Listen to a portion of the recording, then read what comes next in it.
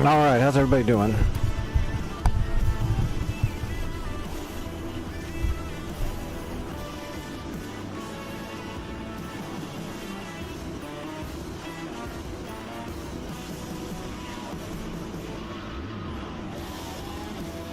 Alright, I'm gonna jump in for the warm-up. I'm gonna jump into a J11 and do a 4-ship merge in adverse conditions. Just to break it up a little bit.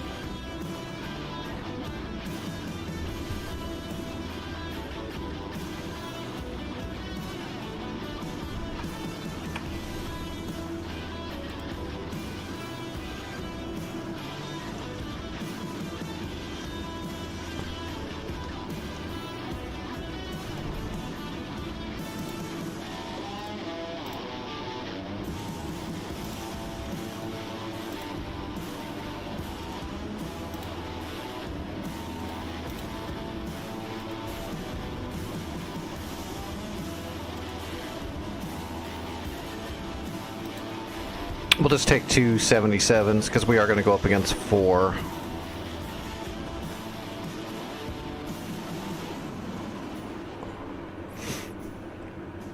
You got 4 more hours before you can go home? Hopefully.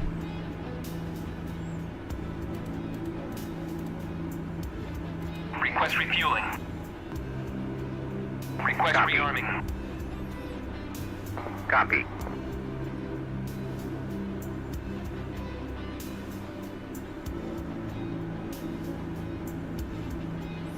Well, hopefully my stream will help it speed along for you. And hopefully you don't get in trouble.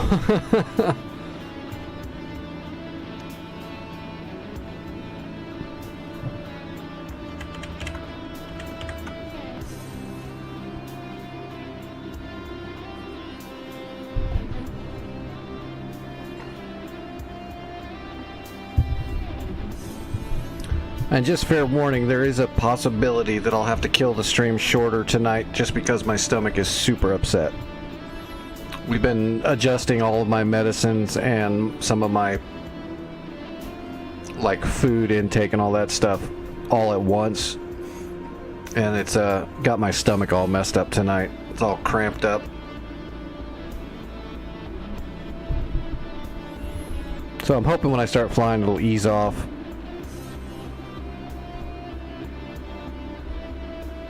But I think if I start getting really sick to my stomach, I'll probably just stop the stream. I don't want to start getting sick on stream or something weird like that.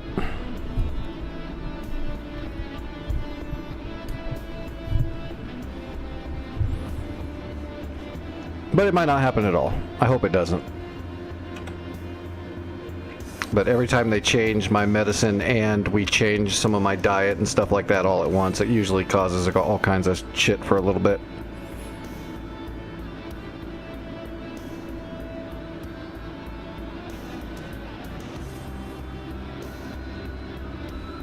Oh, that looks good.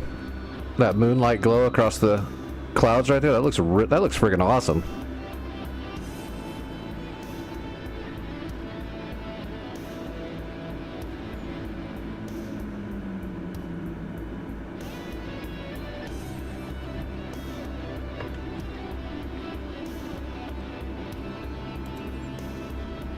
Almost none of the servers run at night. So a lot of people that are just checking out DCS never see this kind of stuff.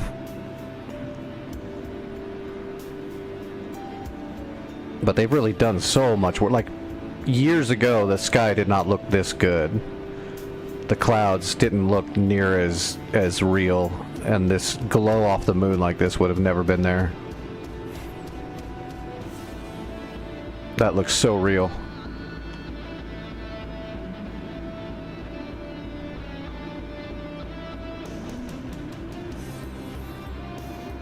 Damn, I should have altered my fuel from the editor.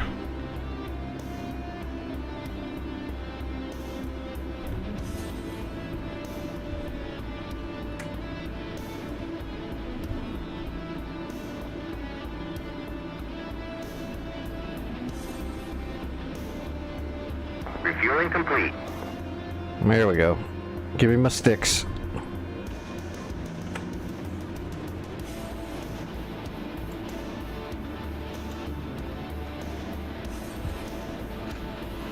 It's going to be 4 73s, 2 ETs, and 2 77s.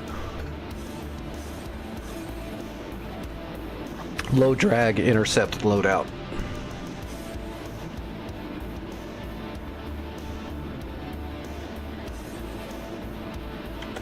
Rearming complete.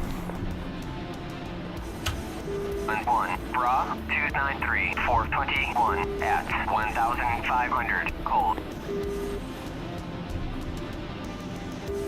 Colt 1, Overlord, 1-1, pop-up group, 051, 450, at 1,000, hot.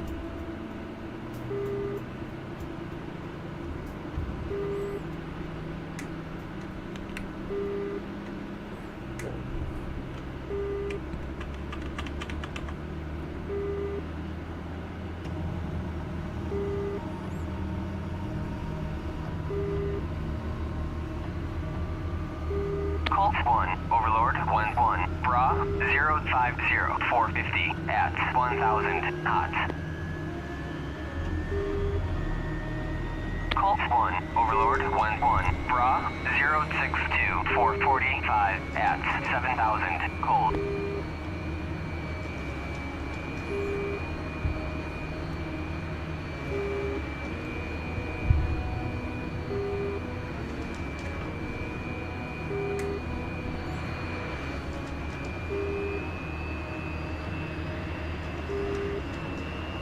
Colt 1, Konskaya, clear to taxi to runway 4.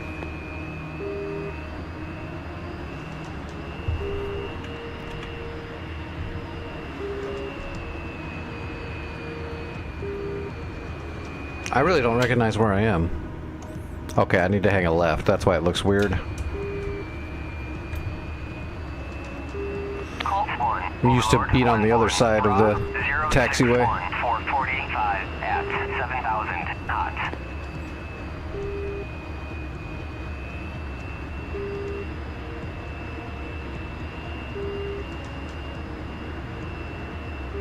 Colt 1, Overlord, 1-1, pop-up group, 291, 423, at 1,500, hot.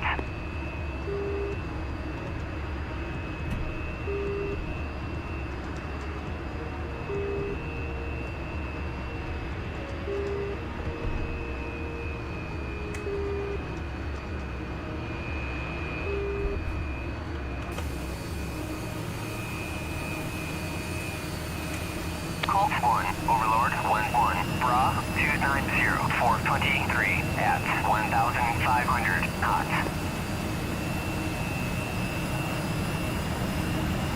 Colt 1, Overlord, 1-1, Bra, 062, 445, at 7,000, cold.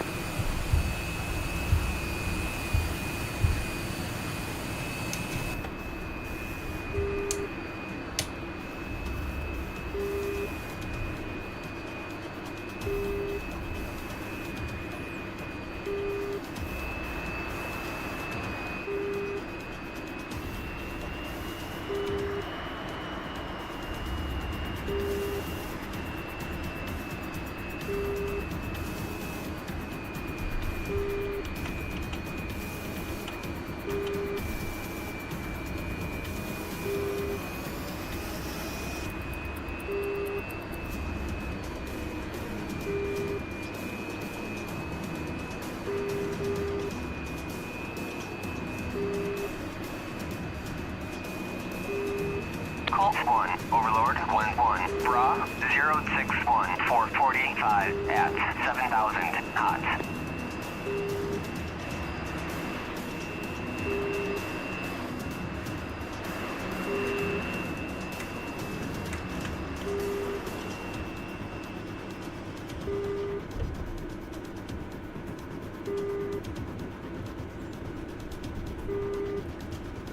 Colt 1, Overlord, 1-1, pop-up group, 292, 421, at 1,500, cold.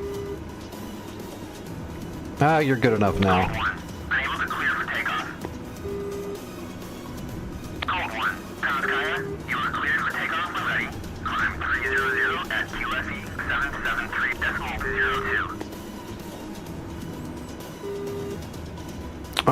let's see. Let's do 4 for the warm-up. Overlord 1-1. We're in a J11. We can do 4. 422 at 1,500. Cold. Won't be hard. Barely an inconvenience. Overlord 1-1. Bra 062 445 at 7,000. Cold. Overlord 1-1. Passing waypoint 1. Alright, here we go. 5,000. Loading up. Uzi 1. Tally utility at Overlord 326. On station at 326. Fort 150 at 35,000.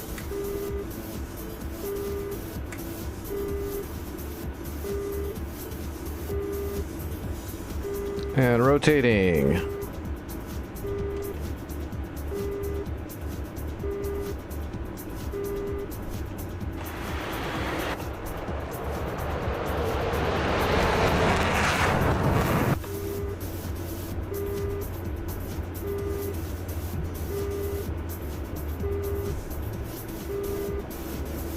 All right, we're airborne.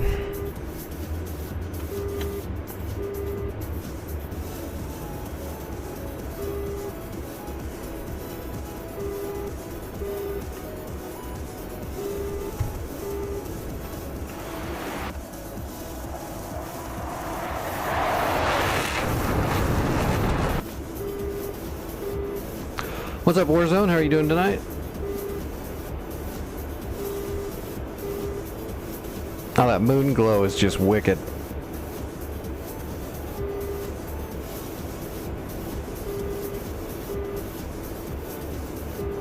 Colt 1, Overlord 1-1. Bra 059 450 at 7,000. Cold. Colt 1, Overlord 1-1. Pop-up group 305 440. They've redone them a couple times too. They've slowly been redoing a lot of the FC3 cockpits and stuff to make them a bit better.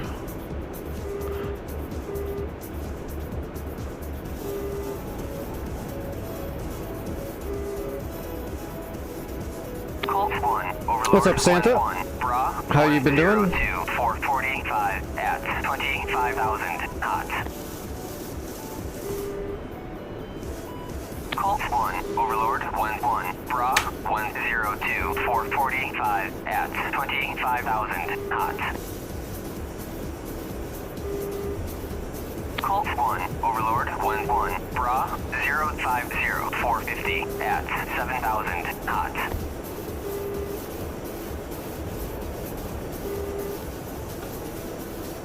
I'm surviving.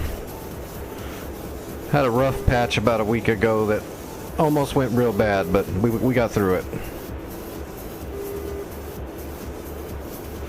It's gonna happen with me, unfortunately, from time to time. But it all worked out. I mean, I guess it all worked out. Makes it sound like it was great.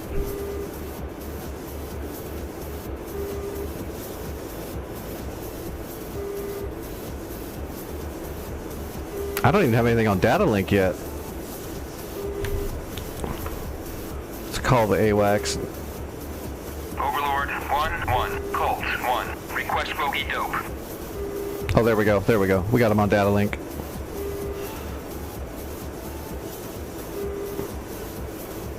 Colt 1. Overlord 1-1. Pop-up group 300 435 at 1,500. Cold. Colt 1, Overlord 1-1. Bra 298 440 at 1,500. Cold. Colt 1, Overlord 1-1. Bra 097 435 at 25,000. Hot. Alright, we got a passive track. We're not gonna lock them. We're not going to initiate a radar lock at all.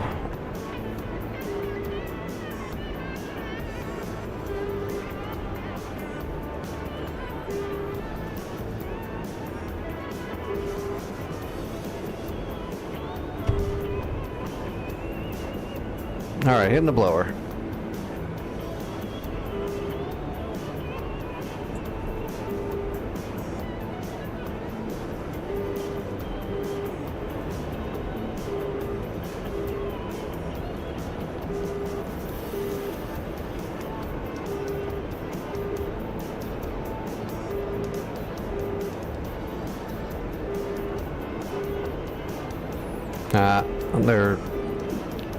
They're notching my radar.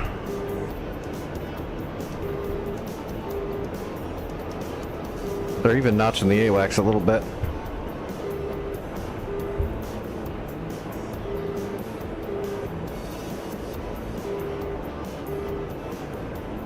Oh, the J11's awesome. Just because it's a flanker, but you've got the R77s, so... Unfortunately, the SU-27 version in DCS is the older one that doesn't have the R77s yet. So it's nice having a decent Fox 3 that we could do stuff like this with.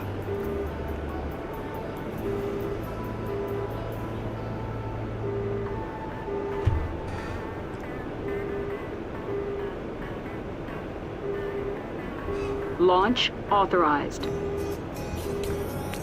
Fox 3.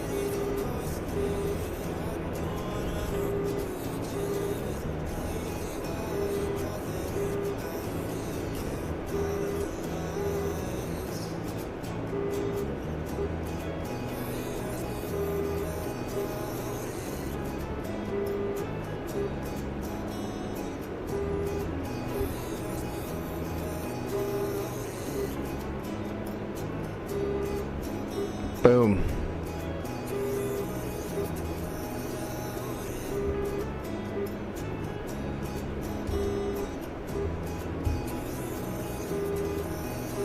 Launch authorized. And Fox 3. There's both of our Fox 3s.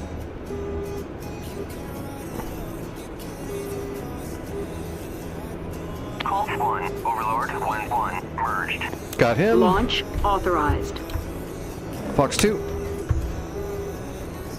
Ah, went for flares. Of course it did.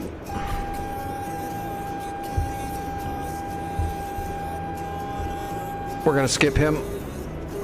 Launch authorized. Fox 2. Now we're gonna go back after him. 1-1, Bra 30141 at 23,000, cold. Call 1, Overlord Launch 1-1. authorized. Well, you can tell he's in burner. 435 at Fox 2. 7,000 knots. Call 1, Overlord 1-1, Splash. pop-up group 2D8 470. Looks like we got one left. 1,500 knots. Yeah, there he is. I see him. Switching to ET.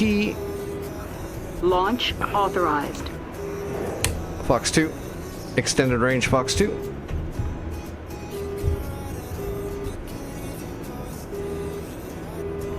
Oh, got him. Nice. It did not go to flares. It turned him into a flare, oddly enough. Overlord 1-1, Bra 2D8 480 at 1,500, cold. Was that all four?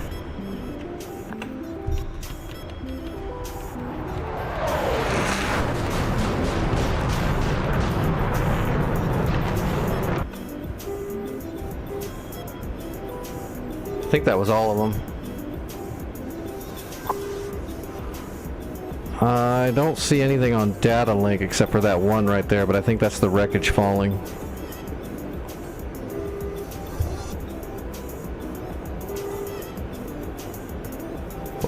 Well, you can see right where all those planes came down. Yeah, they're all gone. That's it. We got them all.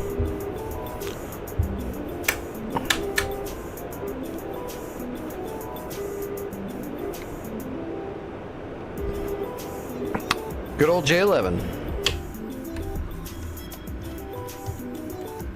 The best flanker in DCS, at least. Oh yeah, they're all gone. They're all toast.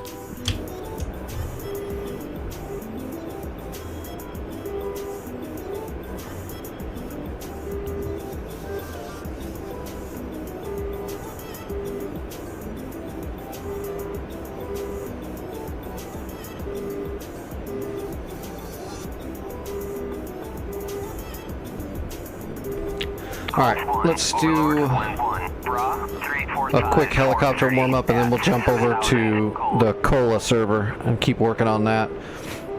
We hit Kola last night a little bit, Santa, and I was able to capture a few points. I like it so far. It's definitely a little bit more challenging because of the distances everything is, but it looks like you guys put points, you know, spread them out enough to where it's not insane, where it's, you know, 180 miles every time you got to do something. Overlord 1-1. Bra 284. Which is kind of the way it was when the map first came out. It was kind of nuts. They didn't have near as many airfields or anything in the map yet, so it made it really hard to do anything.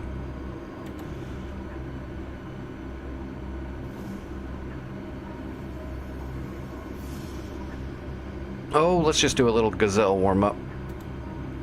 470 at 1,500. Oh. What is RANG for Fox 3? I'm not sure what you're asking. What is RANG for Fox 3 in a J11?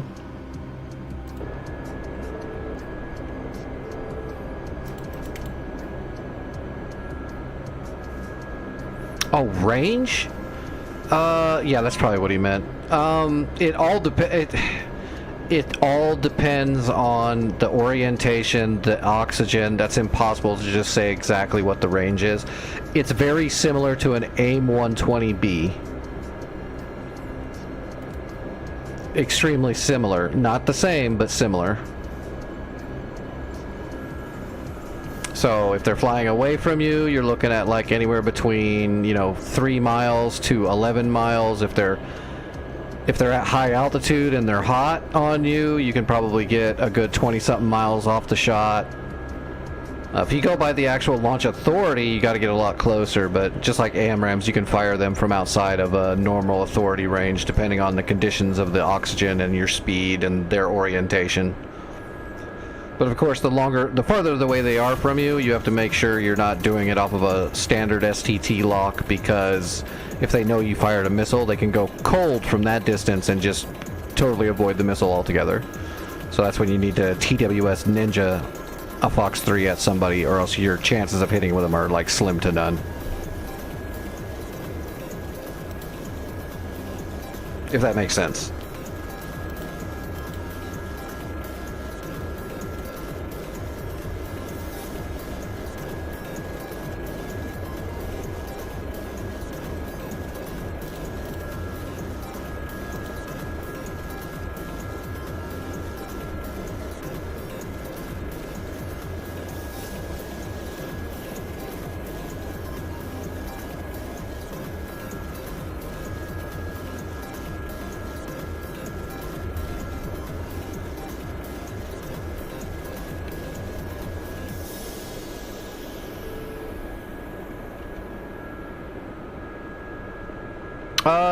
Nope, we did J11 shenanigans. Now we're gonna do a quick little run in the Gazelle just to finish the warm-up, and then we're gonna head over to Kola. North Pole Kola.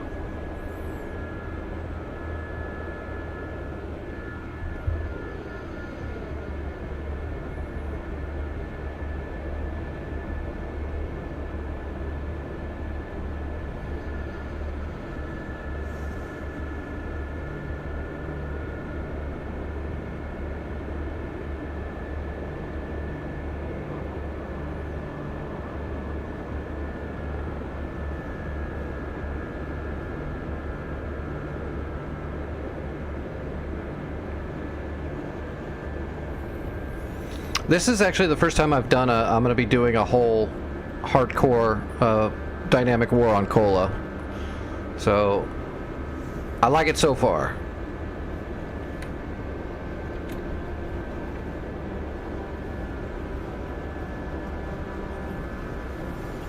But I'm not going to give an overall impression until we complete the whole war. But I do like it so far. But I kind of like all the maps.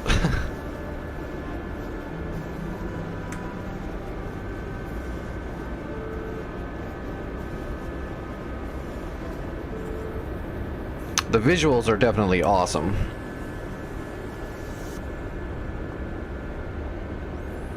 And I don't mind the distance as much with the solid MSL. So there's a lot of ranges that you have to deal with on Kola, but at least you're not dealing with an insane MSL, making it even harder. So I'm saying you don't have to gimp your loadout completely just to try to make the flight.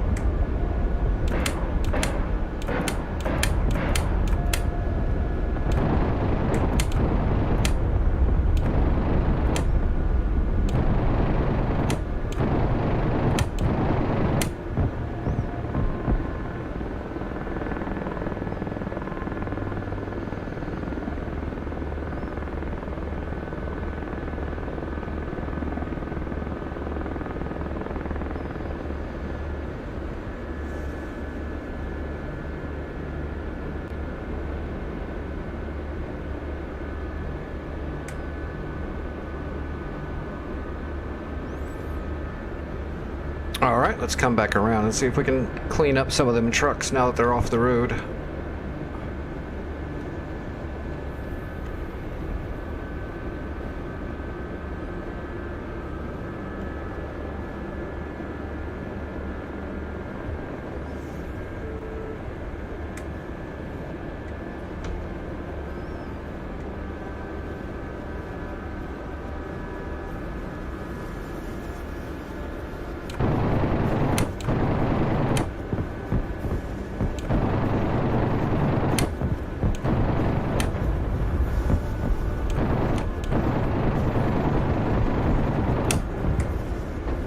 Whoa.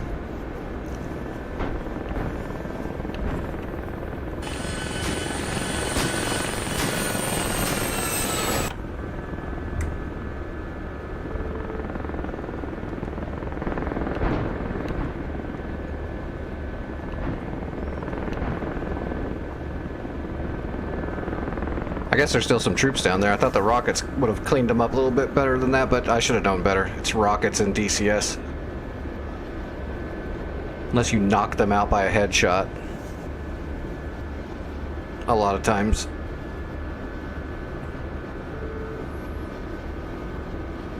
Yeah, we're only pulling 60%.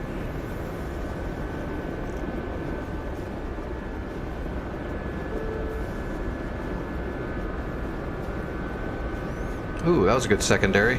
Oh, there's a really good secondary.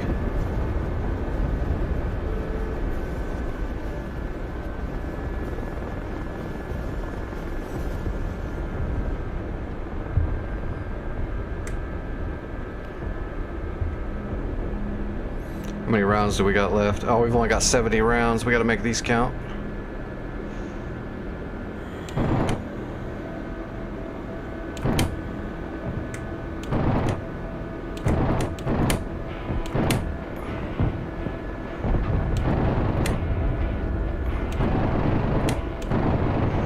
Whoa, that did it.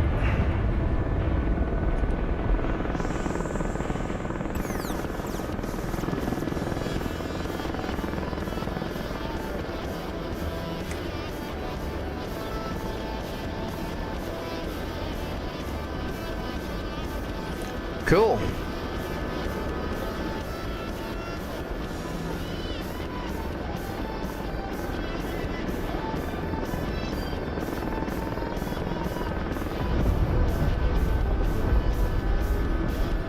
Not bad for a little gazelle. We'll bring those last 11 shots back for our souvenirs.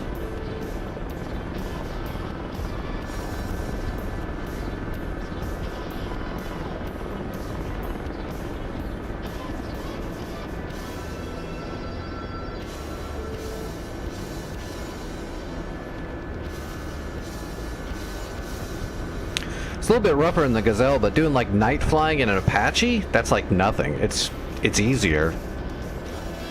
I mean, the Apache's made for night flying. That's literally what it's. 90% of its designed mission is stealth flights at night. I know it gets used as a close air support quite a bit, but it's mainly a mobile strike platform for night fighting. And it's real good at it. So if you're actually worried about flying around at night that makes you scared or nervous or whatever, and you need to get over that hump, learn the Apache. It'll get you comfortable with the night real quick.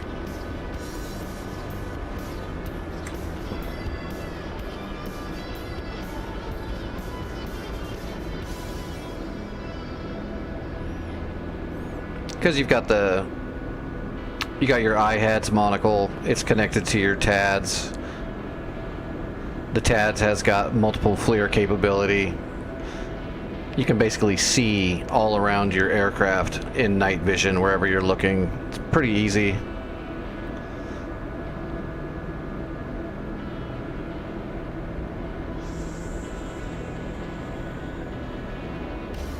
Well, actually, we can do that.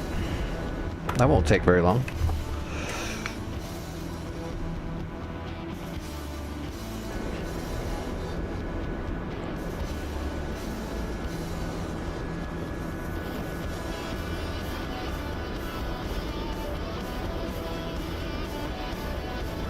Oh no, don't start locking up now. There we go. Fixed wing. 5 o'clock. Searching. What's our loadout? 5 o'clock. Oh, Searching. let's let the 5 Apache o'clock. load for a Searching. second. Hawk. 5 o'clock. Searching. Fan. 9 o'clock. Searching. There it goes. See, it's gonna lock up for a second. Friggin' unoptimized. Thing loads like a 1950s folding chair.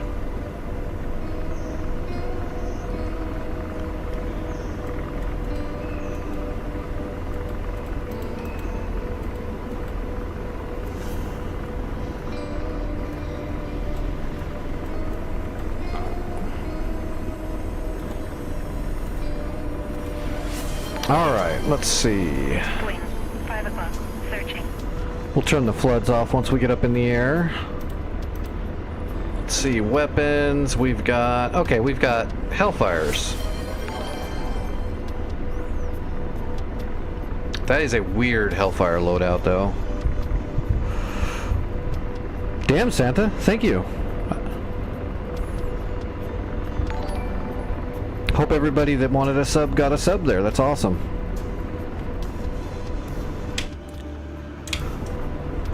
Why do I have this strange loadout? I've got a mixture of K's and Limas. Let's get rid of the Limas. We don't need the Limas. Let's go old school here. Request rearming. Oh shoot. Copy. Yeah, okay, that's what I did. That was awesome, Gifted. What was that, 5 Gifted? That's awesome.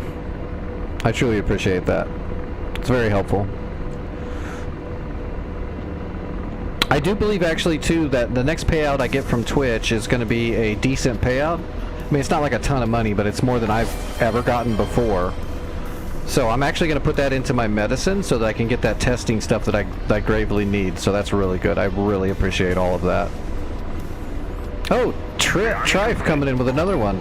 Awesome, thank you.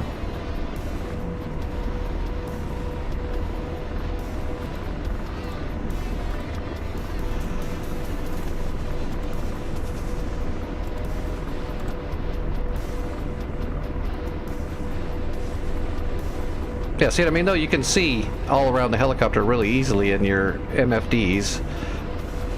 But also, you can switch the polarity on your iHads. And I'll do that in just a second after I get set up. And god damn it, guys. Hey, Limitless has got one there. Awesome. How come I never get a sub? It's weird.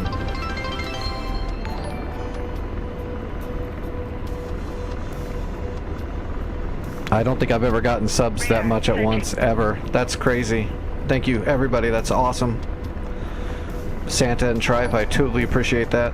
And I'm sure everyone that got a sub appreciates that, so they don't have to watch horrible, horrible commercials. I've never actually seen the commercials on Twitch. Like, I don't watch a lot of Twitch when I'm not flying and I'm not on it.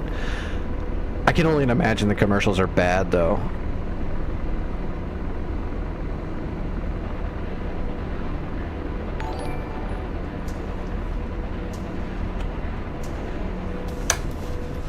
Alright, so there you go. See what I mean? You can see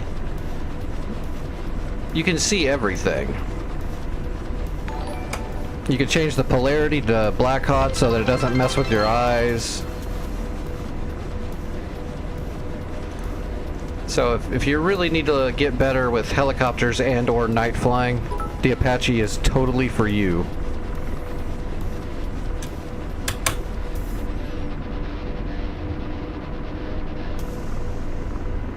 Alright. It is very dark.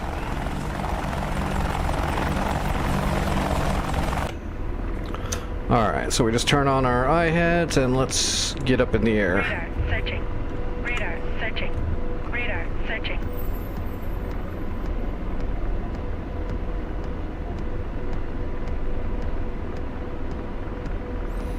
There you go, piece of cake, right?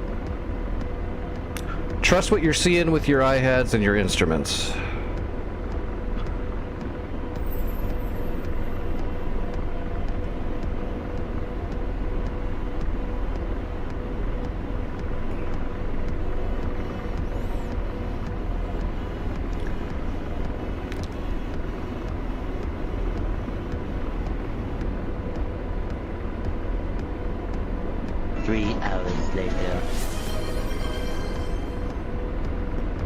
Grim, how's Gremlin doing? Searching.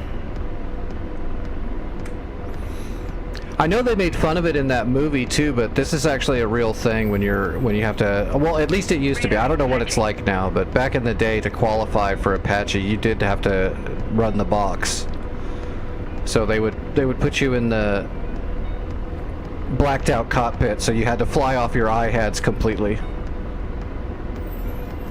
to get acclimated with using your monocle. Radar. Searching. Oh, please don't describe food to me right now, though. That's awesome that you're doing that, but my stomach is so upset right now. I can't think about food.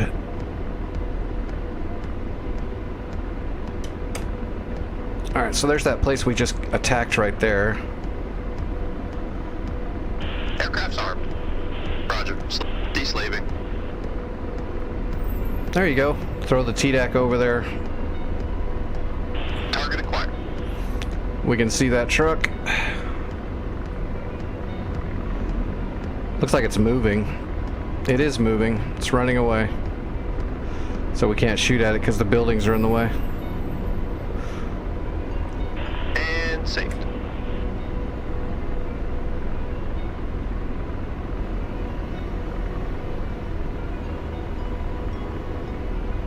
One emote for chat. I'll have to look up what all that stuff means. I really don't know. I know you guys just broke a record.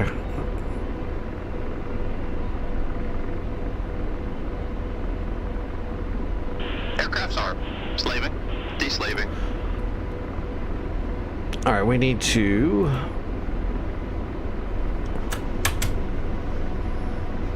We don't need the monocle now. Alright, arm the chaff. Alright, there's a truck. Radar. Searching. Tracking target. Radar. Searching. Radar. Searching.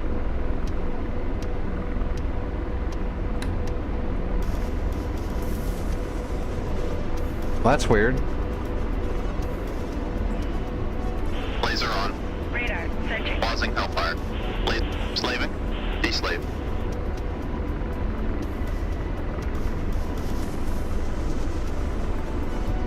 Laser on. Roger. There we go. We got a good tracking box. Roger. Radar. Searching. Get lined up. Rifle. Roger. Engaging. Radar. Searching.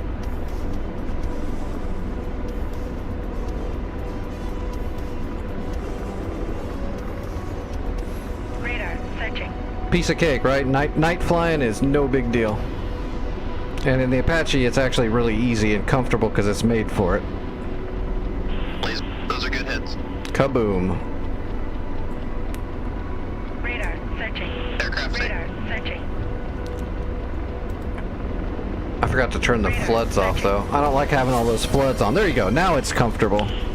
Nice. Turn those damn floods off. But it's really easy to fly at night. You just gotta do it and you'll get comfortable with it. If you start getting disorientated or bothered, if your iHads is off, just pop on. You've got the pinvist in the pilot's chair, so you're not on the TDAC, you're on the pinvist.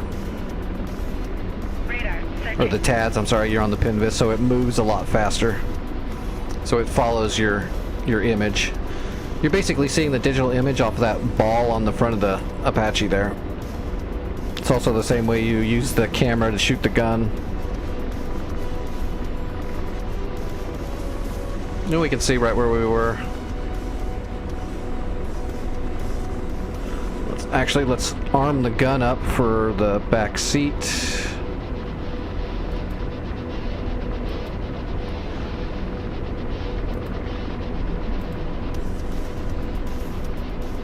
And those guys that were still over here shooting. Radar. Searching.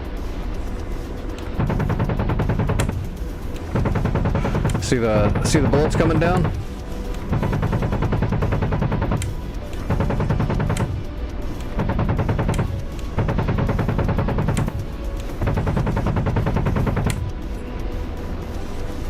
Some cool shit.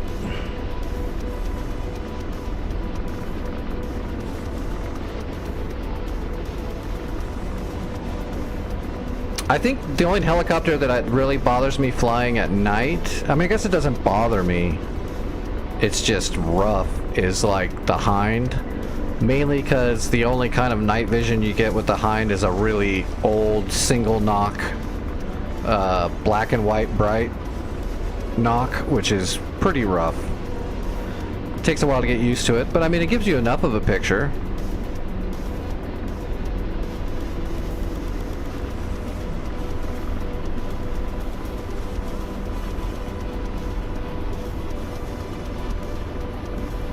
What's that new helicopter? They're doing the German helicopter, right? The transport? Isn't that the one they finally said they're doing?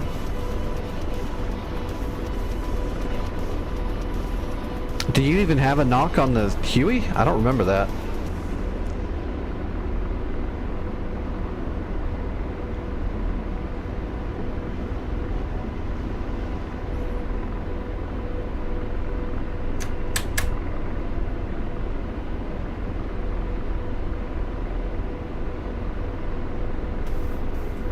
Roger.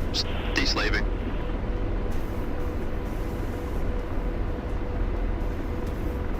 Laser on. Firing.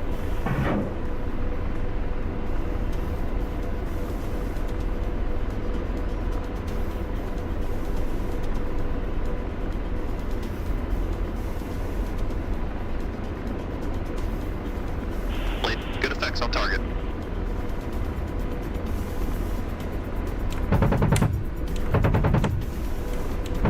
Radar, searching.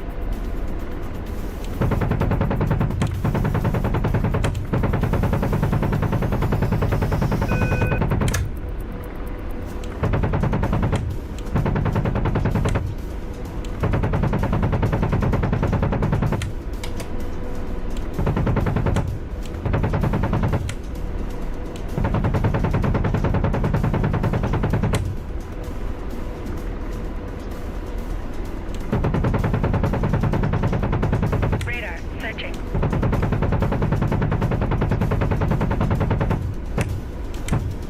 Boom!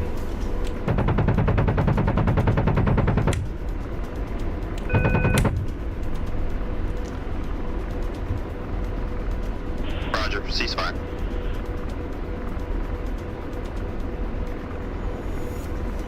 Radar, searching.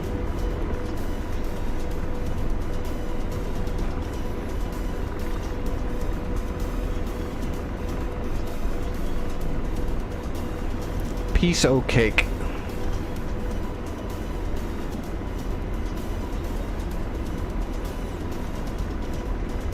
Hey Schultz, I don't know how the war's going yet. We're getting ready to leave. We're getting ready to go over there right now. Should be pretty good. We started a fresh Kola war last night, and we pushed out a little bit. We captured like 3 points, but it's Kola, so it's a little bit of a slog and a distance to get stuff done. So you got to plan it out a little bit more meticulous. So it's fun. It's good stuff. We're gonna get back in there. Well, let's get back in there right now, actually. Especially when my stomach's holding up. I'm feeling okay, but my stomach's still. I really wish they would have not changed my medicine and my diet at the exact same time. I knew it was going to cause issues, but gotta do what the doctor says most of the time. Definitely not all the time. Gremlin, you're gonna love it. I got the C-130 and I friggin' love it. That's why I play on the North Pole servers almost exclusively now. It's just because they're full hardcore and full logistical. So you actually want the C-130 so that you can refuel resupply the warehouses so that people can equip their aircraft.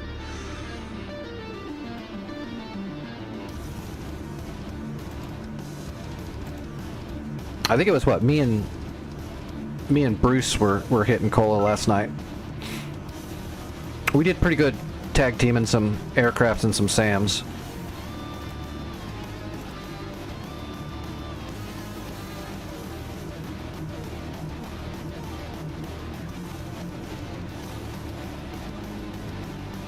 Hopefully we still have those points. I think we do.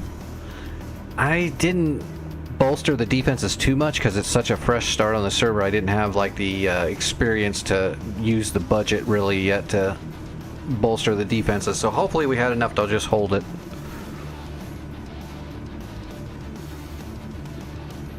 I know Kola's not going to have a whole ton of people flying on it like the other ones.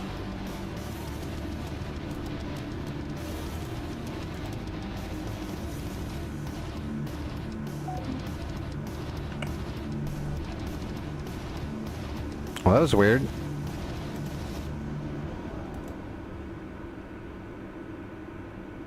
Oh crap, something happened. It disconnected me. I think the server just went down. Or it just rebooted or something. It kicked me off the SRS and then restarted. Oh, okay. What was wrong with it?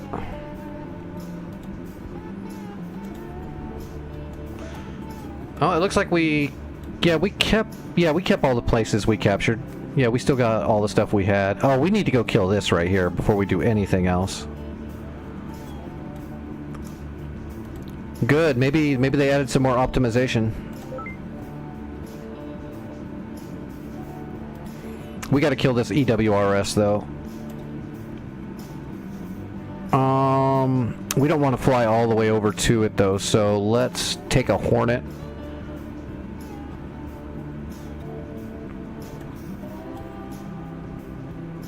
Yeah, let's go ahead and grab a Hornet. Let's see. Oh, we killed the SAMs here last night. That's what we did. This was the last thing we did, was hit the SAMs here. There was two SA-15s that were there. Those look like they're still dead at least. Which means we're open to start attacking the SA-11s. So yeah, here's what we're going to do. We're going to take a Hornet. We're going to send a JSOW onto this EWRS, as long as it's not hidden too much. And shack it out to blind that early warning radar system, and then we'll just send the other JSOWs into like SCOGs and thin it out some more.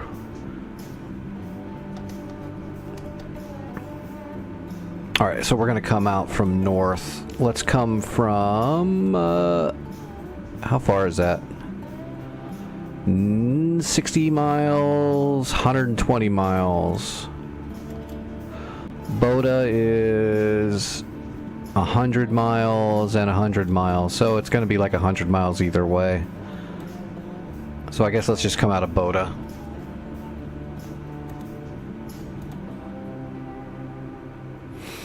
I plan on being on for a while, Vic, but I don't want to make promises. There's a good chance my stomach is going to get upset enough to make me start getting like vomitus, and if that happens, I'm definitely going to call it a night. So I just don't want to promise I'm going to be on for 3 hours or 4 hours. I want to be. Actually, before I take off, I think I'll actually take a little bit more medicine. I do have some medicine I can take to try to help the stomach, but it doesn't really work very good, unfortunately. The good stuff that takes away the stomach problem is they can't send me home with it, unfortunately. I have to go to the hospital, so I'm not doing that. Alright, let's just do broaches. And we'll do some strikes from a distance and start thinning some stuff out.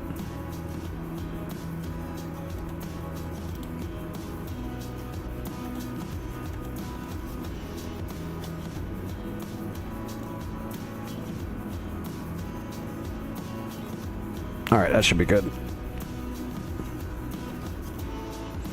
It's a good map, and the biggest problem I had with it was how spread out it was. It was too spread out, but they've actually added some airfields and they've added some more stuff, and it looks like so far Santa and the guys over at North Pole appear to have kind of spread out, but not totally spread out the capture points enough to where it doesn't look like it's going to be it's going to be a challenge, but not stupid. You know what I mean?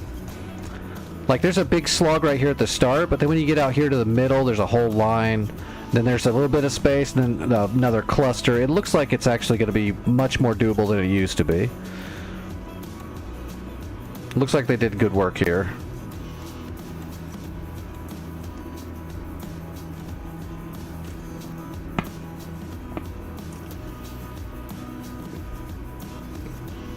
And the next map I'm excited about, besides Vietnam that doesn't exist yet, when that happens, that's going to be amazing. I'm going to be like the Vietnam stream guy. But I'm really interested in the Balkans for sure.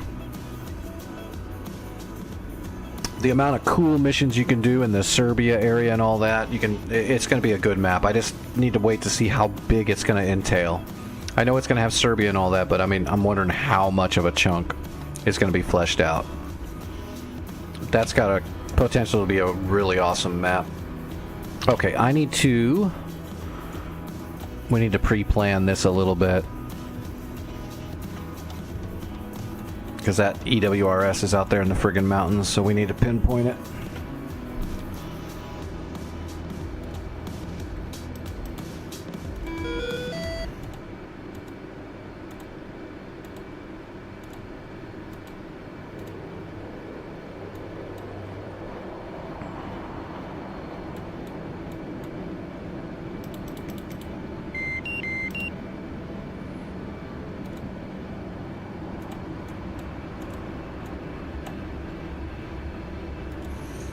Alright, we need our HSI, and let's use Mark Point 9. We'll use the precise measurement. Alright. North, 6759. And then 5935. East, we want 1828. And 2210. Elevation is going to be 6,320 feet.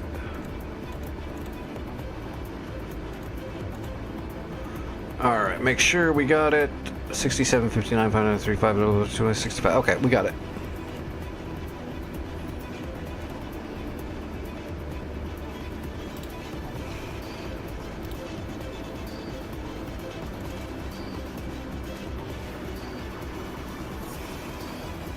It's definitely pretty.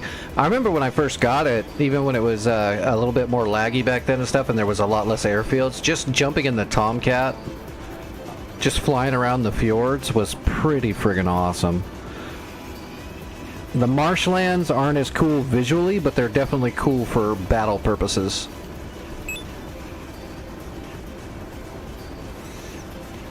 Alright, we got our first strike point.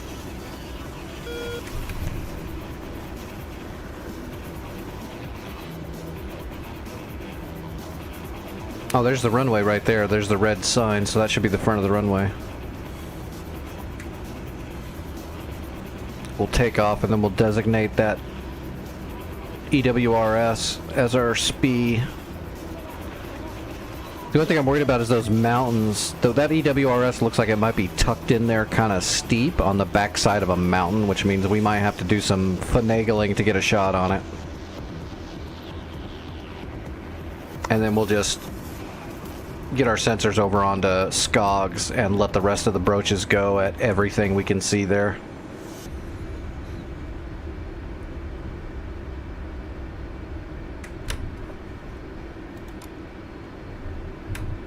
Alright, make sure the flaps are at half. They are. FCS, no faults.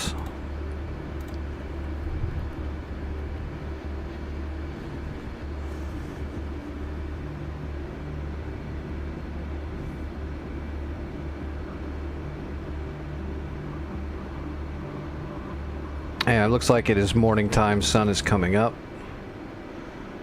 So sun will probably be halfway up before we come back to land. Doesn't matter though. We can land in the dark just fine. All right, here we go.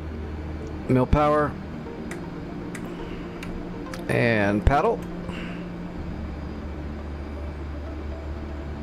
Looks like there's a frog foot 60 miles out. It's probably striking one of our points. We'll just have to let that go for now. I need to get some more points built up, and then we can hit the blower. When we can start using budget a little bit more strategically. We're just gonna let it all go for now. Hey, my gear button didn't short out. Alright, we're gonna go ahead and designate that right now. Alright, there it is. That's our EWRS right out there. Except it's 100 miles away. But it's that direction.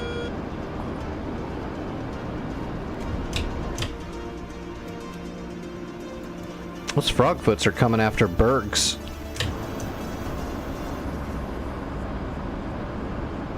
I've only got one AMRAAM. I'm going to hold on to it.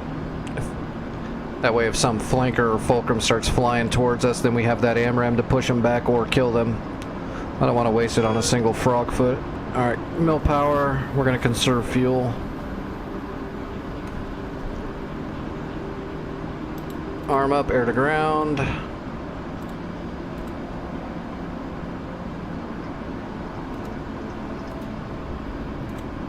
Let's go ahead and get our J-cells all set up.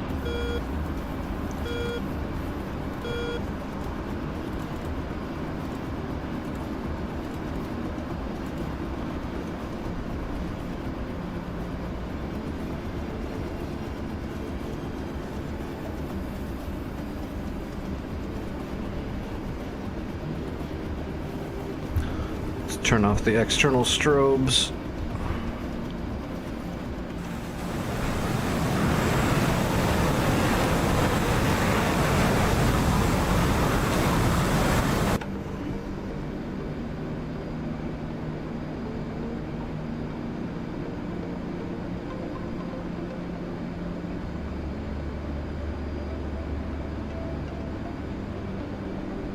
Alright, we're on the way.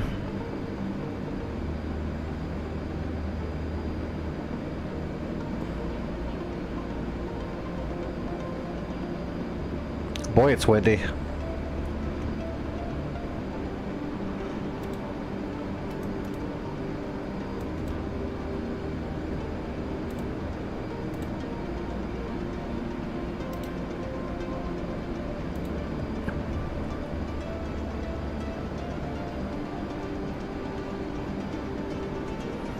Yeah, we're still way too far away.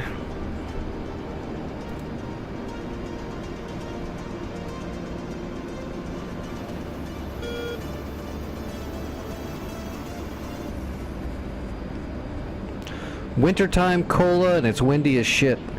Hey Santa, is there anything else you could throw at us to make it more difficult? Is there gonna be like random giant flocks of geese?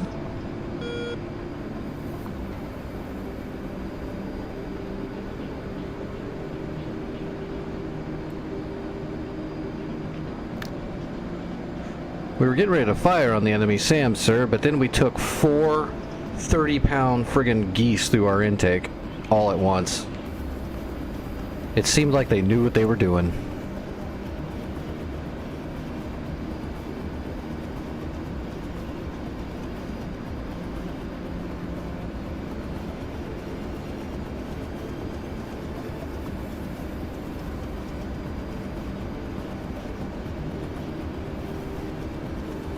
Those clouds are probably going to drop my, or block my view too. That might be a problem, but let's get closer before we worry about that.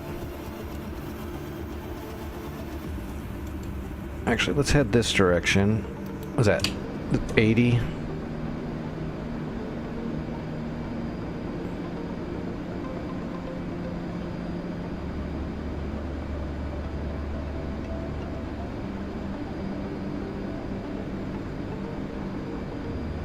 Let's hit the blower and get a little speed going. We're so sluggish on the bag.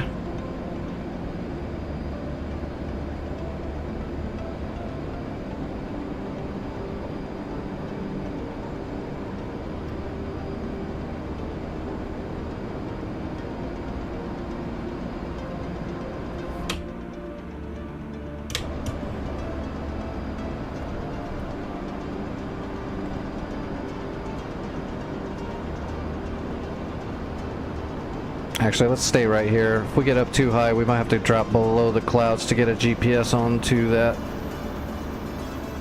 EWRS once we finally see it. That's a nice visual.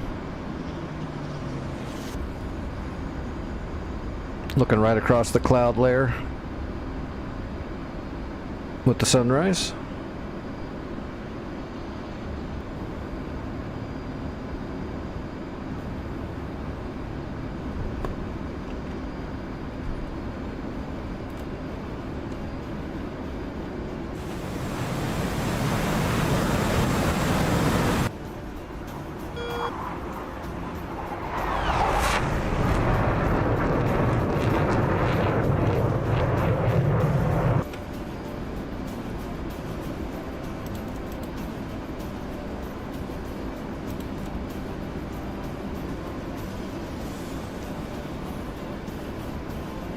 $64 miles.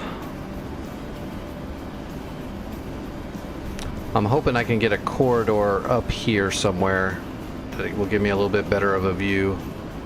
I'm not sure if it's going to cooperate. We only need to get the GPS. Once that we have the GPS marked, it doesn't matter anymore. We can get above the clouds and let our shots go from there. But we have to actually see the ground where the target is to set the GPS. It's kind of what we're waiting on here. Oh, we're getting framed. Big fat bag in the way.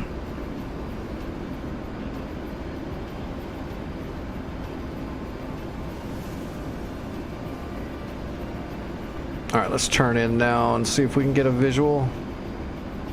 Doesn't really look like it, does it? Well, that doesn't look right at all, actually. I don't think it's stabilized.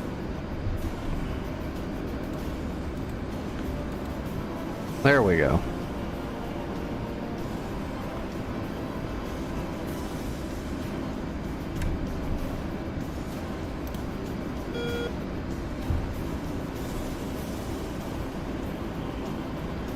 I don't actually see the radar yet.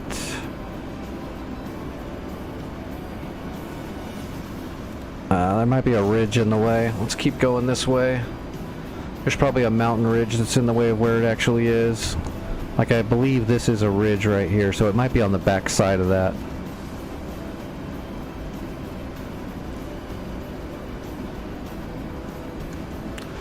And we can't get the sight stabilized yet. We're a little too far away.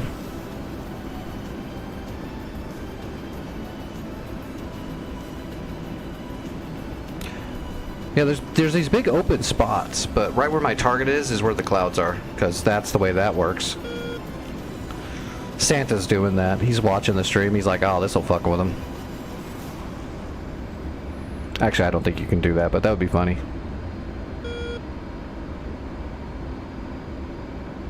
Yeah, see, there's another ridge right here. Ridge. There's a bunch of... Well, let's look at the topographical map. Yeah, look at all those ridge. Ridge there. There's like a round here. This might actually be rough to kill. We might actually have to do this another way. We might have to come from the other side and drop a bomb directly down onto it. Then use a broach. The broach might not be doable. But let's give it a shot anyway while we're here. As long as I can see it. Come on, clouds. Get out of the way, you wankers.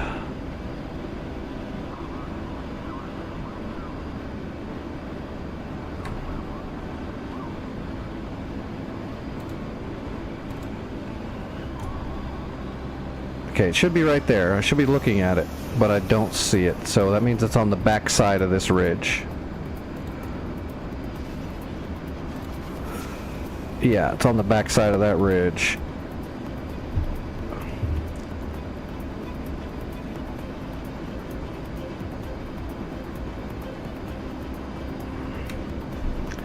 Let's get rid of that bag too.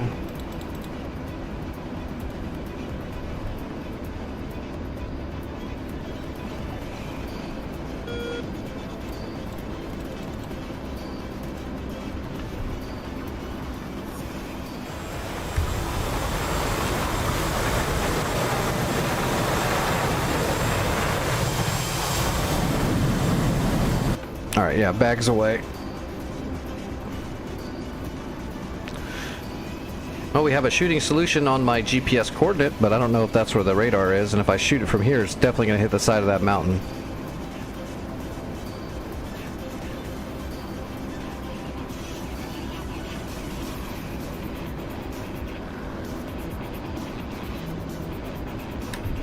I almost saw something glinting right here. How much you want to bet that's the radar?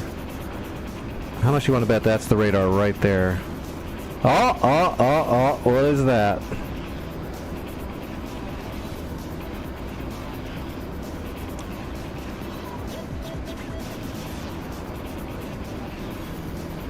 We're definitely have to shoot it from the other angle.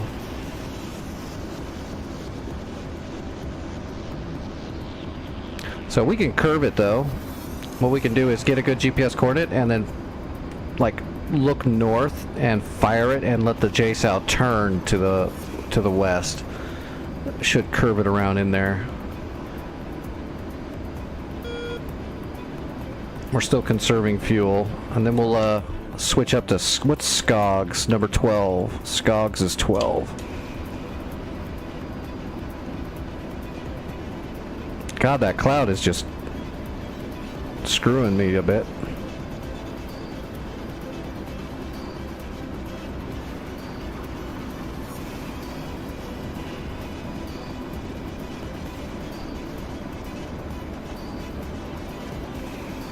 Hey, our Nassam's lit up those frogs. Takes care of that. Go Nassams. God, it's right on the backside of that stupid mountain. Of course it is.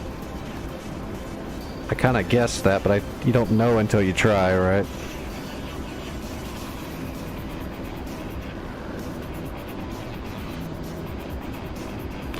We'll maintain fuel conservation. We're going to head around to the northeast of the position. We'll turn back in and we'll pump a broach right into that stupid thing. That won't blind the enemy completely, but it'll definitely hinder their ability to know where we are. That's why they hit it so well. Then we'll turn back into SCOGS and hit SCOGS. That's going to be the next point we try to attack. SCOGS, Jokmok, and Vidzel are all three the front line right now. Oh look, it's wide open, but I can't turn in yet. Although I kind of need to because we're about to hit clouds again, so let's turn in. There it is. We got a clear shot. Look at that. Clear as day and marked.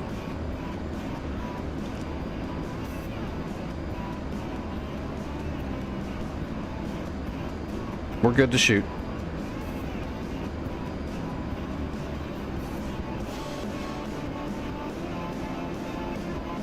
One away.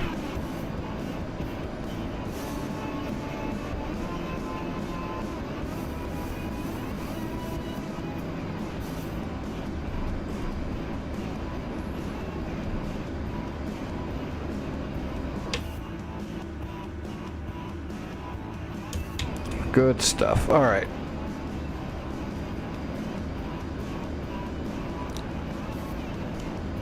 We're going to wait for BDA. Well,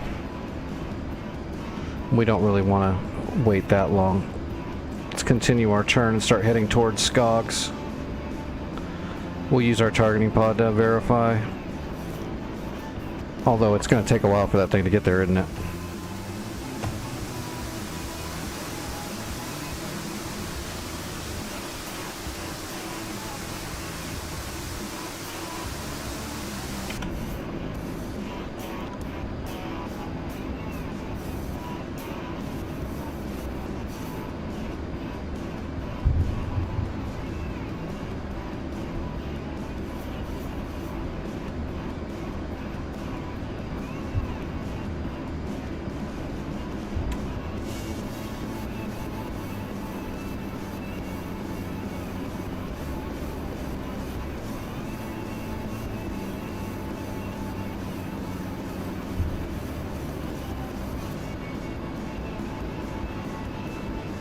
We're gonna lose. We're gonna mask soon.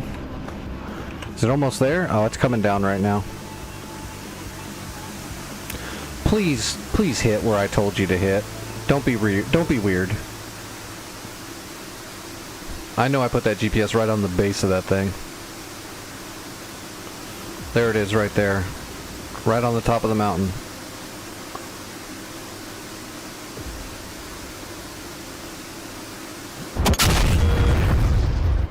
Perfect. Oh yeah, she's done deal. Alright. We're going up to 12. Should be Skogs, sorry. We're designated.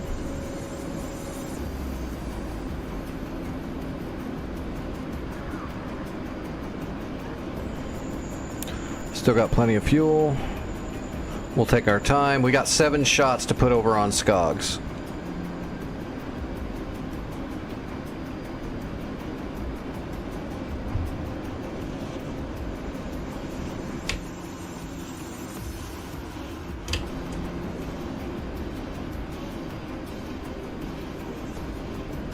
Which is actually not that far away. Let's go ahead and paddle off of our AP. I want to get down a little bit lower because we're gonna get set up on a straight line towards Skogs, and I want to be able to fire all 7 from a stable platform. So we're gonna get down below the clouds here.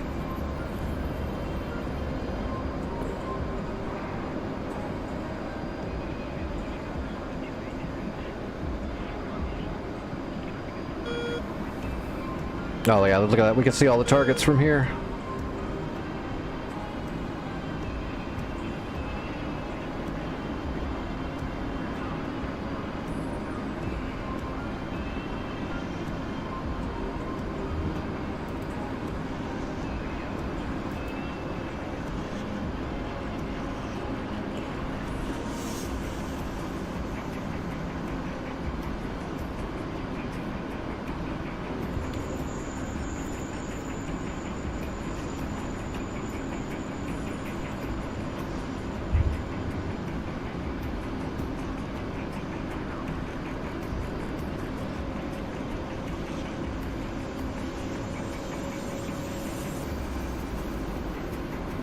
All right.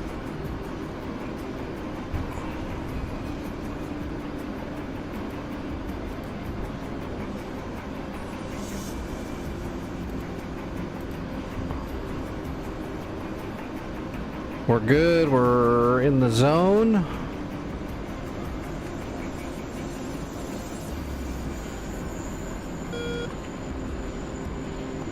All right, 1 away.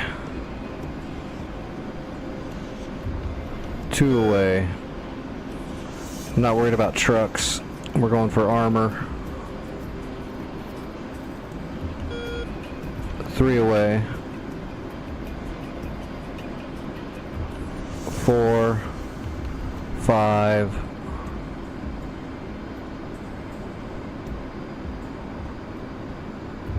6. And last one. 7. All right.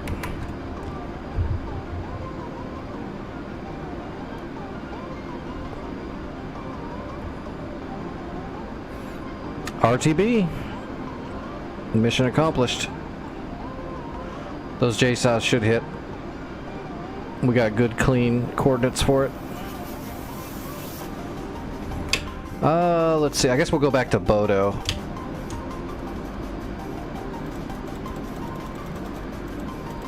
There we go.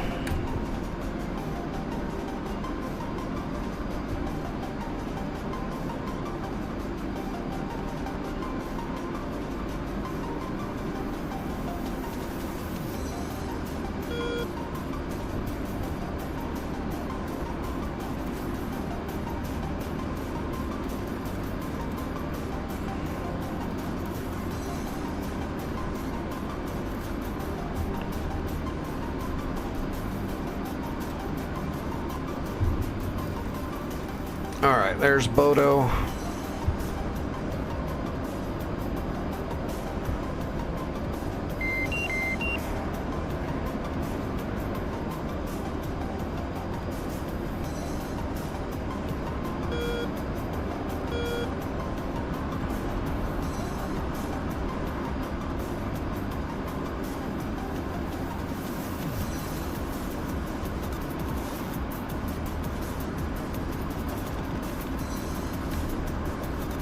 Alright, we're on the way home. Let's see where are those shots at. Oh, I don't see them.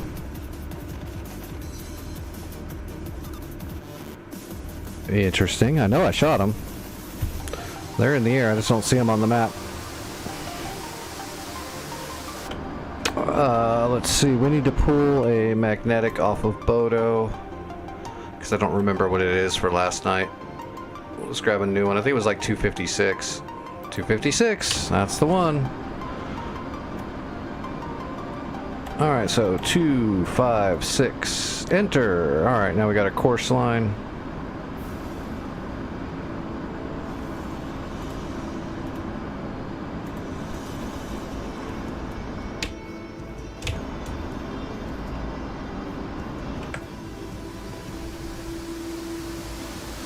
Oh, did you? I didn't see him on there.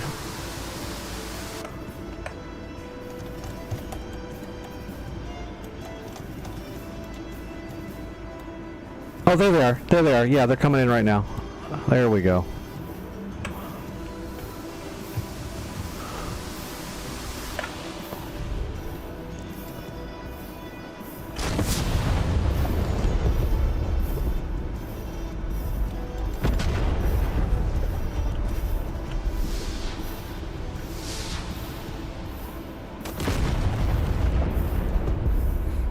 Look at all those tanks. All those tanks just getting de-sploded. Looks like everything was a direct hit. Yep, that's all of them. All direct hits. Piece of cake.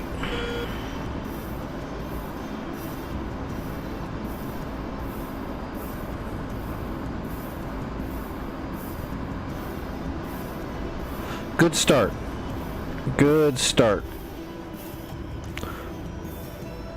Yeah, the only thing left now is in the backfield. There's... Oh, I should have looked for that gecko. I wasn't paying... I should have looked for the gecko, but I just went for all the armor that was there. That's alright. It's just a gecko. We can kill a gecko with just about everything. Oop, here comes two flankers up in the air. That's a problem.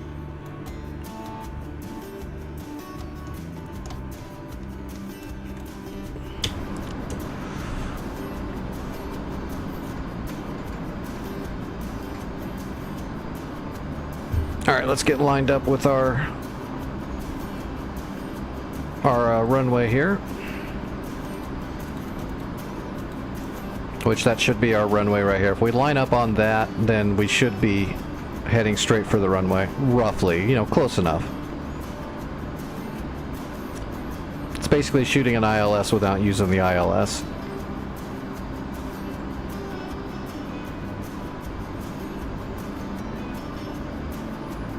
It'll get you close enough.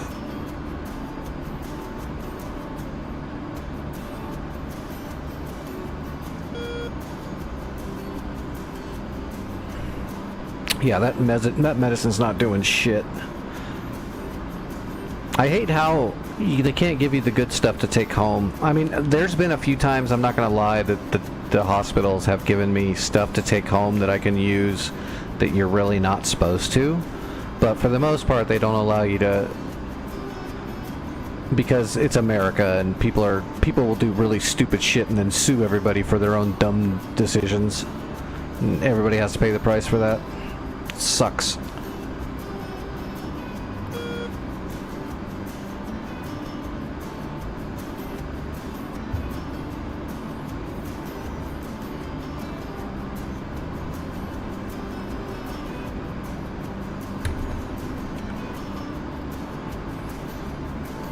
Let's see. Ground units destroyed. We fired 8 shots. We killed 8 units. Score of 226. What do you guys think? How many credits do you think I'll earn when I safely land? Because I will safely land. Anybody got a guess about how many team credits that'll be worth? It was all armor except for 1 EWRS station, which would probably be worth a little bit more points than a standard tank. 500. One guess for 500.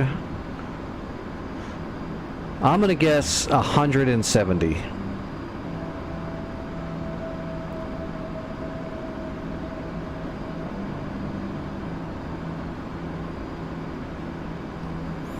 I'm just guessing 10 points per piece of armor and 100 points for the EWRS. I don't know that for sure, but I'm just going to guess that the EWRS should be worth a bit more.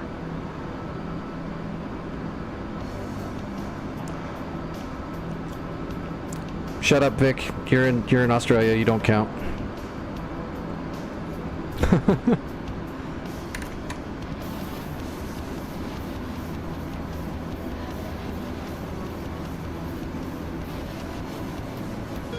You created Foster's beer and then told people it was good. Your opinion does not matter. You gotta pay for that one for about 150 years.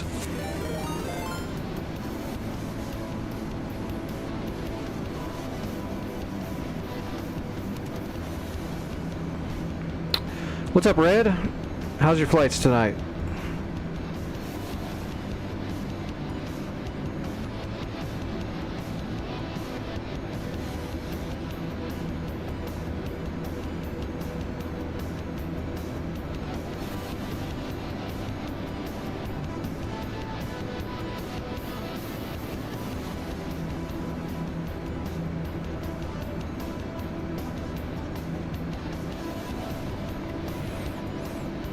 Yeah, well, when you're on vacation, you can just use a, get yourself a smaller setup that's not so, you know, at least you can still fly, right? Get you like a, I don't know. I can't name any good cheap ones. The cheap one I used worked, but I don't want to recommend it because I hated it. And a lot of people praised it. I did not like it. It was super uncomfortable. All the buttons were in the wrong place. Hey, that's the one.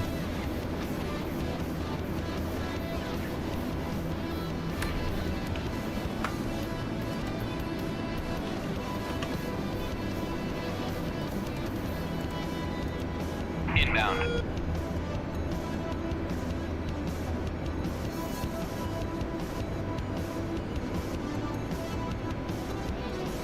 Oh, ATCs aren't programmed in.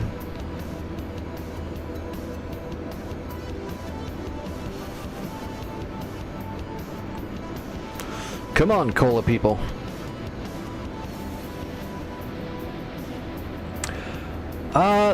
Like the stick part of the X56, I didn't mind so much. It was a little janky, but at least with the strongest springs, it was mildly okay. The problem I had with the X56 was it weighs 3 ounces, and I didn't have a way to secure it to my desk, so I had to like reach over with my left hand and hold it down a little bit when I was, you know, flying.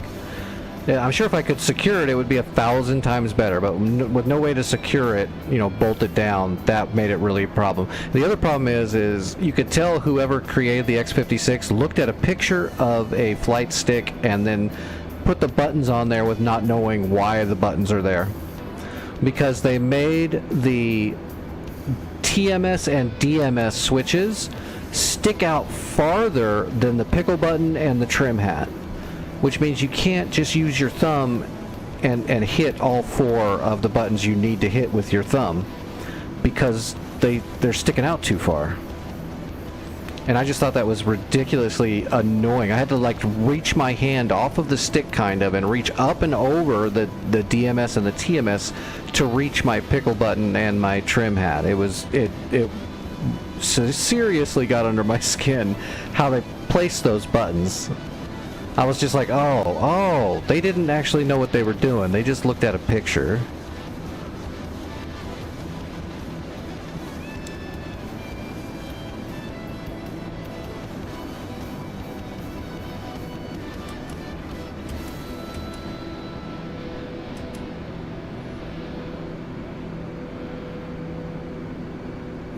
Oh wow, look at that. We conserved fuel like a friggin' pro.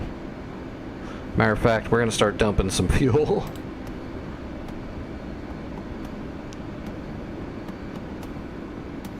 Actually, you know what? Screw that. We can come in. We're not that heavy. Because we're going to have to rearm and reload. I think I'm going to do another broach run to hit Jockmock one more time to lighten up the load there. What's the helicopter flight like? Oh my god. Oh no, that's not that bad. No, it is bad. Maybe? 60 miles roughly. 60 miles isn't super bad. Could be worse.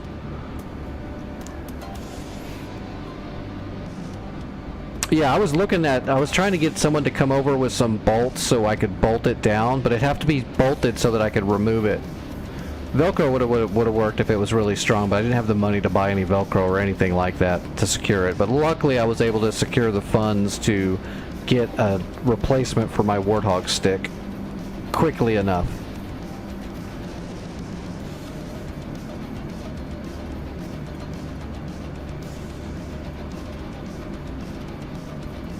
Alright, let's stow the radar.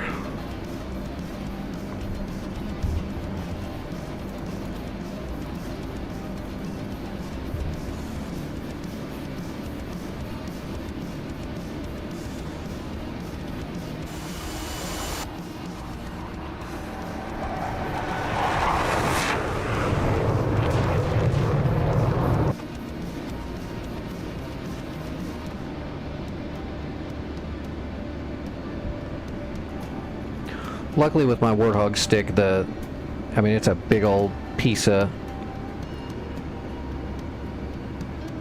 gear.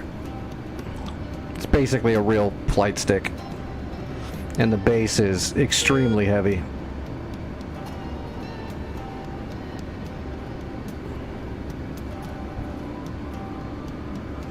Well, it is the Air Force endorsed flight stick. My setup I'm using is basically the same setup that the military uses to train actual military pilots.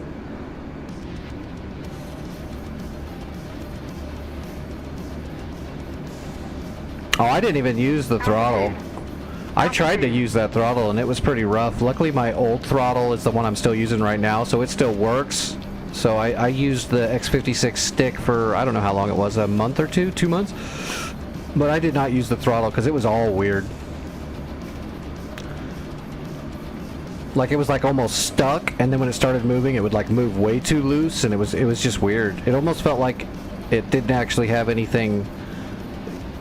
It felt like it didn't have resistance properly in there. It felt like the resistance was like gel or something. It was really weird.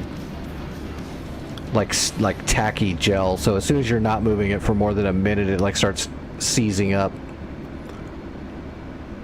Again though, it probably wouldn't be so bad if it was secured solidly so you could put some muscle into it. Alright, we're idle. Let's get the air brake out because we're coming in kind of hot. I wasn't paying attention. We're on 10-mile final. We'll get down to 250. We'll pop the gear and the flaps. We'll get set up on speed. There we go. Gear coming down. Flaps.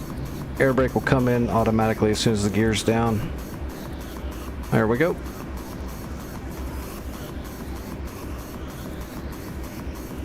We're a little high.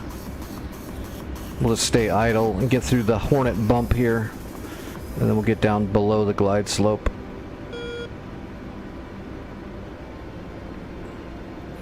Alright, we're through the bump.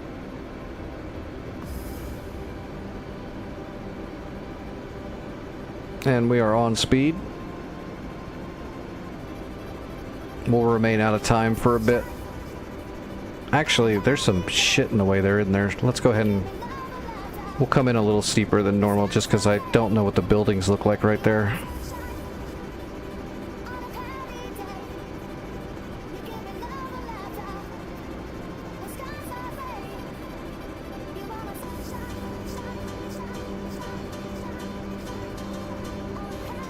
But we're on speed on time. Just cruising. That's not bad, 145 knots on speed, so we're not super heavy. We're a little heavy, you could feel it a little sluggish.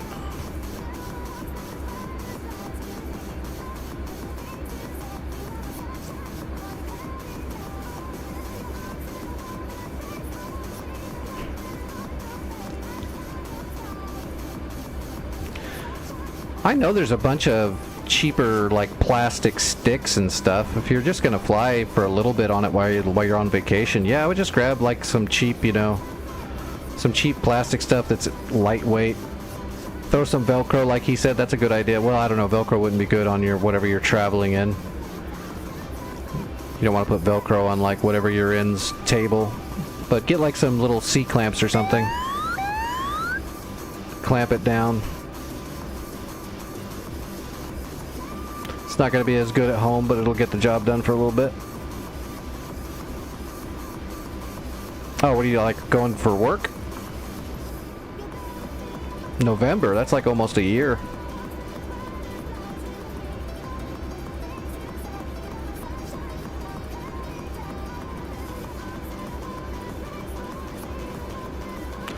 Man, if I was going to be gone that long, I would just find a way to bring my good stuff, just not all of it. Just a decent hoe test. I'd probably leave the pedals and just grab a head tracking unit and the hoe test. I don't know if I can make it that long without being able to fly with my stuff. But I would if I had to.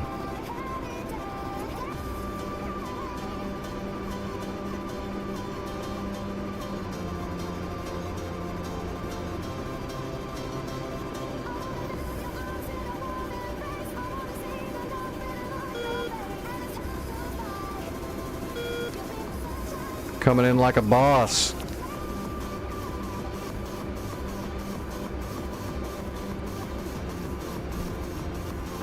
Smooth like glass.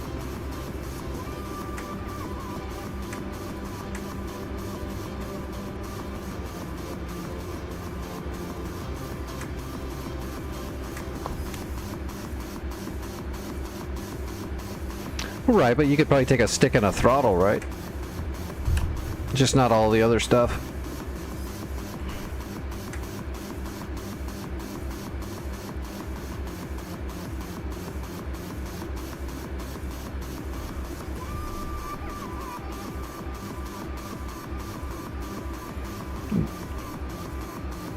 I know a lot of you guys have those big old sim pits, but I basically just have a stick and a throttle and my head tracking. I don't have like MFDs and UFCs and all that stuff. That would be nice, but I don't even have room to do that here if I had the money to do that. Maybe when, well, I mean, I guess I can just spill all the beans. You know, I live with a friend because I lost my house while I was waiting for disability. He's getting a house, like a nice house, here in a little while. I don't know exactly how long, because it's going to be a house that he inherits. So when we move in there, I'll have a little bit more room and ability to do things. So I might change things I want to do then. So then I might start trying to collect like MFDs and all that kind of stuff. Maybe. We'll see. But for now, I'm basically just in a very small little living room. Oh, I didn't see what the points were. Shit.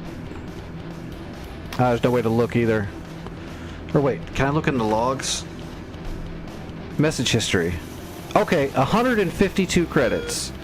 So I guessed 170, so I was a little bit high too. It was 152.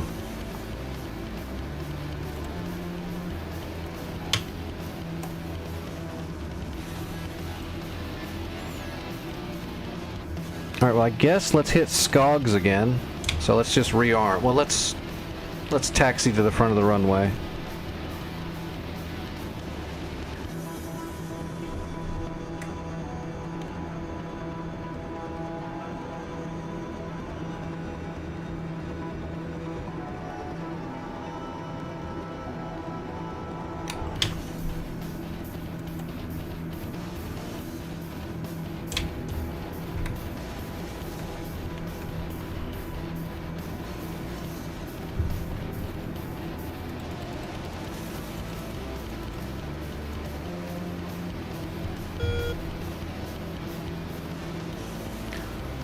We'll do another broach run, and we're going to definitely see if we can find that gecko and punk that thing out. We want to capture Skogs next because it's going to be another FARP closer to like the areas for here. And then we're going to start working on Jokkmokk. That's going to be the next major after Skogs. We'll go for Jock. Unless they're able to repair too fast, and then we'll go for Glavier. to cut off one of the supply lines. It just depends on how fast the enemy can repair everything. They're pretty good at repairing. The difficulty's pretty high on these North Pole servers, so we'll just have to gauge it and adjust.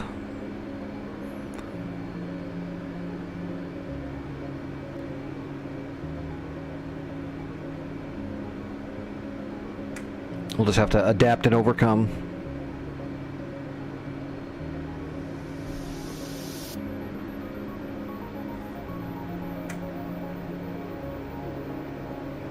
At least those GBI... Oh, we need to look and see, actually. No, there's no GBIs at Skogs, but there might be GBIs at Jokkmokk now. I know last night there were 2 SA-15s that were super overtuned. We don't want them to repair those back.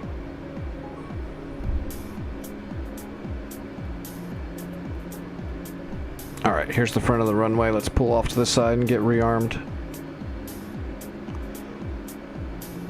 And I need to draw blood, actually do an actual blood draw in about an hour.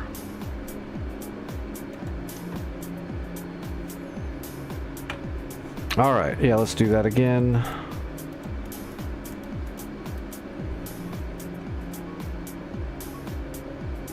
Request refueling.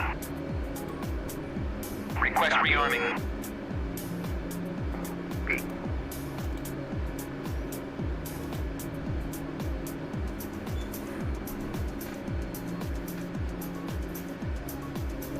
Oh, let me grab a fresh drink too. I'll be right back.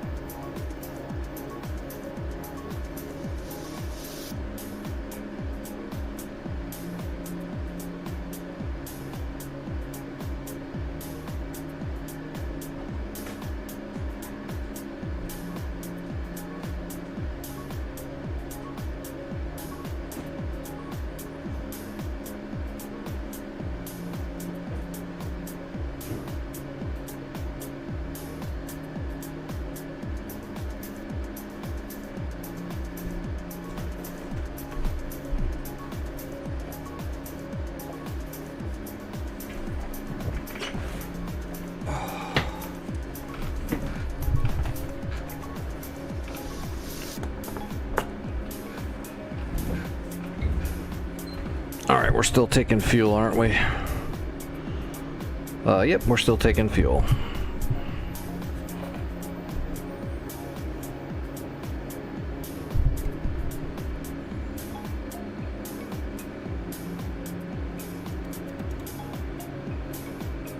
Refueling complete. Make sure we get a bag. Yep, we got a bag. Flight controls.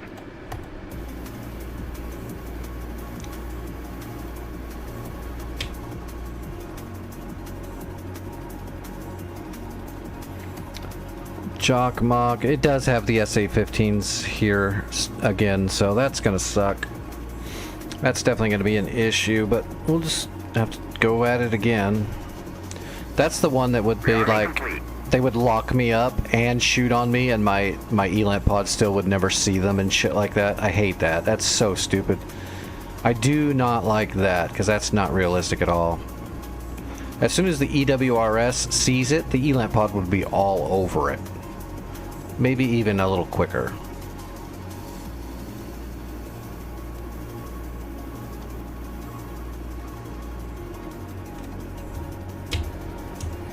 So if something already has, if something has you completely locked up and they're in fact firing on you and there's a missile in the air already, the ELANT pod would, like, there's no chance in hell that it wouldn't already have seen it.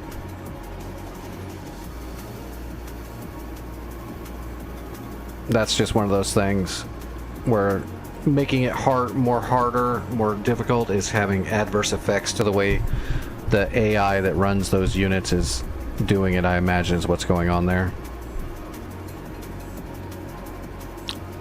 Same with the psychic tanks. Alright, we should be good to go.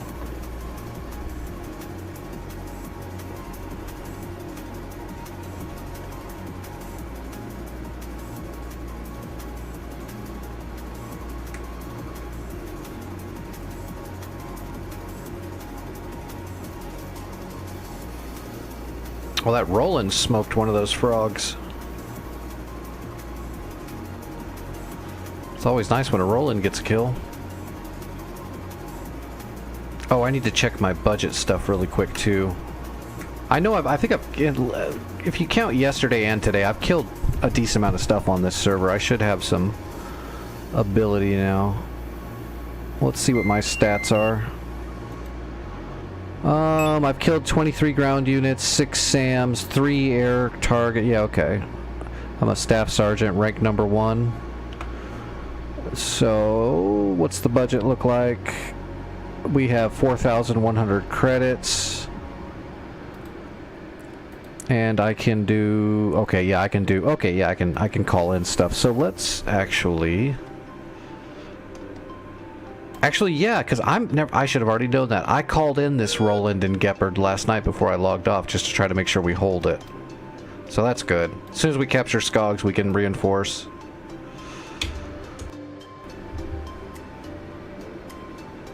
And we could probably send some tall decoys over Jokkmokk to try to confuse the 2 GBIs that are stationed there.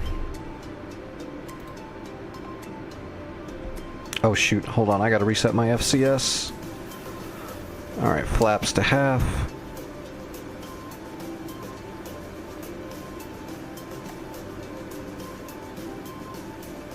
Alright, FCS reset, and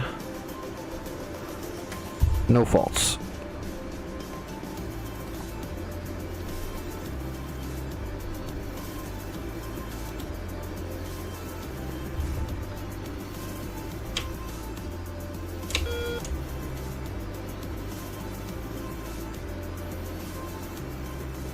Away we go. Man, I've used the Hornet a lot more than normal in the last couple days too. I usually don't use the Hornet that much.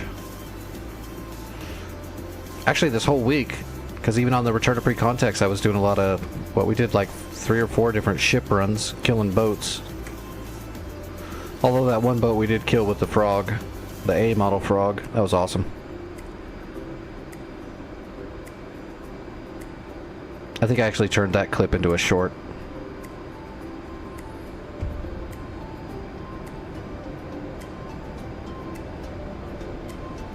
Just because killing an enemy frigate with a A-model frog is just cool.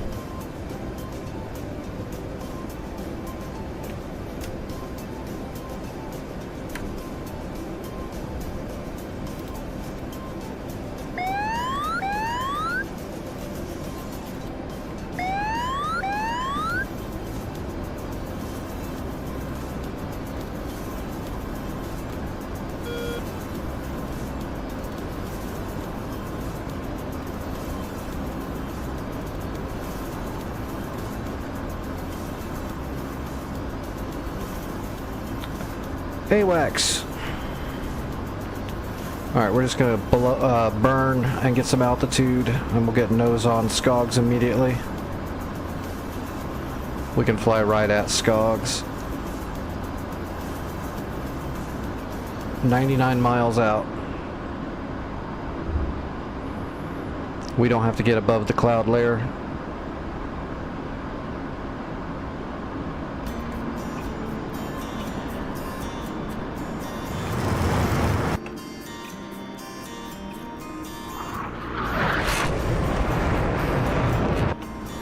Hey, the sun's finally coming all the way out.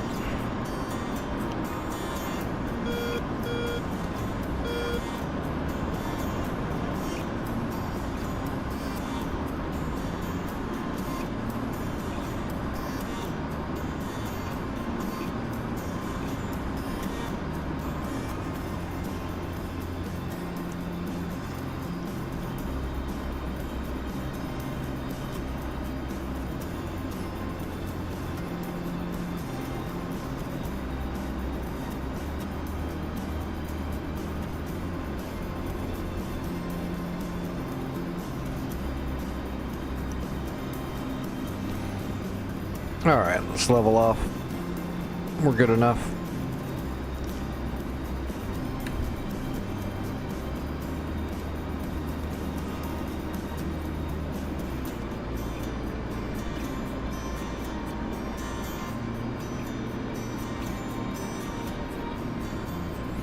We're not even going to turn the FLIR on until we get like to 50 miles or 40 miles.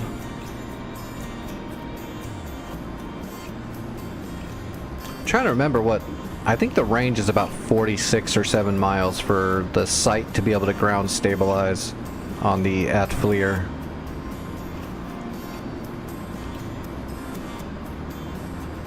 Roughly, so it's somewhere around in there.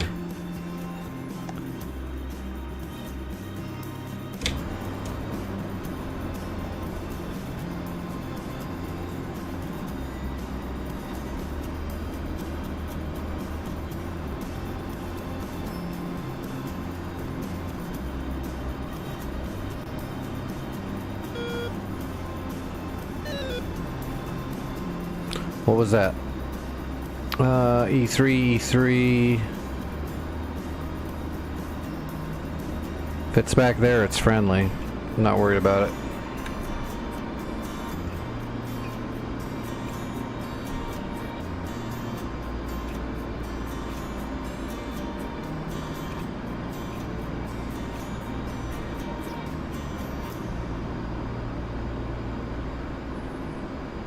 Ooh, Santa killed a flanker. Where is Santa killing these flankers? Okay, he's way up there at Bannock. That's a hell of a flight. Do you even have enough fuel to get back home? Oh, it doesn't matter. You're suiciding. 185 miles. Is he gonna get that flanker? Oh no. Never mind. It lost its track.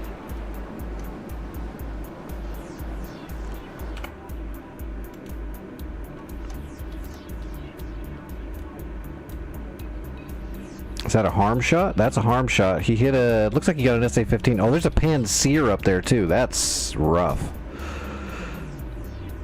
SA-15s, 2 of them, and a Panseer. I think we'd be better off trying to capture Karajok and then... Oh, that's just a FARP, though. Where's the nearest airfield? That's another FARP. Is there any airfield near Bannock? I don't think so. Avola. And that's still 100 miles. That's gotta be a Bannock. 130.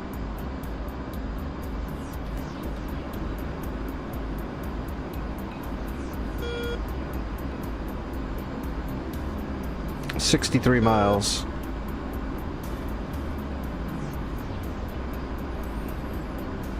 I'm definitely not going to try to capture that with a helicopter.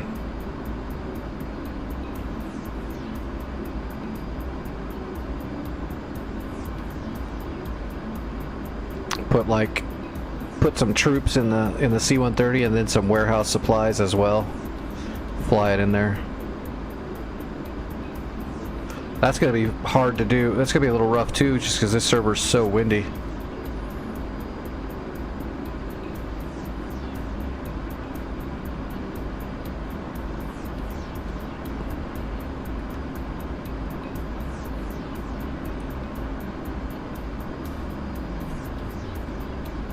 Should have cycled my bleeds before I took off.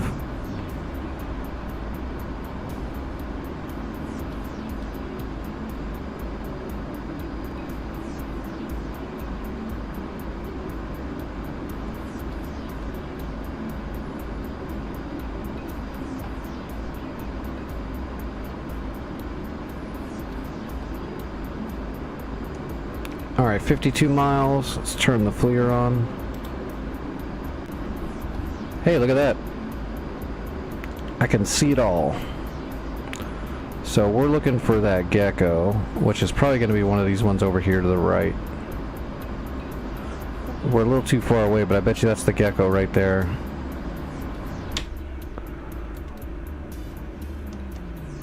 Yes, the farthest right is the gecko. That one in the middle was definitely the dog ear, the Borka, so... Alright, Gecko is marked. We have a shooting solution on our first shot.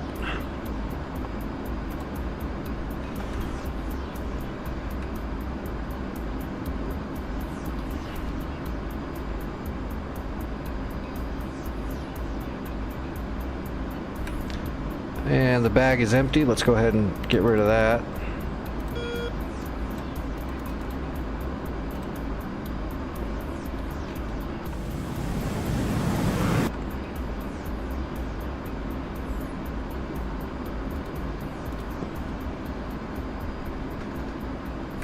What were those other units, just roughly speaking?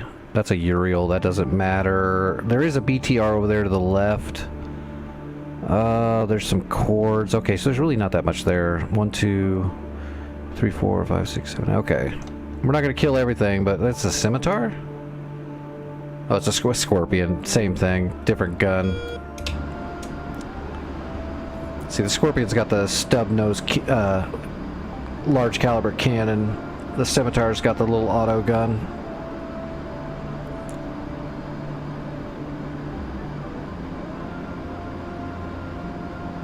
It's the same warframe though.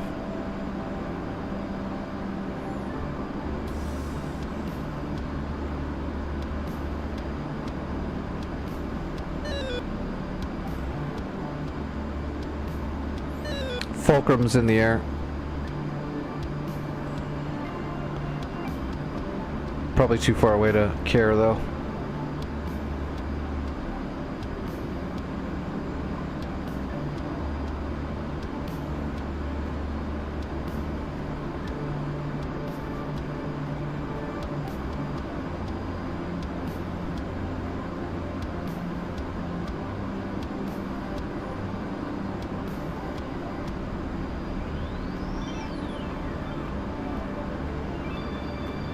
Alright, we're in the zone. Let's get a little bit closer.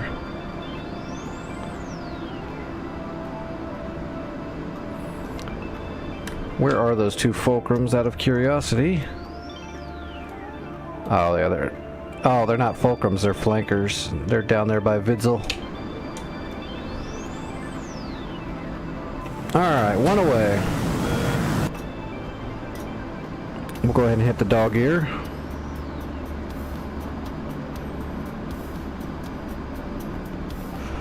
Two away. Alright, let's hit some of these. Oh. That one on the right there, that's a technical. That's a technical. Let's make sure we put one on that BTR. There's the BTR. Right next to that Zill truck.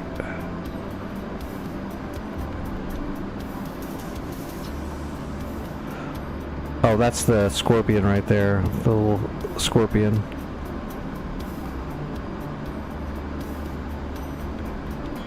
What do we got left? 2 shots left.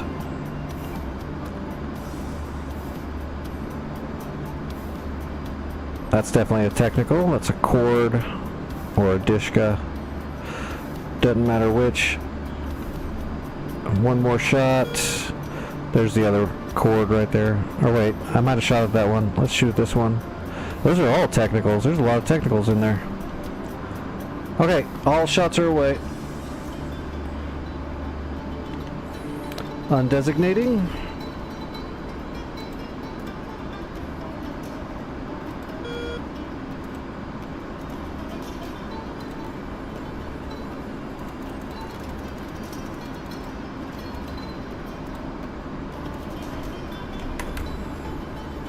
Alright, we're RTB.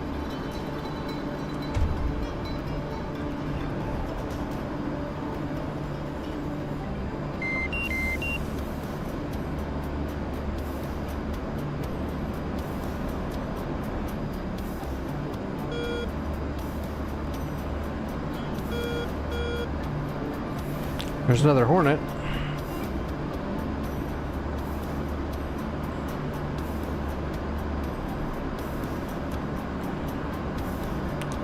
Alright, we're on the way home.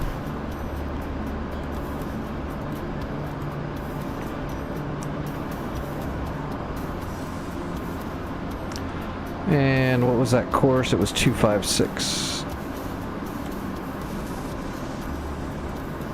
Look at that, we're already lined up with the runway. We're on 89-mile final.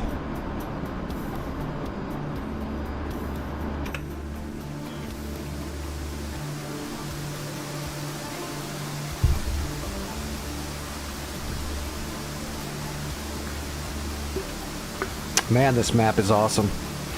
Just the visuals alone.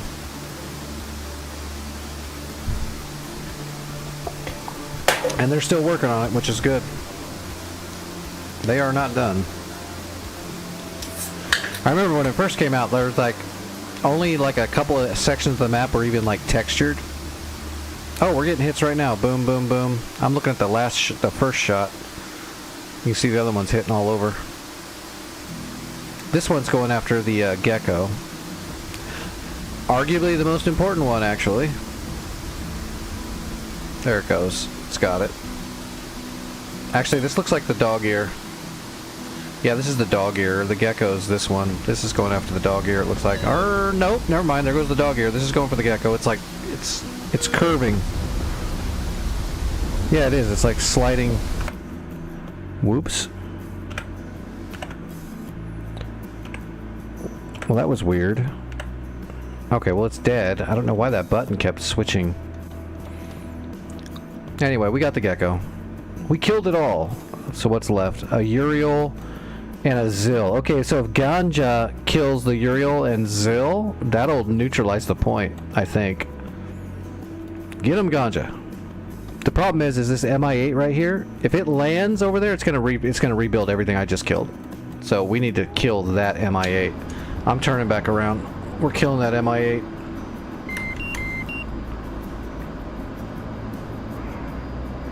I did not see that MI8.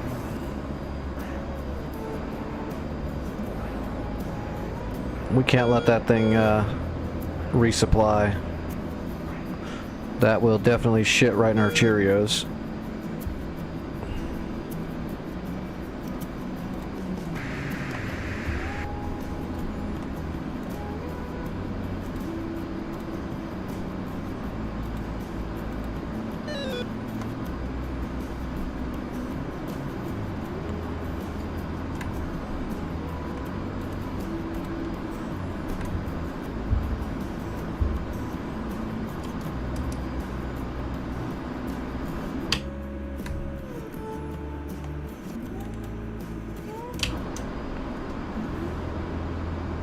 Well, that's probably him right there on data link. Let's see what, yeah. Angels 3, got a lock. That's definitely the MI8. We've got a data lock on him. Let's go put we've got one AMRAM. We're gonna put our AMRAM into that MI8 to make sure he can't repair that place. Or recapture it. If Ganja kills those two trucks, then it'll go neutral and that MI8 can capture it. We don't want that either.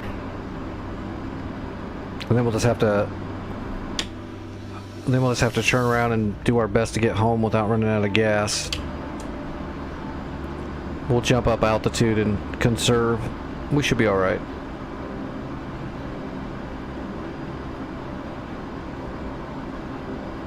Yep, Ganja got one of the trucks. He got the Zill. Just needs to get the Uriel now. 33 miles to that MI8.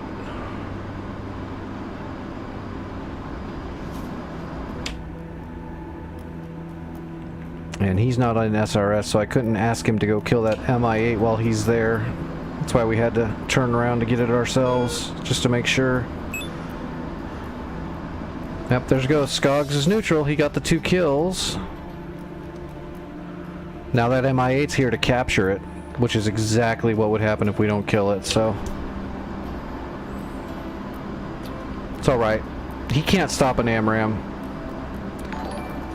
If I wasn't able to get a lock with the radar, it would be an issue because his IR deflectors would make it really hard to hit him with a heater, but I have a radar lock on him and a Link 16 lock on him, So I'll be able to hit him with the AMRAAM, and he don't have any way to stop an AMRAAM besides masking it. Which I'm not going to let that happen. We're going to make sure he's in the open.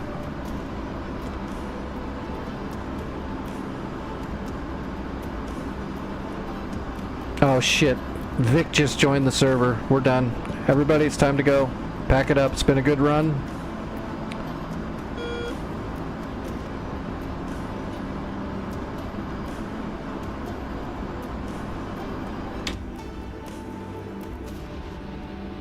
Oh, look at that. He's in the wide open, too. There's nothing there. Look at the topographical map. He is in a friggin' snowfield.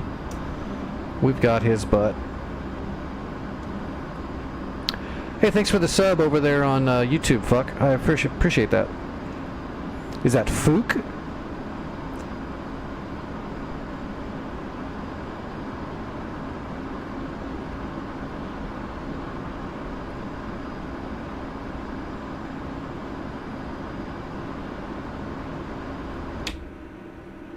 Oh, he's got Ganja. Ganja does have a shot off. Oh, he's got a bunch of shots off. That's exciting. Why would you shoot so many? We're gonna make sure he kills it. If he doesn't kill it, we'll fire. He's probably gonna get it though. He shot AMRAAMs, so. Boink. Okay, perfect. Alright, we're heading home.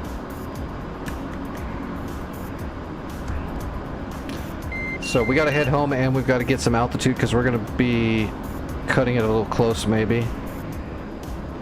Let's see, Vic. Right now, well, do you want to capture Skogs? We just opened up Skogs. It's neutral. If you can take a helicopter from Kavik Jock and fly over the hill to Skogs and capture it, that would be wonderful. If you want to not do that, then we need to start pumping harms into Jokkmokk, waypoint 16. I would say those are the two plays we need to work on right now.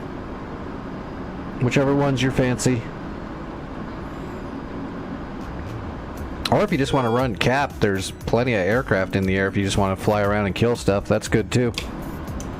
Okay, I will, as soon as I land, then I'll grab a helicopter to go capture Skogs. That's fine. I haven't flown the Chinook since I've been back. That might be interesting. I'll probably screw it all up.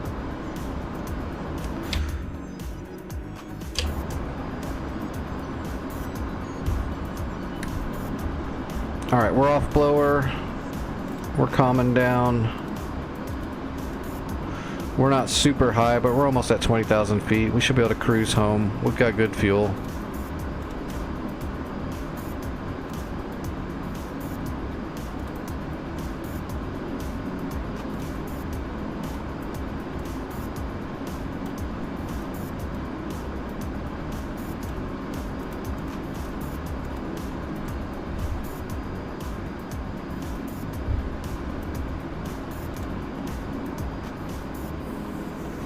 Alright, there's Bodo, and there's our runway.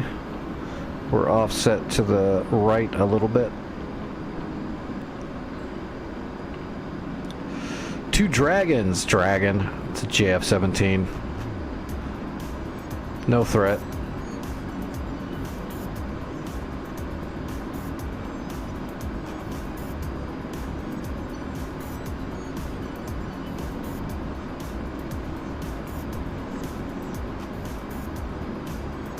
Alright, 90 miles to home base.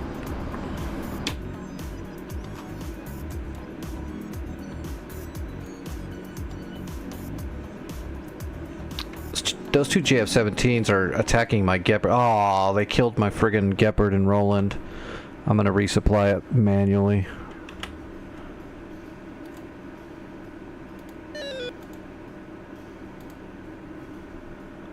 How rude. There you go, there's another Roland Chappie Avenger. Oh, one of them's smart. This one's gonna die.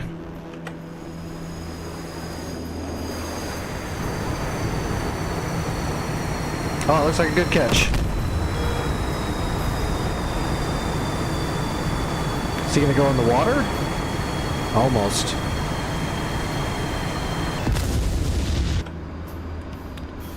Damn good catch.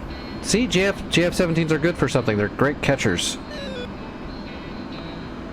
The efficiency at which they can catch.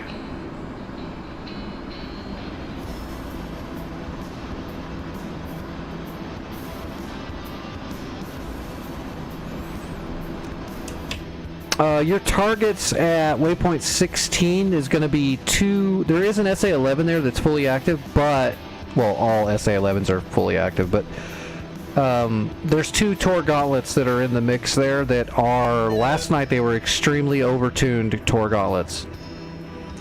They were like ninja shooting. The SA-11s were able to lock and shoot without showing up on ELENT pods, stuff like that, so play it cautious. Those GBIs are going to be the main target until they're gone.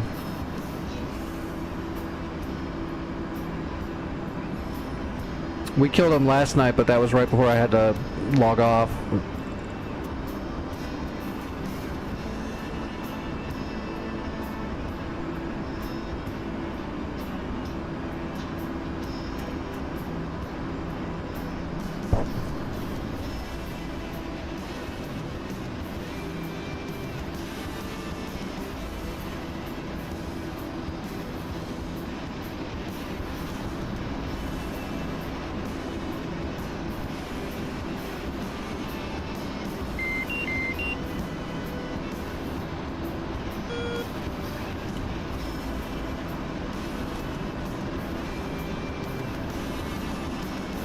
My anti-icing is on, so we should be good. I'm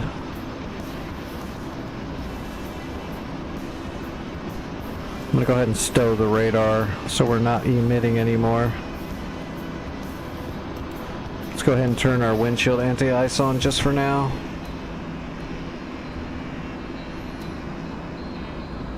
Yeah, it's just the de-ice.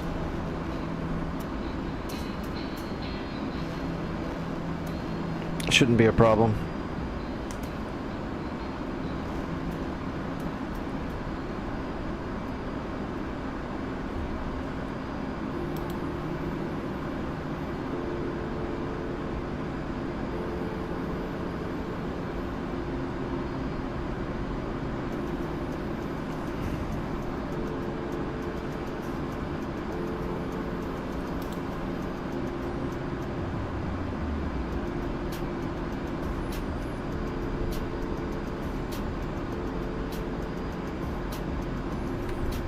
Oh, the Chappie got the other JF-17. Hell yeah. Go Chappie. If you've never seen a Chappie, it's a cool little mobile... It's basically a mobile Sidewinder shooter. There you go. Chappie!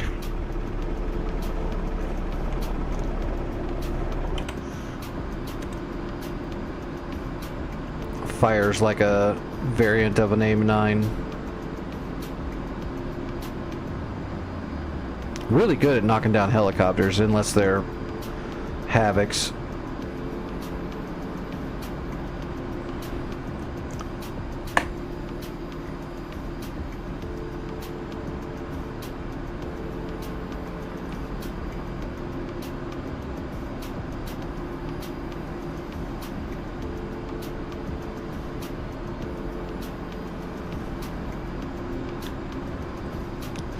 Is that the AWACS? Yeah, that's the AWACS. Let's see, when I land, once I land, I'm gonna have to, I gotta draw some blood. Gots to do it. And then we can probably draw some blood while we're spawning our Chinook, because that's gonna take me a few minutes to remember the Chinook stuff, because I'm gonna have to program, well, although it should be there, but we'll see. It's been a minute. Plus, oh, they messed something up with the Chinook, right? The heading bug no longer is programmable, and there's something with the radios too, if I remember correctly, that it's bugged out right now.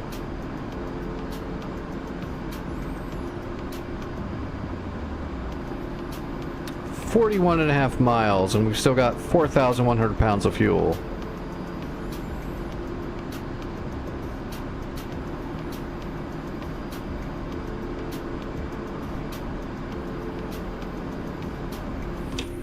And we don't have any NPCs moving yet. Nope. And Jokkmokk's an actual airfield, so once we capture Jokkmokk, that'll be actually... Because then we can go get Vidzel, Gallivare, and then I think this is a really... Yeah, this is a large air... Well, it's not that large, though. I thought it was a bigger one.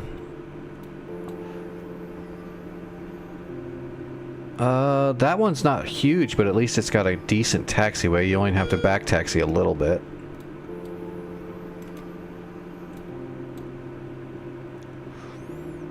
Looks like Santa's going all in on Bannock. That'd be amazing if he clears out Bannock and actually neutralizes it. And captures it. That'd be freaking amazing, because that's a big airfield. That's like the key to the north.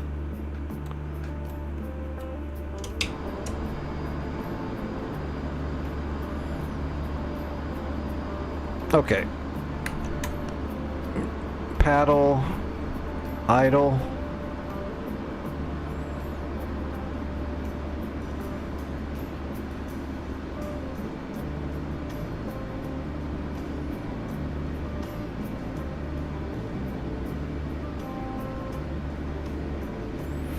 Start making our approach. We're just gonna go straight in. We don't have time for landing patterns.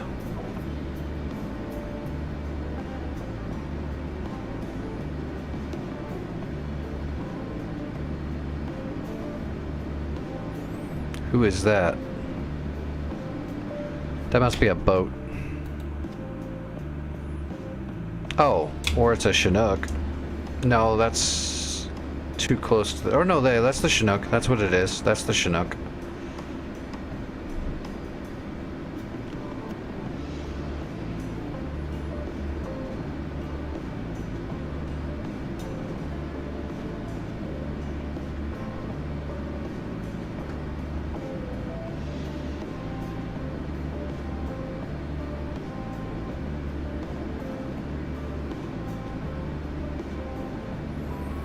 Well, at least my stomach has calmed down a little bit. I think we're going to be okay there.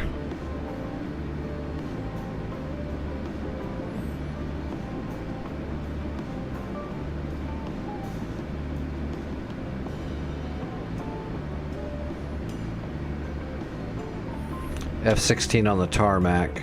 Yep. Oh, that's Vic.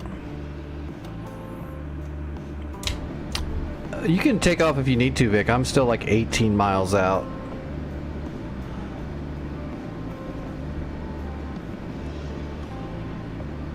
I'm just starting my descent. I haven't even started slowing down to pop the gear or anything like that. You got time.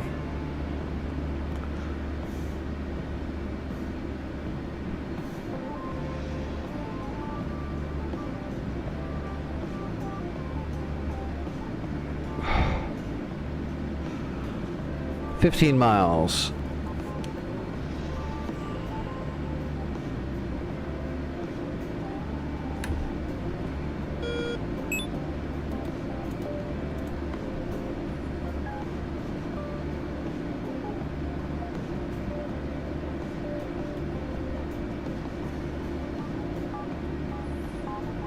All right, lining up long final.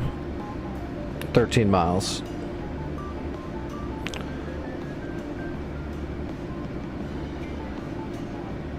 And slowing down for gear.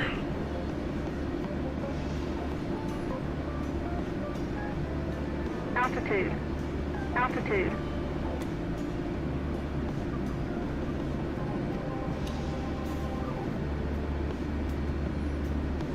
All right, popping the gear. Full flaps.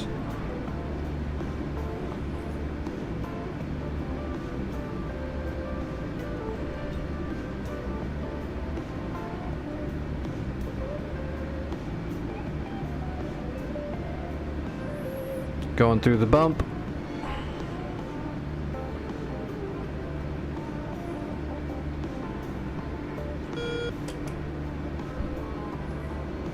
All right, we're through the bump.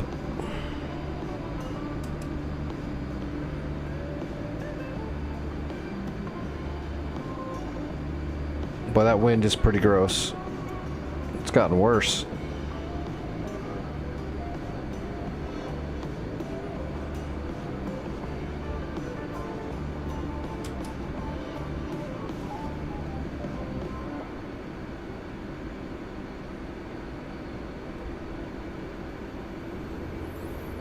Alright, we are on speed.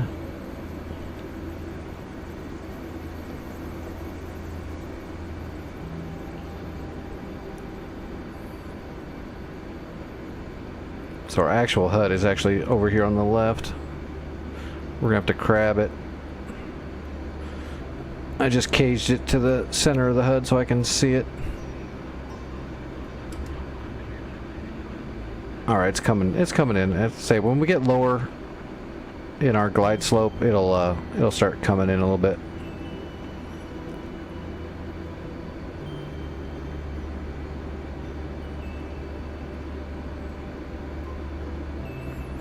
Well, this is definitely a good server to start getting better at landing.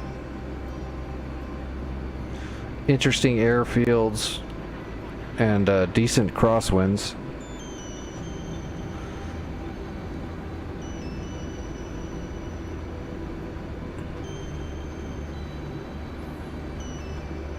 Alright, we're on time.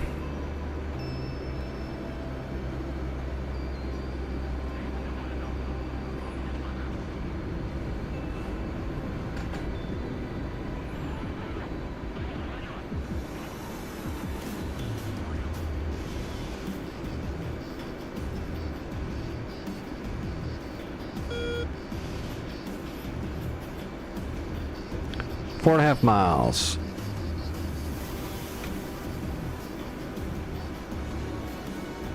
I'm going to drop down the glide slope a little bit.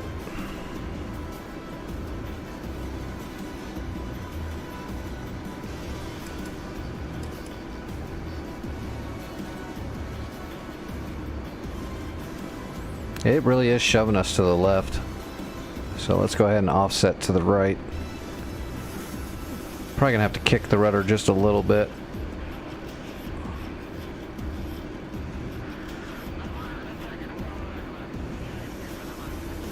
Kind of wish we were a little bit heavier now.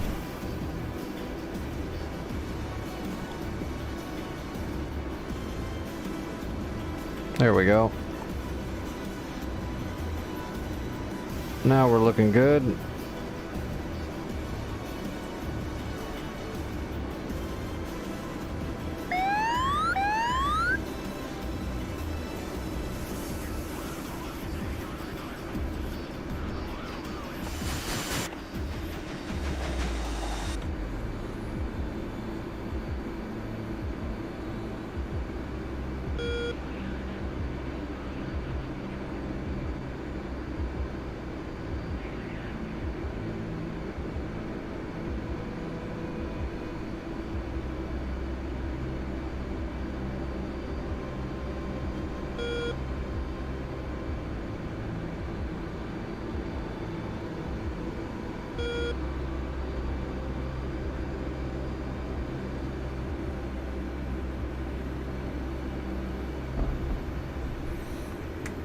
Piece of cake.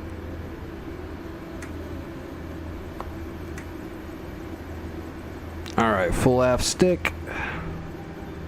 Use those big old stabs like air brakes.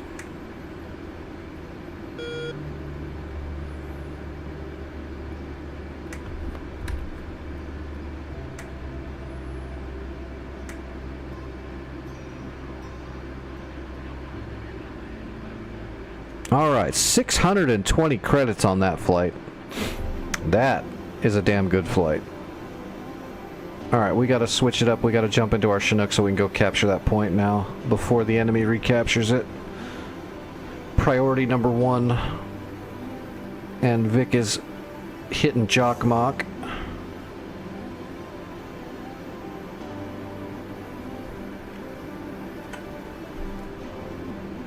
Alright, so we're going to come out of Kivik Jock. There we go. And we're going to grab our Chinny. We're not going to put any weaponry on it. Well, I guess we can put door gunners on there. Put some 240s on there just in case. I don't know why we'd need them, but just, I guess you never know. Because we're not going to take a bunch of supplies. We're going to put troops on here. It's a little bit lighter than supplies. We're going to grab it. 3 units of troops. That'll tier it up to 3. I don't think it goes up to 4. I think it's probably a 2 tier, but we're gonna take enough troops for tier 3. Oh, what was my ice? I don't remember which skin was my snow one, so we're just gonna go with the Billings. And I gotta draw blood. Give me a second, I gotta get my... I just have to do this really quick, it's a medical thing.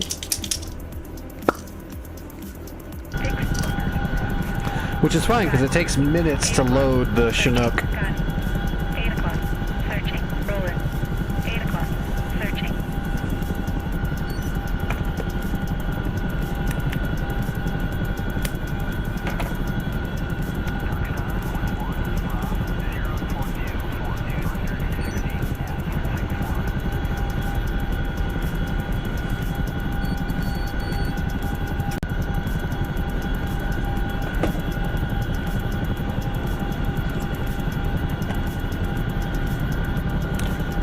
Acknowledge system flight plan. Where is... What's it called? SCOGS. It's probably not going to be listed.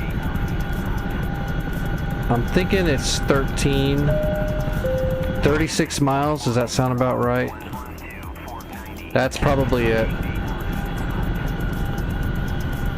Let's see, the course is 231. Oh no, it's like 042. I don't even see a 042. Damn it, I hate this. The flight plans are always messed up in the Chinook.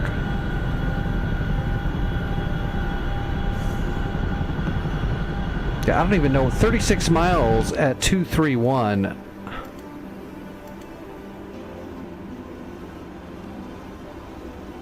That would be like out here somewhere. There's nothing out here. There's nothing here. That flight plan is retarded.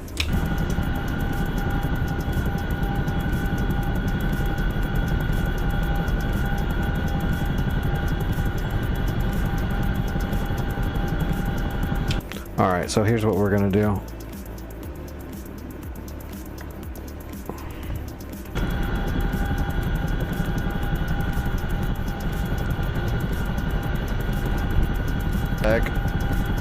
Okay, god, this has been a minute. Let's see, index, no.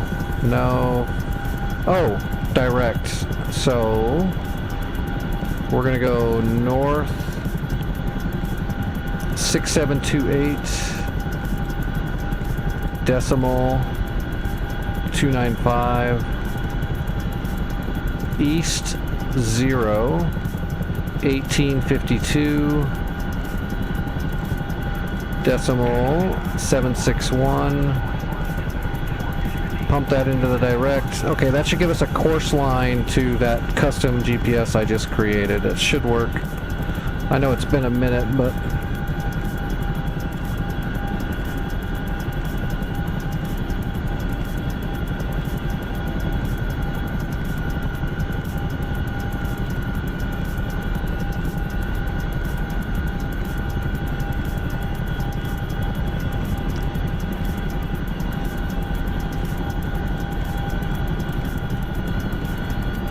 alright, let's load. So other logistics, CTLD, manage troops, load troops. I gotta open up the rear door.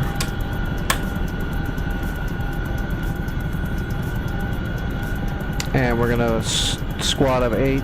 We'll do ×3. Okay, we got the troops. We're ready. Let's go.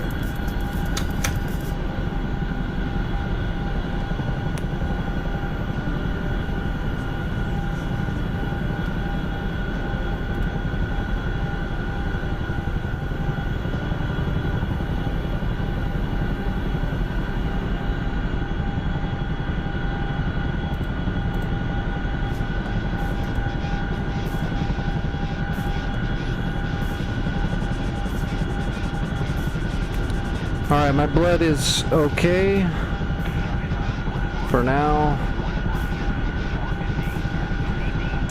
And it, what did I say that's heading? Just to double check, it's going to be like 4-2, right? 043. So yeah, 040 to 045.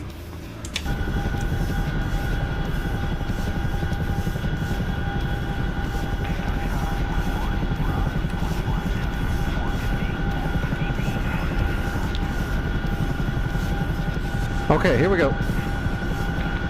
It's been a minute, so I might ruin this. I'm not the best Chinook pilot.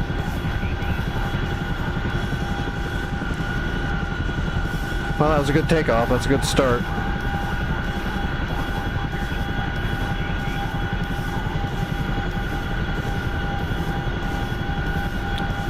I'm gonna head straight on my course line I created, and then we'll verify that it's roughly 043. Fixed wing. 9 o'clock. Searching.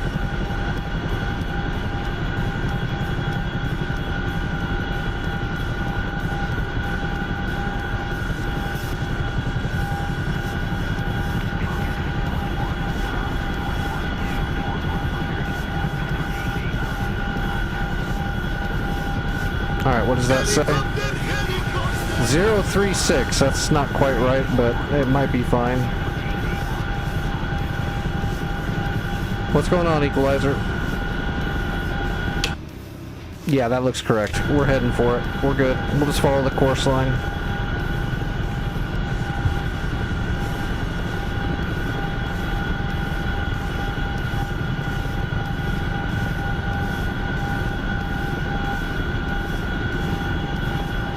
Fixed wing. 2 o'clock. Searching. Fixed wing. 2 o'clock. Oh, I love it so far. I like the challenge of the long runs and the beautiful 2 scenery. o'clock. Searching. I dig it.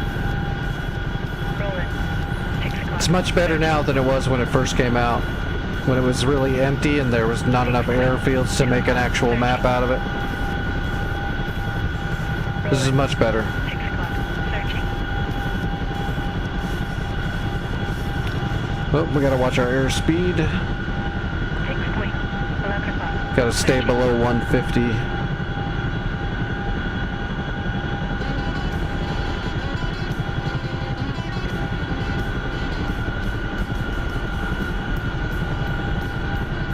Where's the anti-icing? There's the pitot heat.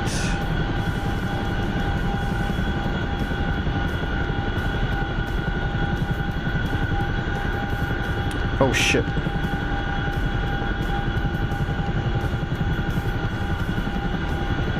I'm glad I looked down.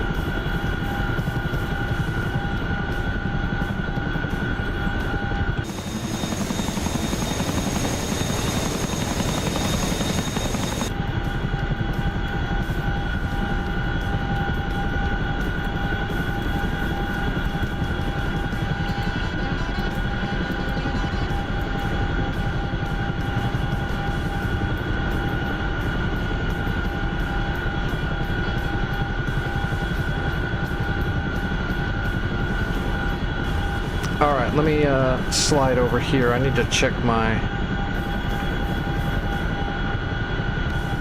That's the lights.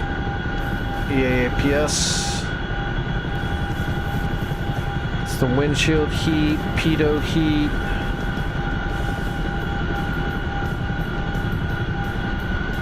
Alright.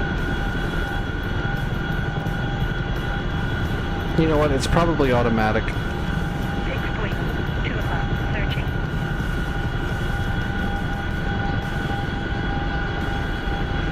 Yeah.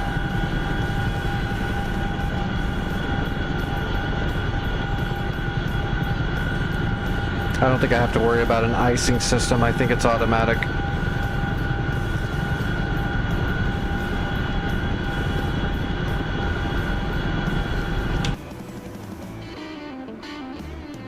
Oh, there is a NPC coming out of Bergs that was going to capture. Oh, that's all right. We're gonna finish our run too. Can't hurt.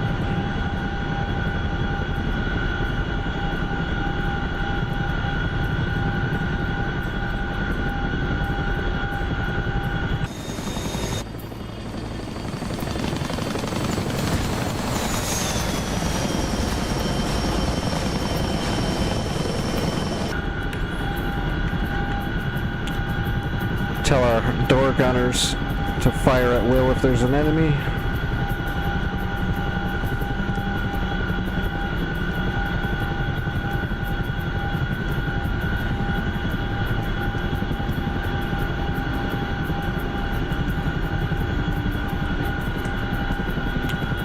Let's go around this mountain instead of over it.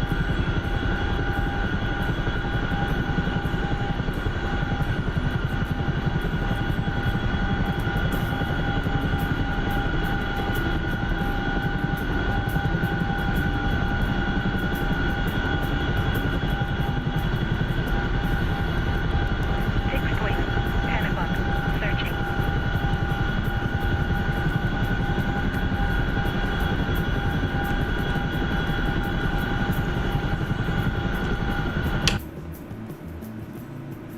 Oh, there's gonna be another hill. Fixed wing. Let's look at the topographical. We can probably squeeze through here and then come up the river.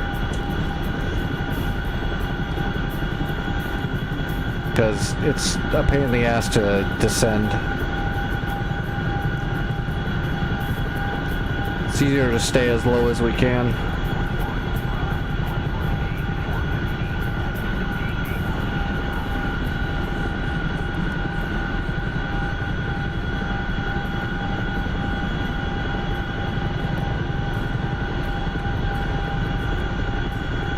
Oh, how's Vic doing on those harm Fixed runs? wing. 10 o'clock. Searching. Let's see. And the GBIs. God damn, that Chinook. This is all this stuttering and shit. It's because we're in the Chinook. Sadly. So either Vic hadn't shot yet, or he did shoot and they intercepted all of his shots. Although it looks like he's circling. God damn. I really hate that unoptimization. Every time you fly the Chinook.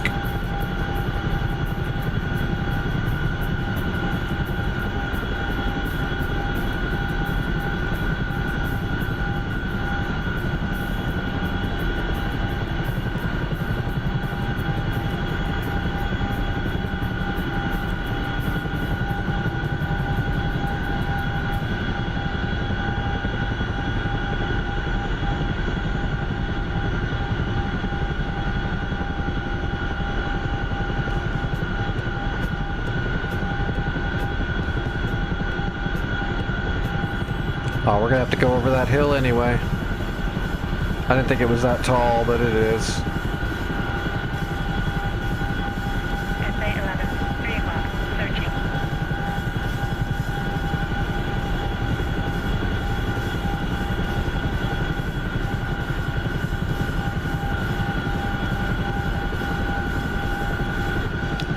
As soon as we get over the hill and we can see the rivers, we'll just start slowly descending. Fixed wing. 11 o'clock. Searching. SA 11. 3 o'clock. I don't like drastic altitude changes in the Chinook, especially when we got weight.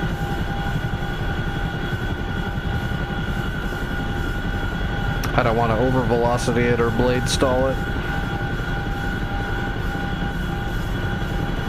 SA 11. 3 o'clock. Searching.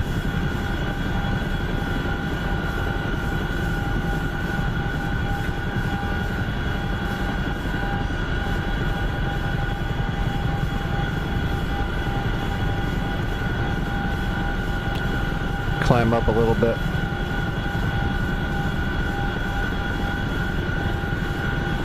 Fixed wing. 8 o'clock. Searching.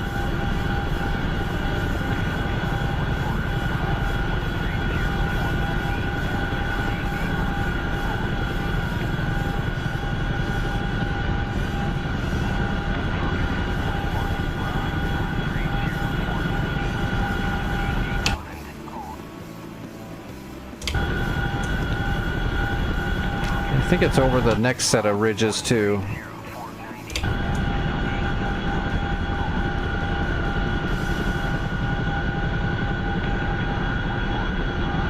There's one body of water. Okay, that's that small body of water right there. So we got to go over the two larger bodies. So on the other side of that ridge, yeah.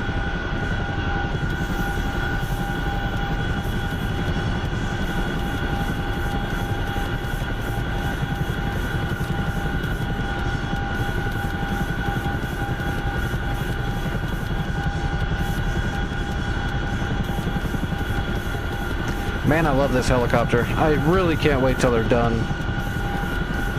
It's been a rough early access. I can't wait till it's got the full AFCS, DAFCS systems programmed in and the optimization is done so it doesn't lag everything out. Hopefully they get that point. I know the Apache's still got a lag problem when it's loading. But usually once you've gone through the loading, it'll run smooth while you're in it. Chinook never runs smooth. Fixed wing. 3 o'clock. Searching. Fixed wing. 3 o'clock. Searching.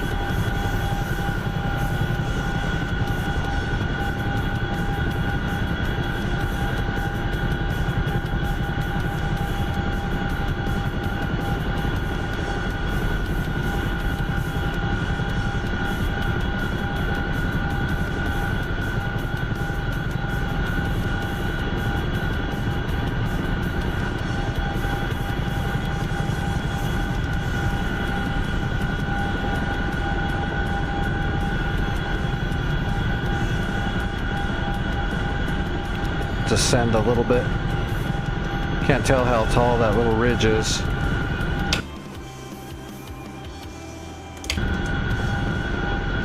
Yeah, it looks like that other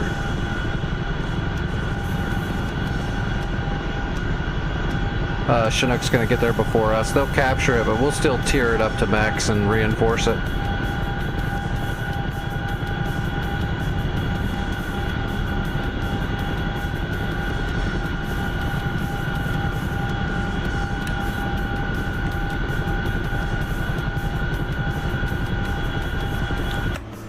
Vic check. Alright, Vic's firing. I thought I saw him firing.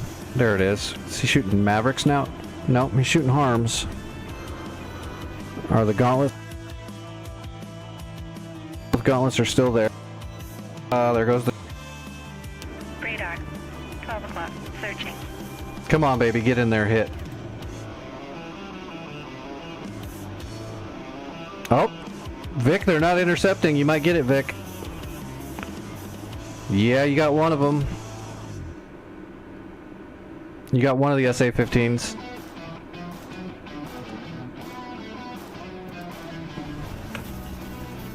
Good angle. Good angle. Good shot. Looks like there's still one GBI. You got one GBI left there, but you did do some damage.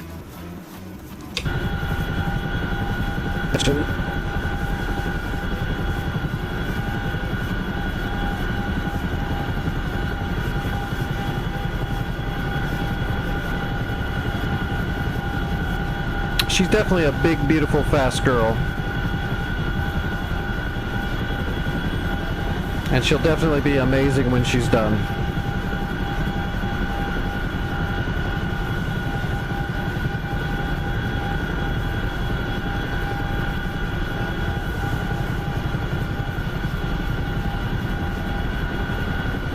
Fixed wing. 10 o'clock. Searching.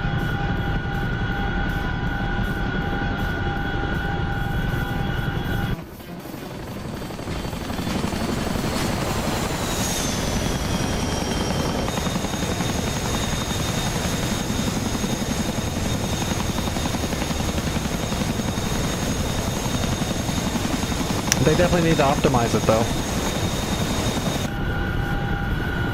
If it lags on my rig, it's definitely got an optimization issue.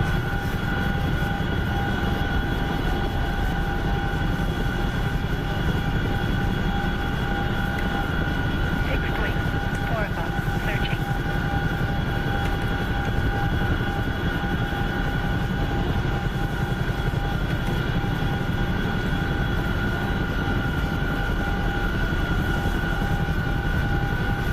Alright, that's the next body of water right there. Should be right on the other side of it.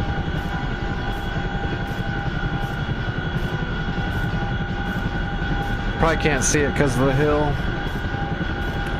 So we're gonna start descending down.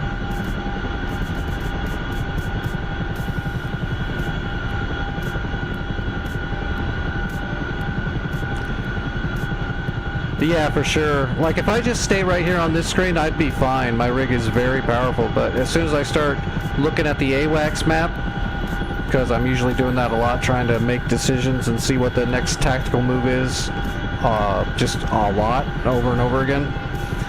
Switching screens with the Chinook, because of its poor optimization, causes all kinds of shit.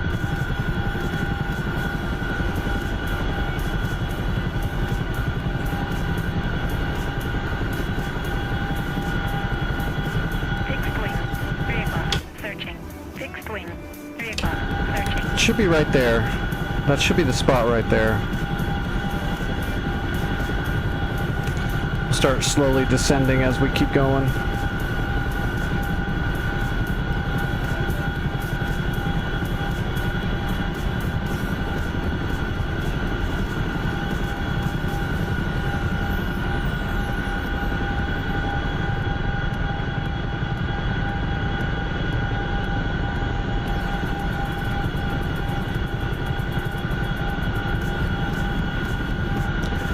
And Vic, as soon as I'm done capturing Skogs, I'll take a look and start helping you with Jokkmokk.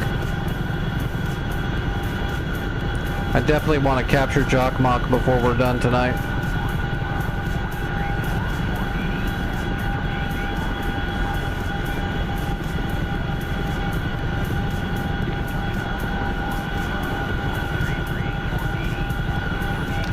Well, yeah, the Chinook needs some love, but it's still in early access. It's, you know, they're well aware that it's not optimized yet.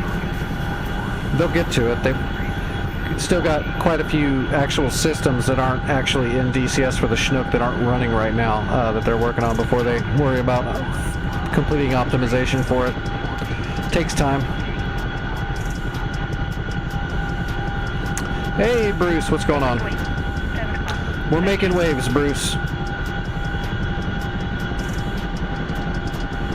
We've already gotten a decent amount done.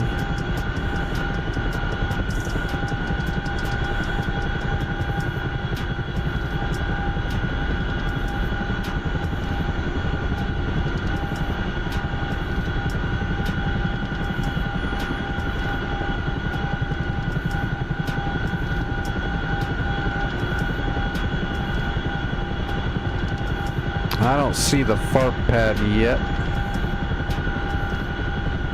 Oh wait, is it over here to the left?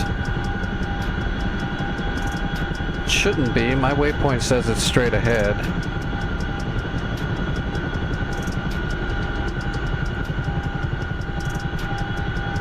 That looks like it right there though, doesn't it? I can't tell for sure though. My GPS might be off. Yeah, my GPS was off. But I was zoomed way out when I made it. It's fine.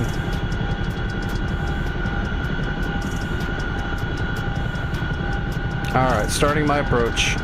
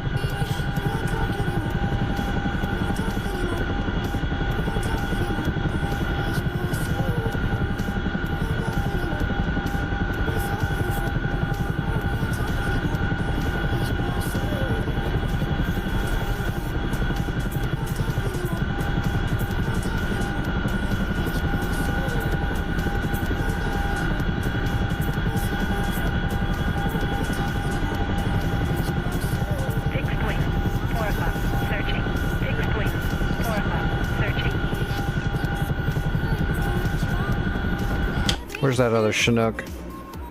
Alright, he's down below me to the left.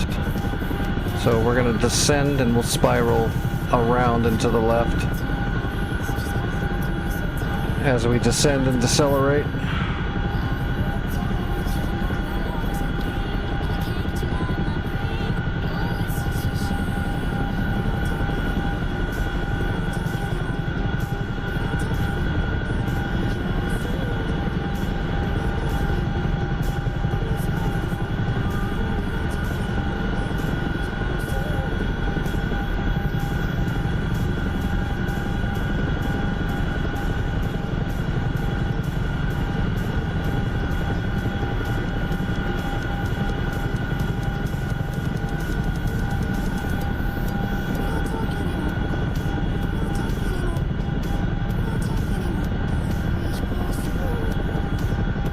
Fixed wing. 2 o'clock. Searching.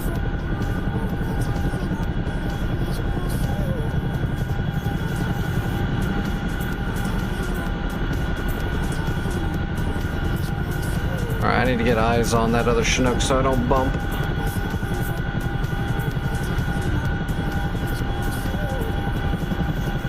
Did he already capture? No, he's... Is that... Oh, that's not a Chinook, that's a Blackhawk. Alright, well we're gonna come straight into the landing pad then if he's over there.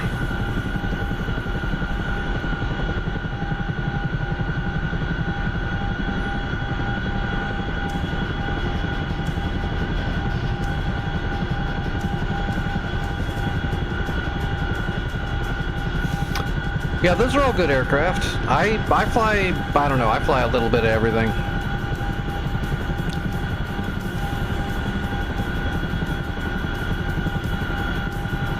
I'm a professional beginner.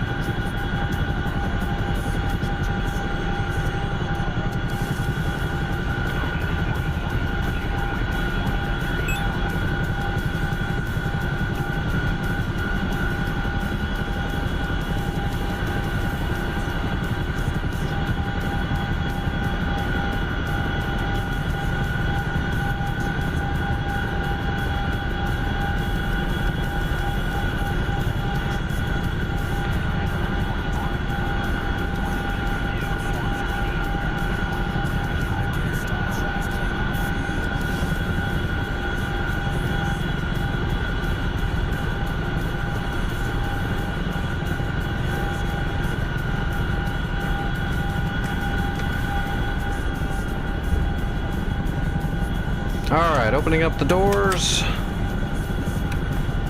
We're a little off on our... Well, no, that's... Damn, never mind, we're right on the money. Like a boss. Look at that wind, too. Although that might be a little bit of the rotor. Actually, I don't think the rotor wash affects the windsock in DCS.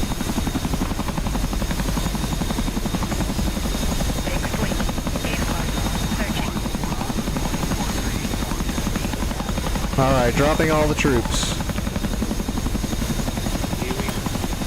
Alright, we're fully tiered up.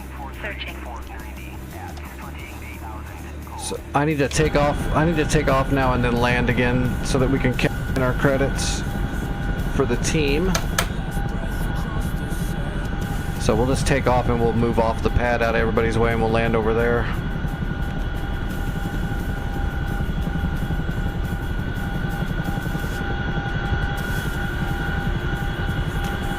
Do a little ground hover.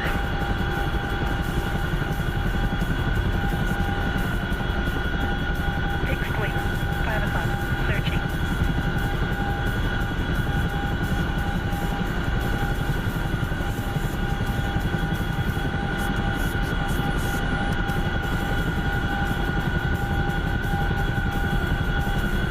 Fixed wing. 11 o'clock. Searching. Fixed wing. 11 o'clock. Searching.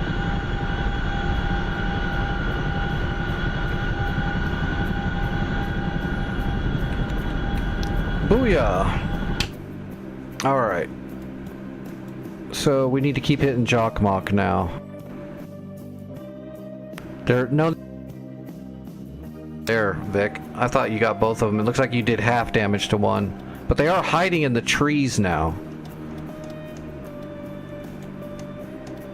God, I'm wondering if I should do another broach run and just try to pummel the whole area. But if those GBIs can still shoot out of those trees, they'll intercept a lot. I don't know, though. I think I might do that. I think I might go ahead and do a broach run out of Boda. Or Bodo. Try to get a lot of damage all at once. Flood the zone, so to speak. Let me go ahead and reinforce Skogs too, though, just so we've got some extra. Oh, we've got an Assams there.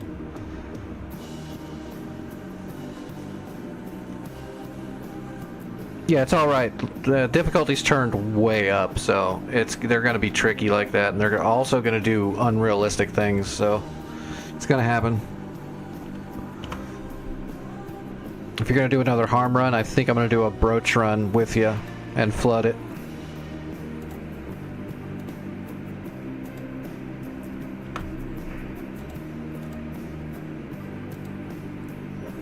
There we go. That'll give us another Roland and Chappie. And there's also another Chinook coming in right there for more resupplies, so we'll be sitting all right. It looks like there is a couple of flankers that are milling around Jockmock and Vidzel as well. What's Bruce packing? Has he got harms?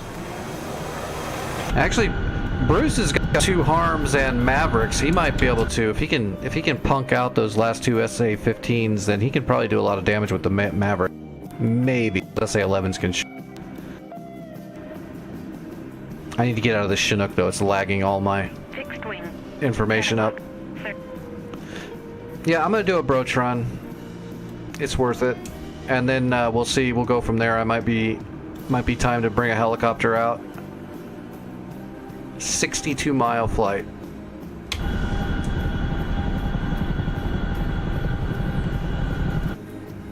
Fixed wing, 11 o'clock. Searching. I fly a few things. Let's see. Yeah, let's grab the Hornet.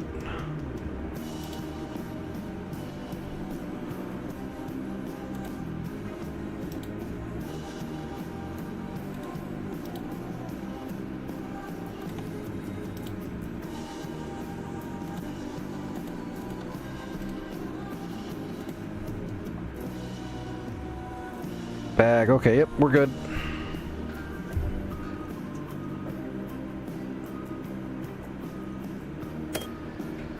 Oh, give me a second. I will be right back. Let me lock my head tracking. Okay, yeah, I'll be right back.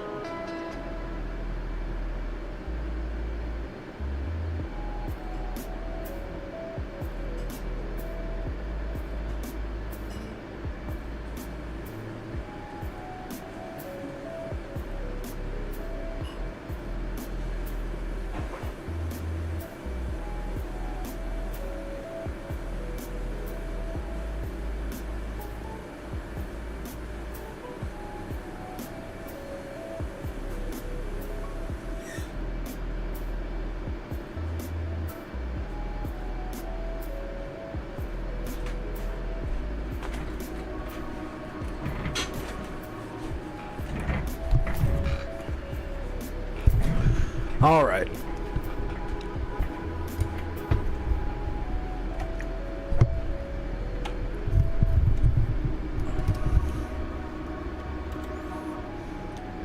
Every time I get up and when I come back and sit down, it feels like my head tracking is always a little off. There we go.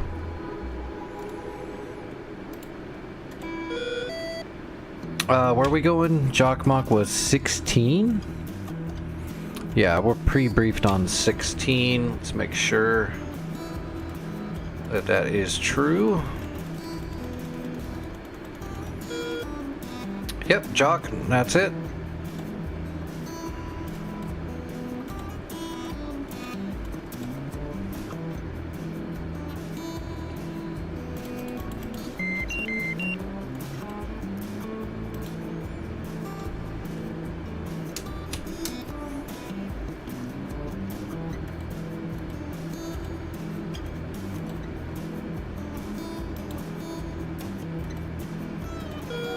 Okay, let's go make shit blow up. Oh, who was that? That was probably Vic right there. Yep, that was Vic right there. Okay. Bruce is on the way. That's good. So we'll see what Bruce does, and then we'll know exactly what's going on after Bruce fires his, shoots his shot. That way we're not overlapping and we're not wasting each other's shots. This will work out perfectly. The only downfall is I know those SA-15s are hiding inside the forest now, and that can be an issue.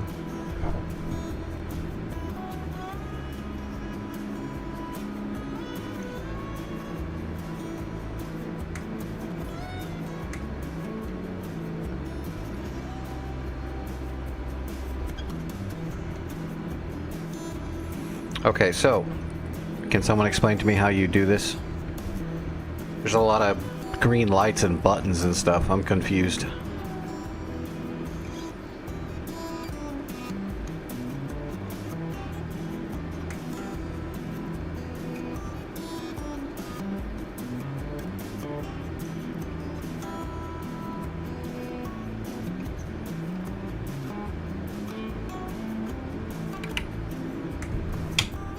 Alright, we're clear. Yeah, we're clear. Whoop. Vic's on the, yeah, he's on the taxiway. Alright. We got a right away. Let's go.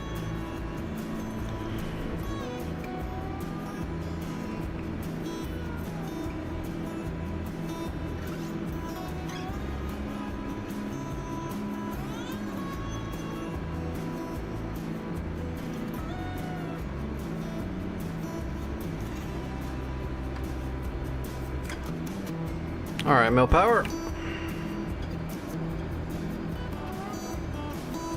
We'll hit the blower at about 90 knots, get up in the air, get a little altitude, and we'll ease off and conserve fuel all the way there. Alright, blower.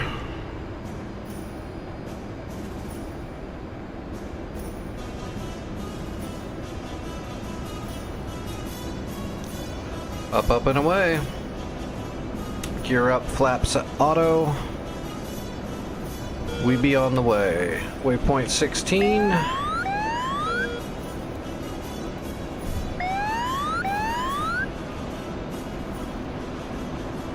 Oh shoot, I forgot to turn on my... Alright, there's Jockmock.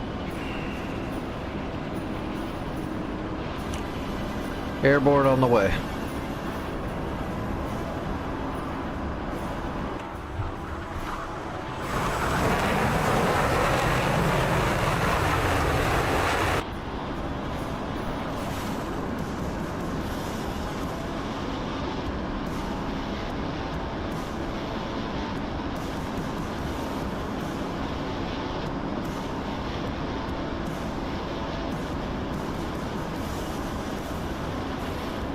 $137 miles.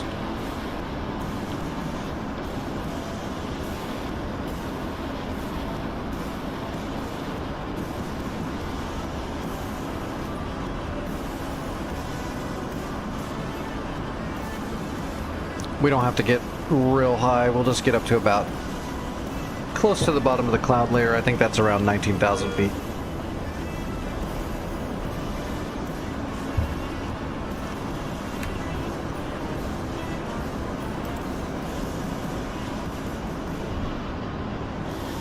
We'll go ahead and preemptively turn.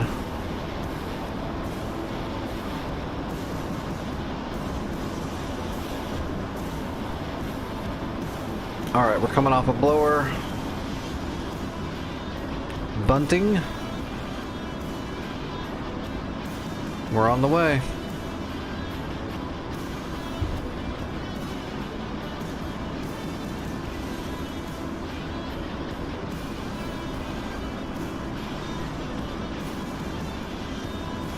Alright, yeah, FLIR's warming up. Everything's good.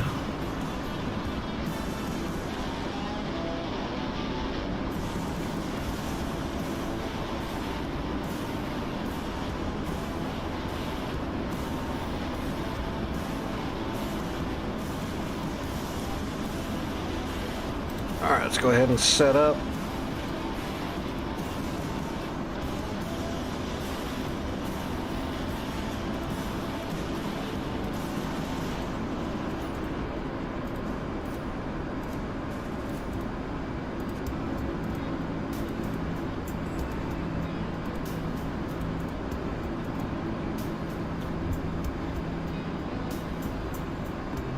We'll get it closer to 50, 45 miles roughly, probably, and then we'll get the FLIR on and start looking. Start picking winners.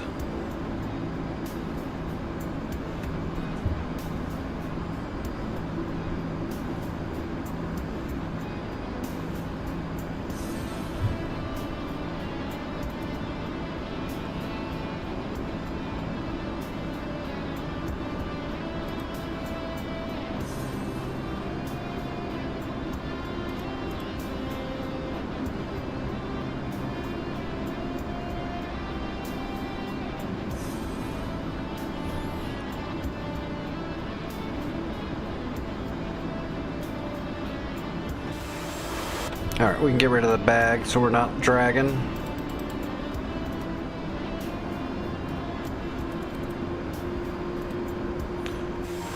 Alright, we're clean. Oh god, stupid strobes are still on. Hot start.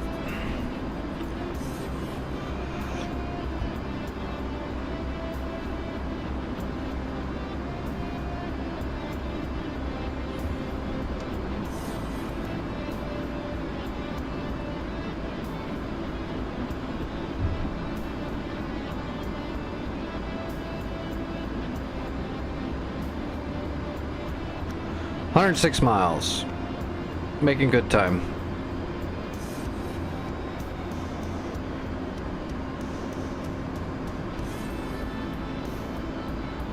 Hey, Limitless. Yeah, Santa went crazy, and Santa and Trife both did a bunch of gifted subs. It was awesome. I'm glad you got one.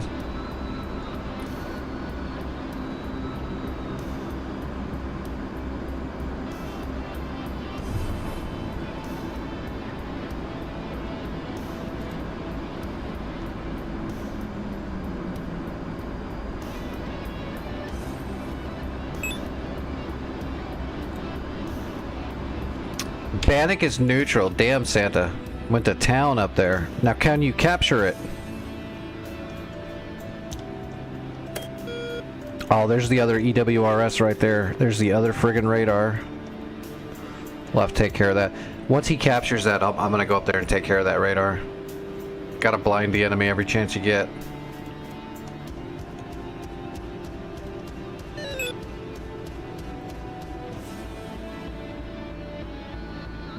Oh no. Enemy is launching Havocs out of Karuna, and there's also Foxbats in play.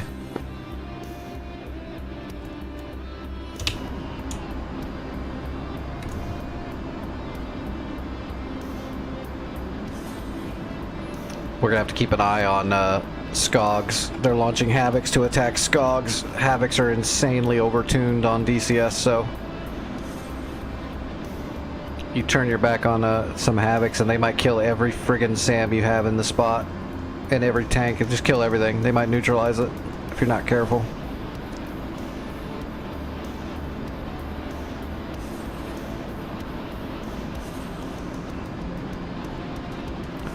That should be the point right there.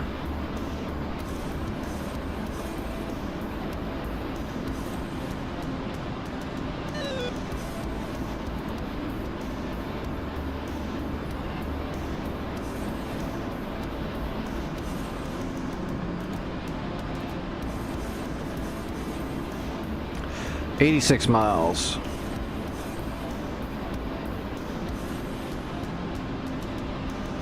Doing okay on fuel. We should be fine on fuel as long as we don't have to hit the blower. If we get jumped and we have to start using the blower, it's going to be very difficult to get back home in a Hornet. Or it can be anyway. Alright. Bruce is getting close. We'll see what happens with these two SA-15s that are in the trees. They might not even, he might not even be able to get them on the ELANT pod because of the trees and how tricky they're being.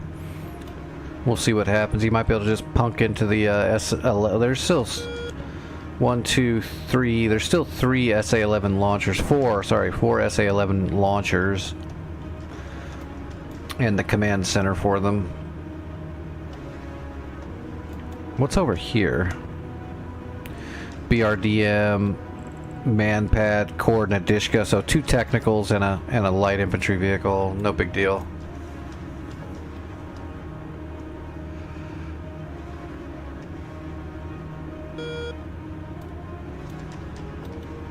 Come on, Bruce. Oh, he's got a shot out. And it's one of his harms. Knowing Bruce, he's probably got 2 harms and 6 Mavericks. We'll see where these harms are going.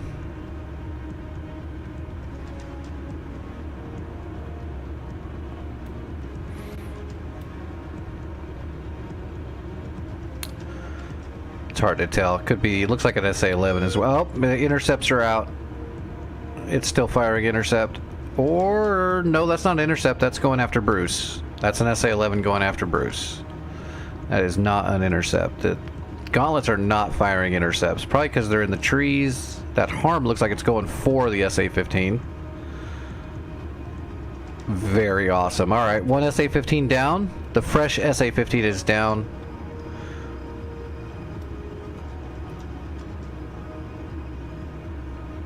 Okay, so he's still holding on to 1 harm. SA-11's on the prowl.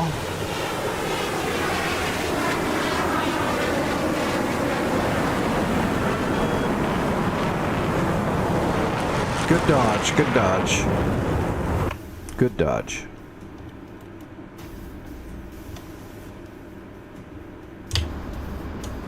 I'm still a little ways out. Whoa. That was interesting.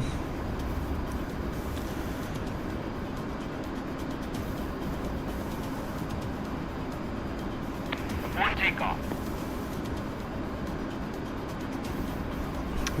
That view looked like my body feels.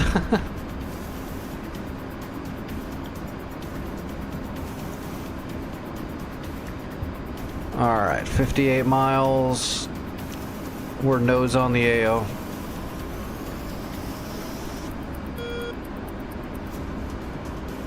Let's see what we see.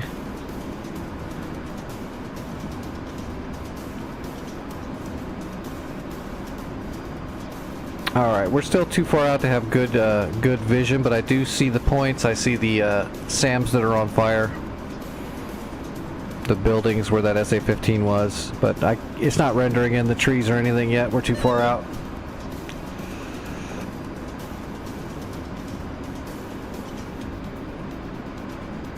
But we are armed up and set up and fenced in. As soon as we're... 3-1, 1. Are you bringing arms to waypoint 16? Broaches. 8 broaches. Roger. I'm gonna, I have the search radar locked up for the SA-11. I'm gonna see if I can use the approaches to my advantage. Copy. The SA-15 is on the move in the forest. That's a good copy.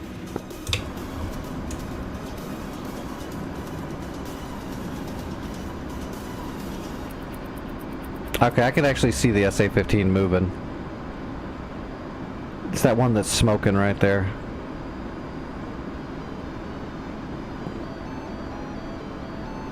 I'm too far away to get a point track on it.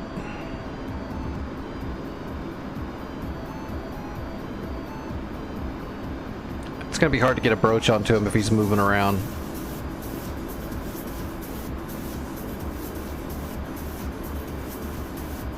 Trees are starting to render in.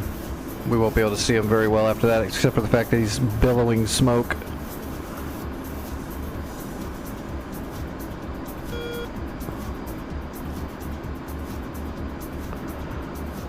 Where are those other units? There they are. I can see all the SA-11s.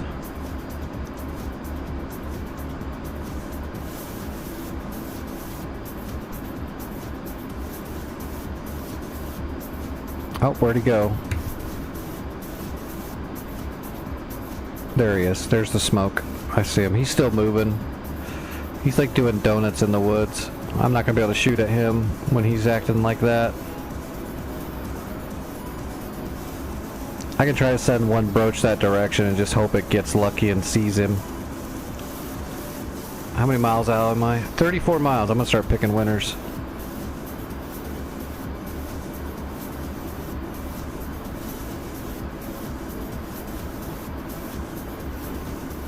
Okay, I'm gonna start salvoing all 8 of my broaches at the SA-11s, and I'll try to put one over there where that torque outlet is, but it's moving so much it'll probably be unsuccessful.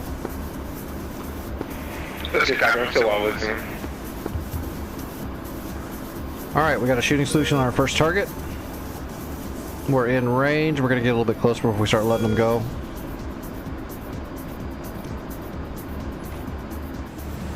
One away.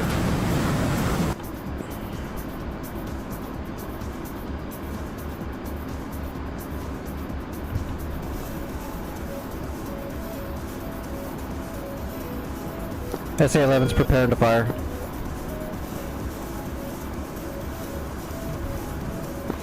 Turn it.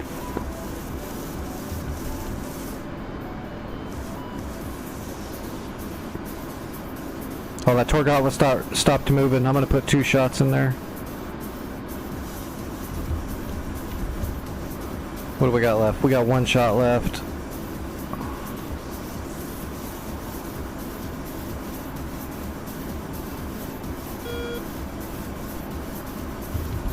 Alright.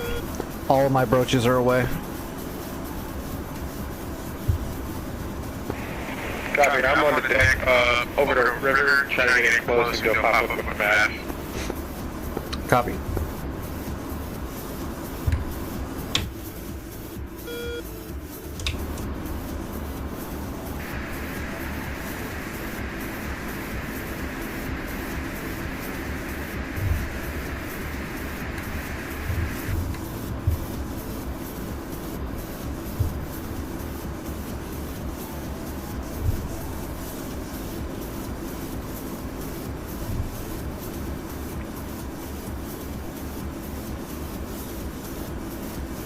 There's Bruce right there.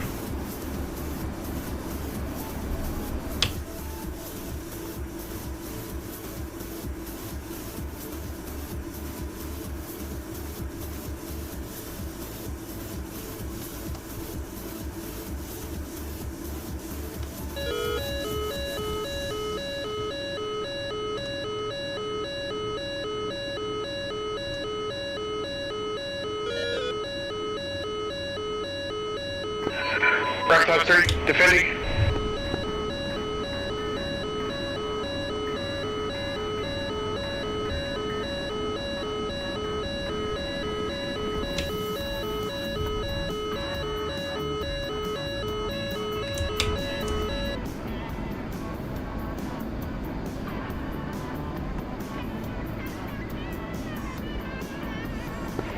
Defeated.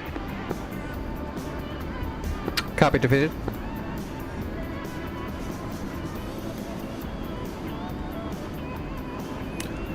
Broaches should be starting to impact soon.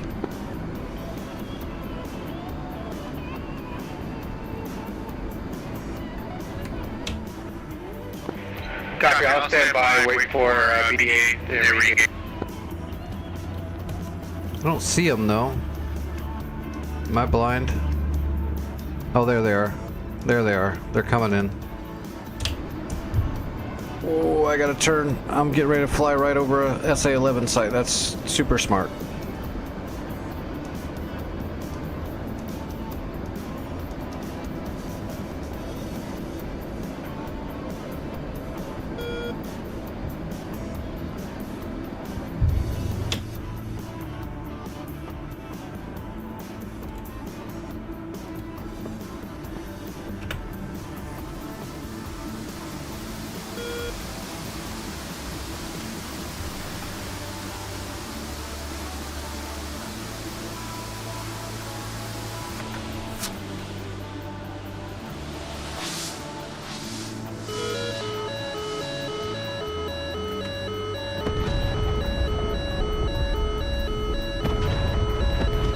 Oh, looks like we got good hits on that Torgaulet in the trees.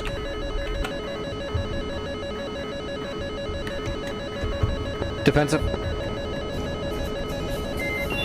Good impacts. Good impacts on the SA-11s, but I think one of them is still alive. Tally.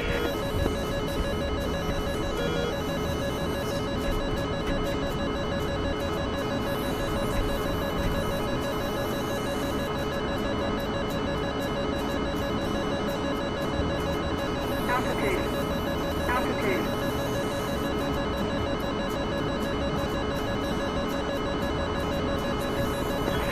Correct on 3.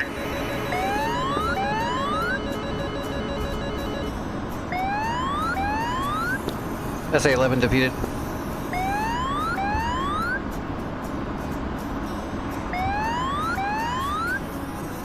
Oh, there it was. They hit the water right there. Look, see that? Crazy. That was close.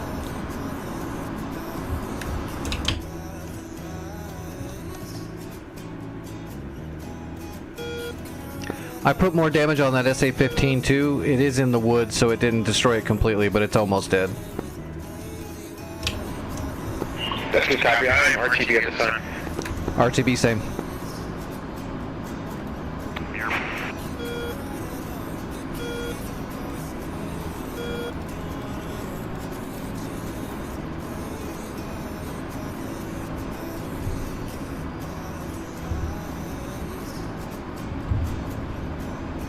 I was going to stack to SA-11 in a Euro. 256. There we go. Pretty sure it was 256. Alright, we're gonna do a gradual climb, try to conserve fuel. Actually, let's hit the blower.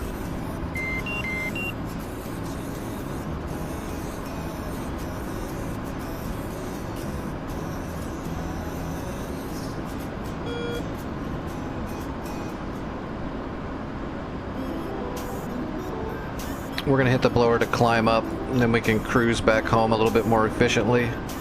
We got 116 miles to cover. We got 6,000 pounds of fuel. We should be okay. As long as we can get up there and get a little speed.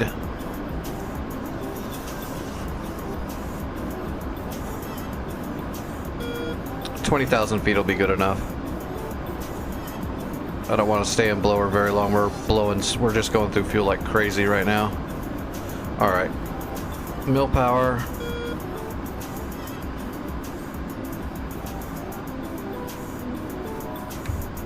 All right, the fun, exciting part of flying home and hoping you don't run out of gas. We should be fine.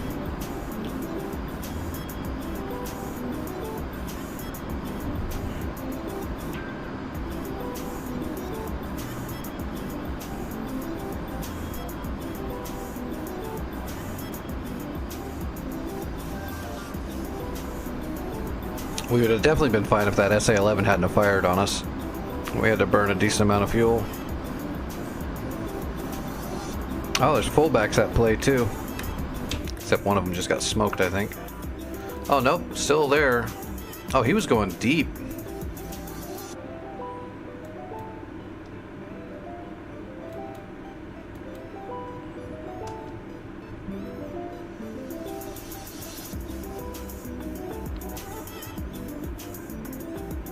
Man, this place is pretty ripe to pick apart now.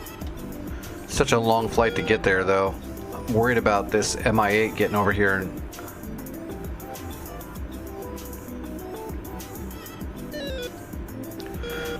Vic, there's an Mi-8 that left Corona, and it's heading towards Jokmok. It is a ways away. We're talking 60 miles out, but I believe it is going there to repair all the SAMs we just destroyed. Me and Bruce are RTB at the moment.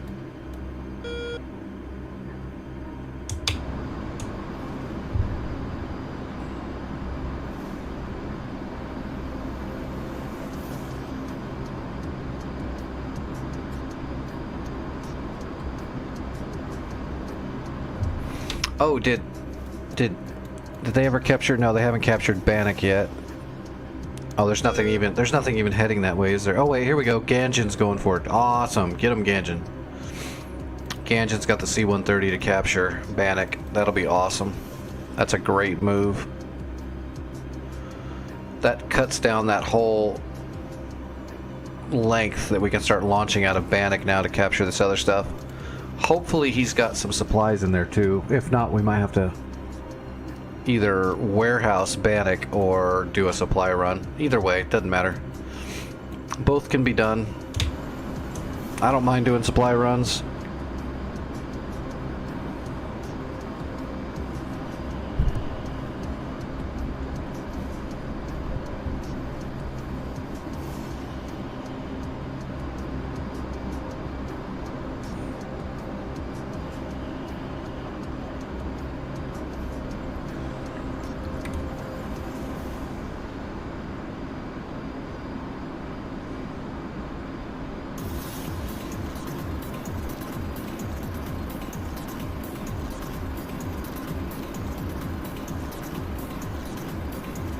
I should have climbed up a little bit higher, but eh.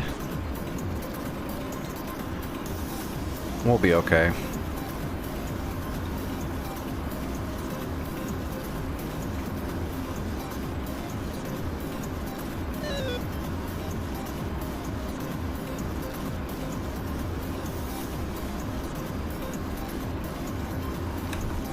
Oh, I better take another dose.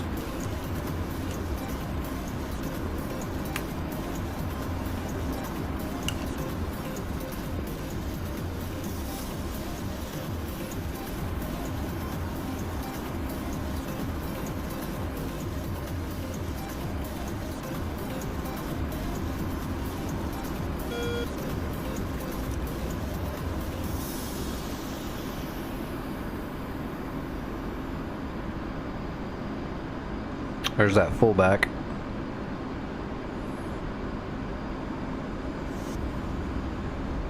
Angels 14. Yep, that's him.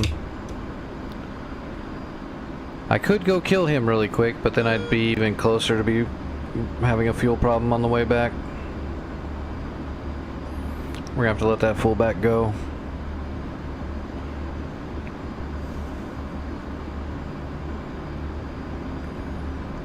Wonder if we can get a Link 16 lock. Vic, are you on comms?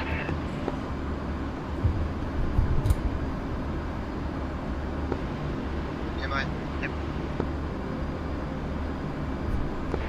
Hey, Vic, we have an Mi-8 that's currently going to waypoint 16. I am Joker, Bingo Fuel at the RTB. Are you, I see you heading out that way. Are you able to deal with it?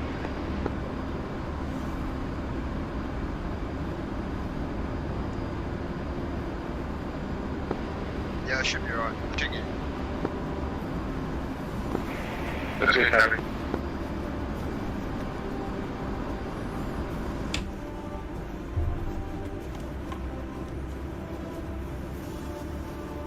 Oh, that's where those fox bats are hanging around too. That's a weird patrol. Fox bats, they're not really good for patrol. They're really just good for intercept.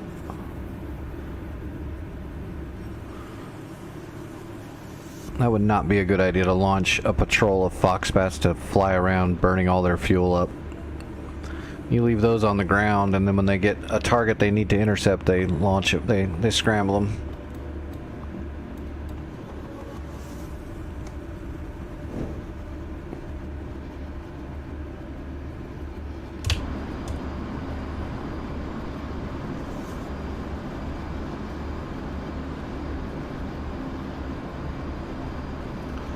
Alright, so there's the channel, the inlet, and the runway is right over there on the outside of that inlet. We'll just follow our HSI. We got all kinds of fuel. We could have probably intercepted that full back. That's alright though.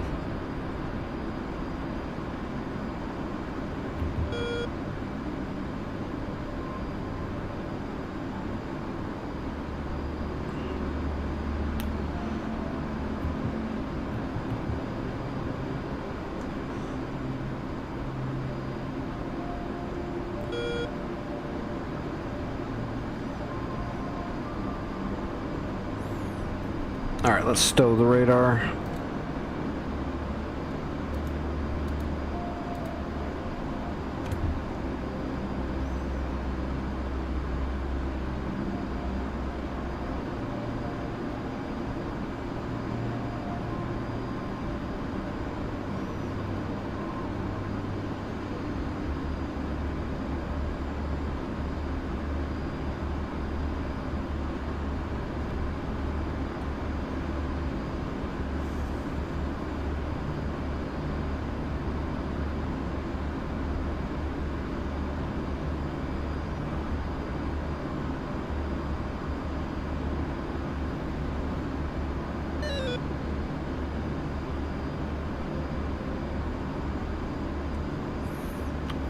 There's Bruce.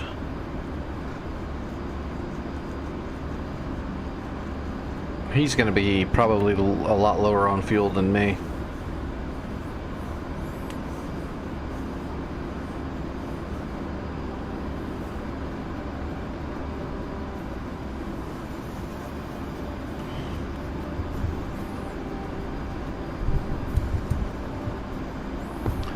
Outlaw 1-1.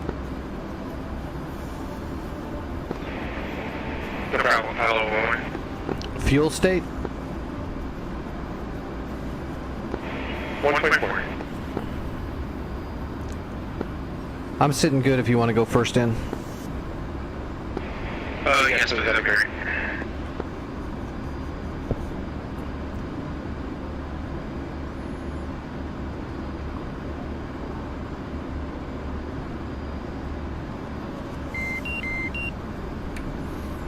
Oops.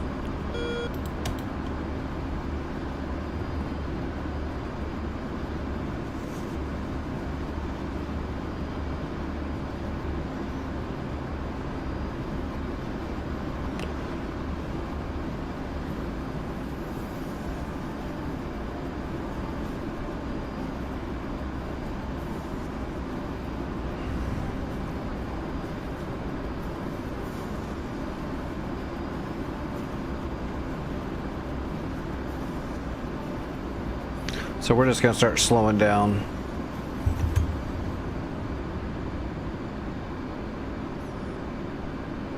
And if we need to, we'll do an overhead while Bruce lands, and then we'll come in after him.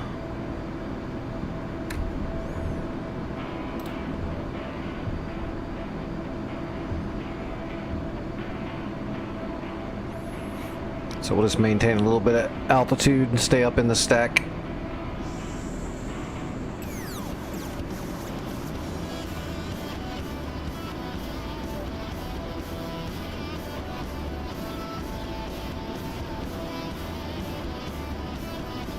That's probably him. Yeah. No, wait, that's Vic. I'm looking at Vic back there. There's Bruce.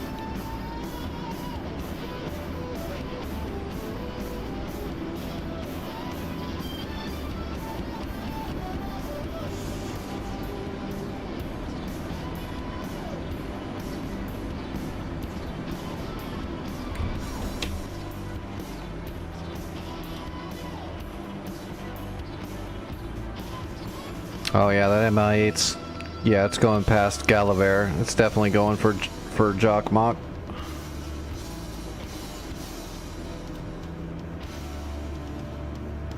And there's a T-model frog heading for Kavik Jock.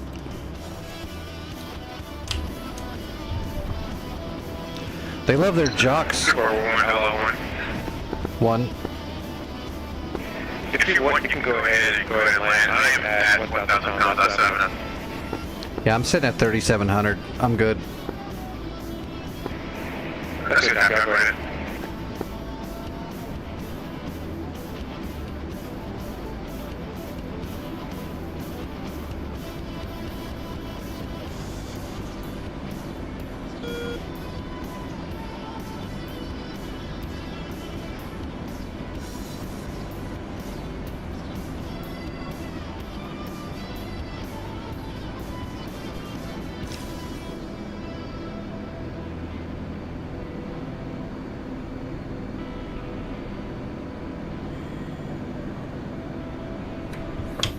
You should get there, Vic. Yeah, I mean, he's got a sling load. He's not exactly hauling ass. So you should have time to get there. I'd be more worried about... Yeah, I'd want to get there quickly, I guess, because you don't want to get close to the SA-11s. Because there is still active SA-11 there, so you definitely want to shoot him while he's farther north. That way you don't have to contest with it. Okay. Bruce is slotting into land right there.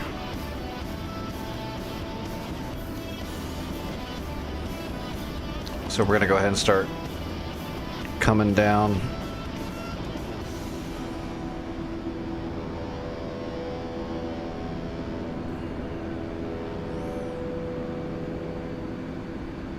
Basically, we're just going to do an overhead brake. So, well, sort of. We're going to do a cross runway brake. We're going to come in on the right base here, but then we're going to brake half of the runway and come back around. And that gives Bruce plenty of time to land without getting in each other's way at all. All right, we're idle.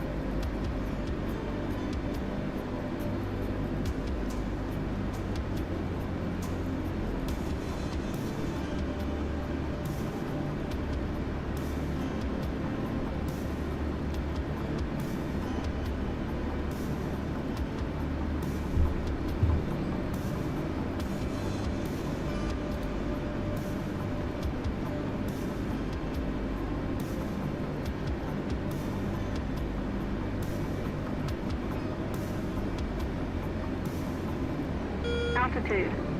Altitude. Yes, Betty. I'm aware.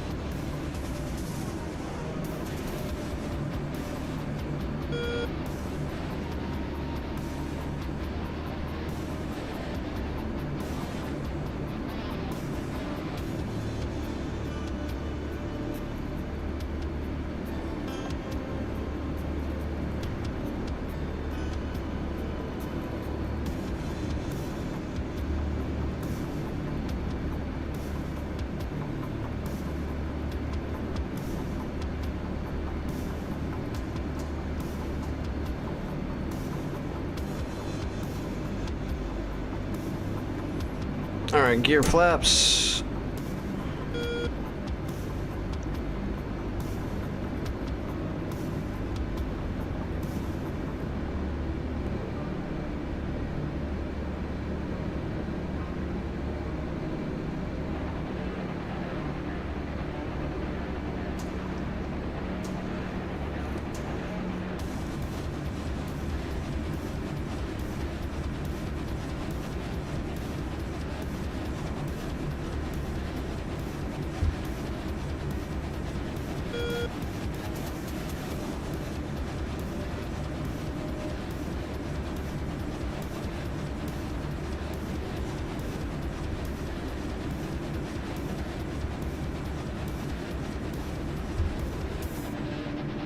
Alright, on speed.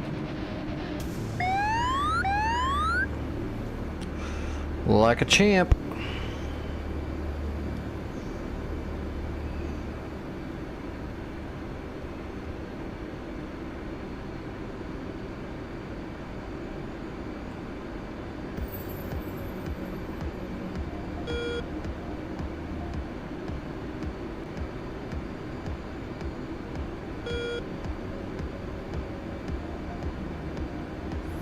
And that is how we do that.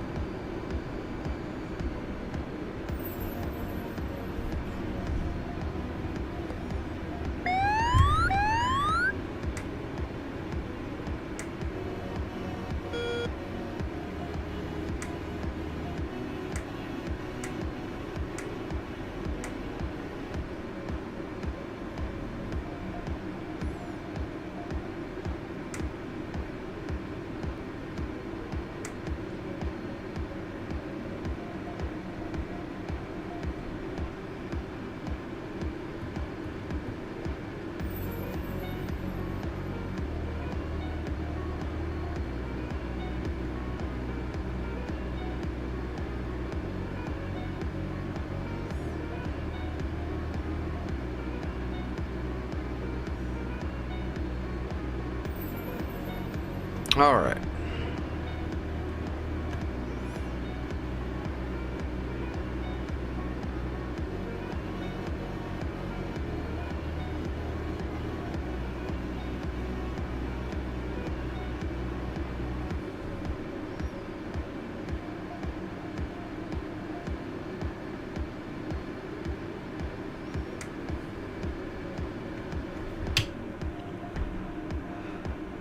All right, Vic's got him. Plenty of time.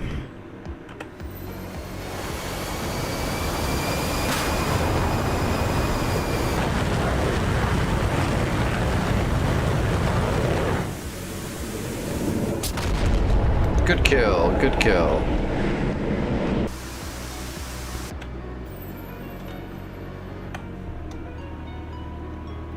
Wait, what? I saw its rotor blades pop off.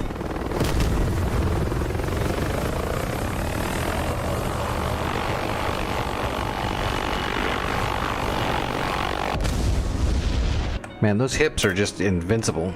Good kill. All right, so we need to neutralize this point.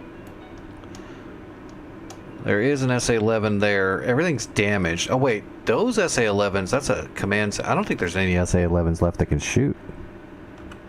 No, that's just the search radar. There's nothing left that can shoot.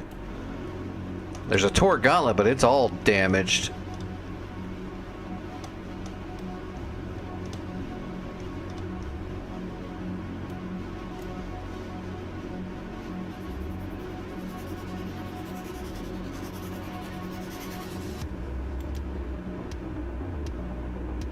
$60 miles, huh? From Kvikjok.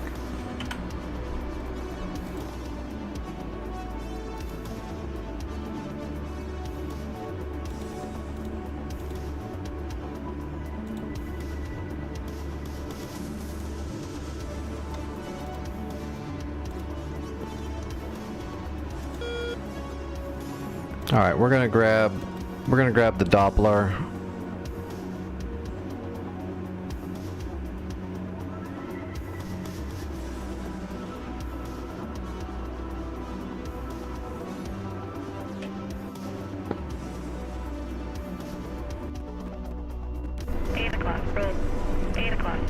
Searching.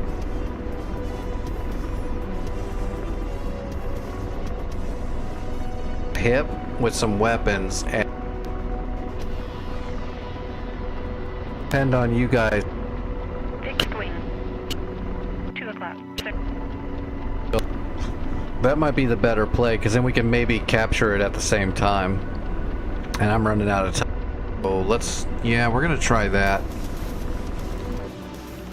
A Doppler would be the surefire deal, but we need to capture it too. So let's grab the transport chopper and we'll put some weapons on it. Not that. That.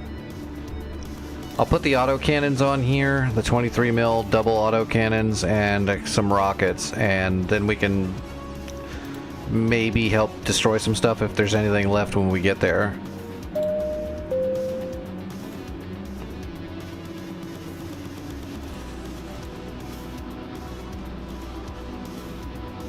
Take full fuel, flares, we're good to go.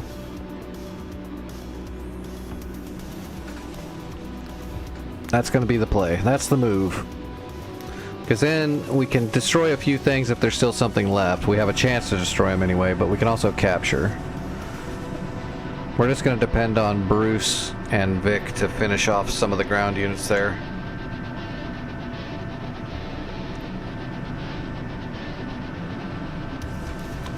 Alright, let's kill that. Let's kill the lights. We need to save power. Anti-icing is on, but we're gonna shut it off for now.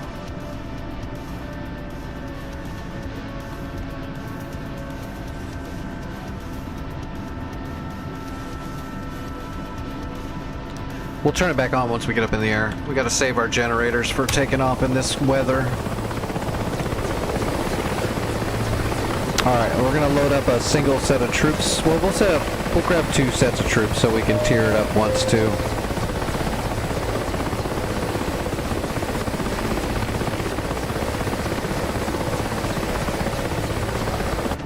We're ready. Let's go. Alright.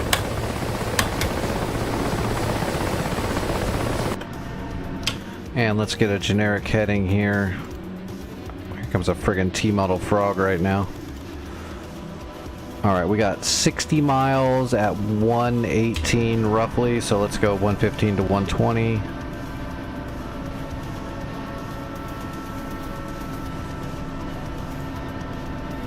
Right about there. We'll leave all the weapons off until we're airborne. That should be good. Alright, let's see. Is Bruce in the area yet? No. Or is Bruce even Bruce might have left.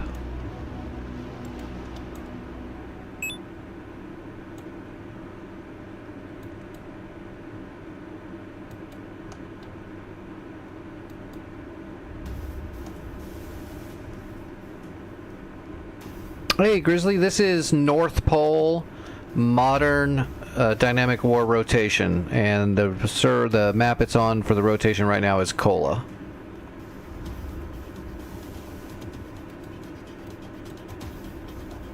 Oh, see, Vic's still got a way to go. What's left there? There's not much left there. If I could kill that gauntlet and that Shilka, I should be able to take out the rest, maybe. Oh shit, I forgot about all this stuff over here. Damn it, never mind, I can't do this. I can do this if you guys can kill the rest of the stuff.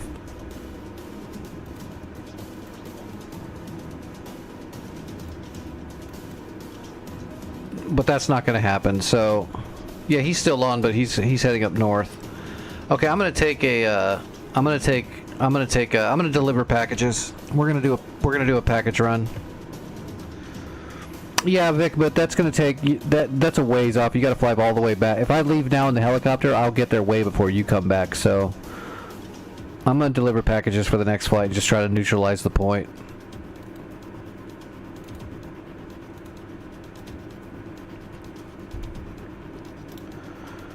And then I can pinpoint all that stuff.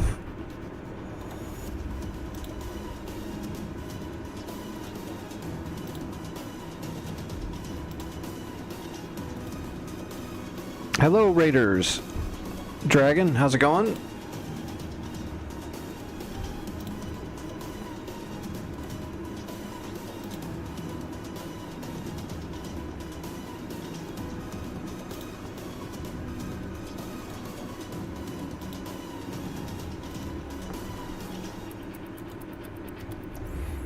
This is definitely a long flight to deliver packages, so we're definitely using the delivery skin. It's mandatory. It has to happen.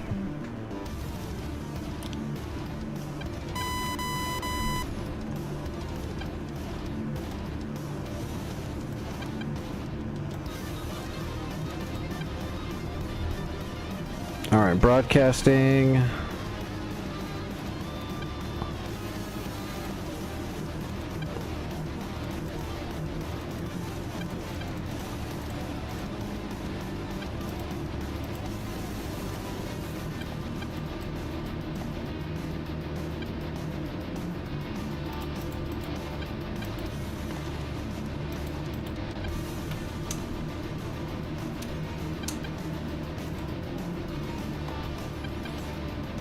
Where on earth did it start me?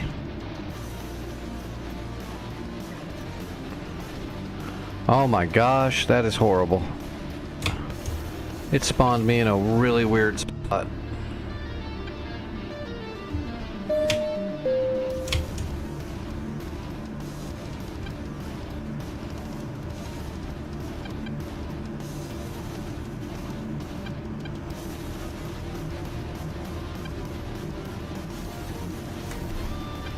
Let's see, let's set our brightness, profile. 16 Jockmock, that's the one.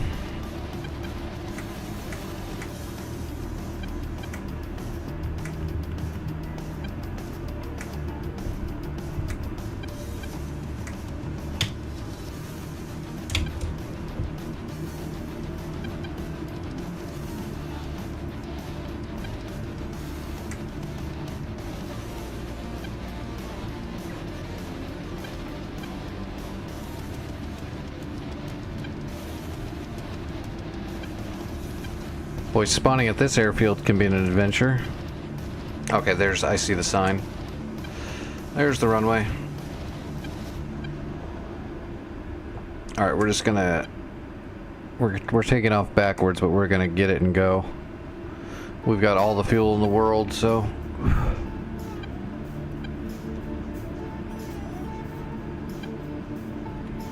Away we go.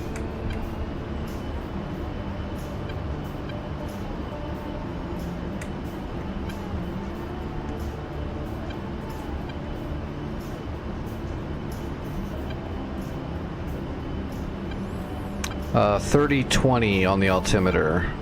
We'll get that once we're up in the air. Rotating.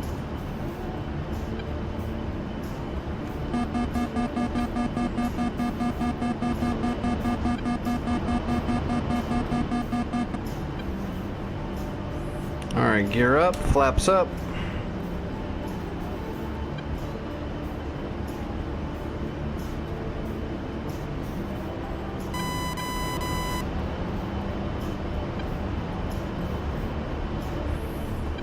I can go ahead and call an escort too, that'll help in case.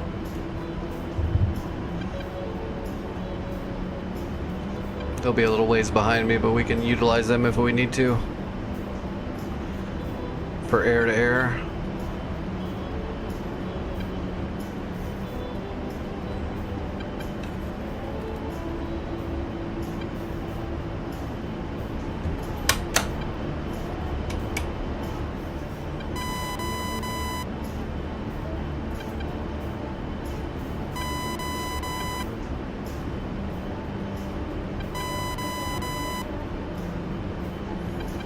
Alright, I'm on the way. 145 miles. But as long as I don't get jumped, everything there will die when I get there. Do a 5-degree climb for a bit.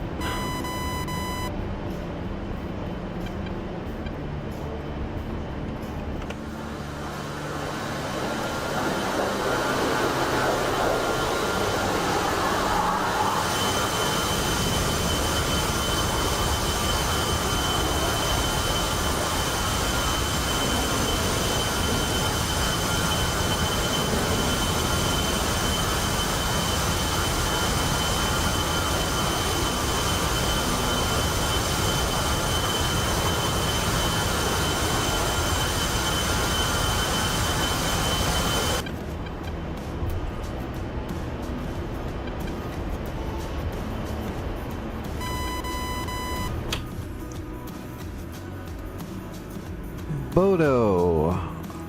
Oh, they've got a Tacan. They've got an ILS. They got a double ILS. Bodo's got ILS on both runways. And a Tacan and Vor. So you can get to Bodo and land no matter the conditions. They got everything there. That's nice. Bodo is stacked.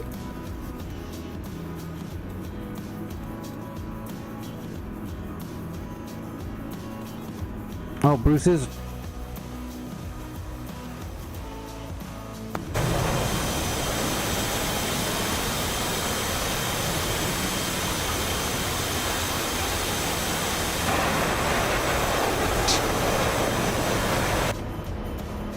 Been flying for too long. DCS needs a.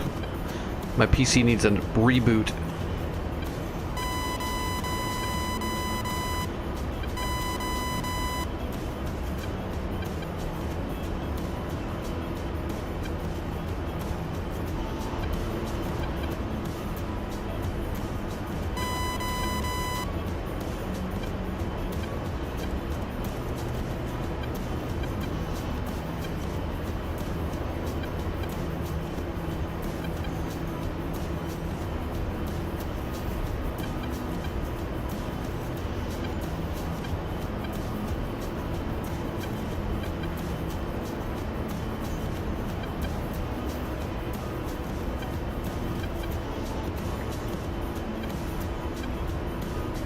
Warning, autopilot.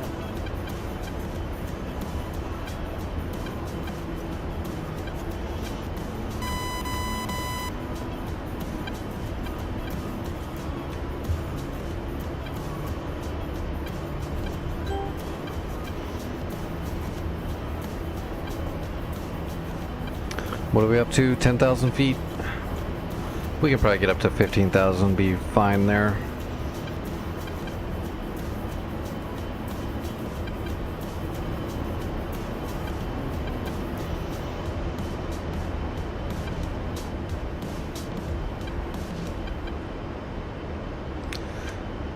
We're already at 128 miles. We're making good time for an A10.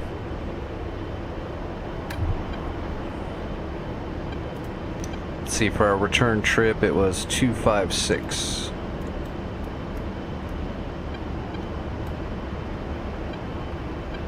Alright, that'll be our runway, and altimeter needs to be 320.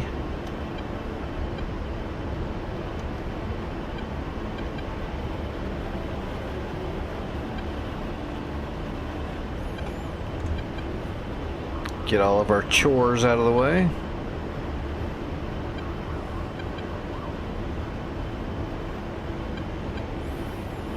We'll turn on the Mavericks to start warming up and aligning till when we're at like 40 miles. We don't got to do anything till then.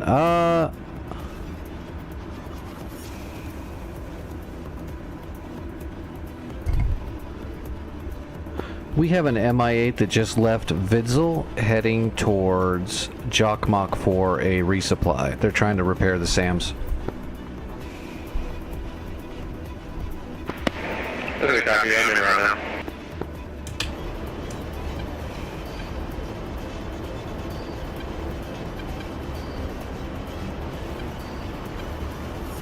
Boom, they just got Bannock. They just got Bannock. That's awesome.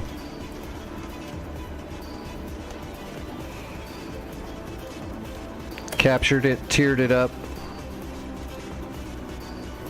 And he did bring warehouses as well. Oh, yeah, look at that. He captured it, tiered it up, and he brought 100 of everything. We're set at Bannock. Good stuff.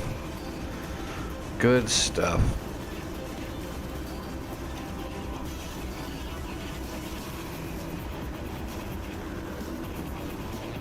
We should probably... How long one? One. Hey, did you want me to go ahead and clean up Circle 16, or are you going to eat your emphasis around? No, if you can take out 16, take out 16. Let's get happening.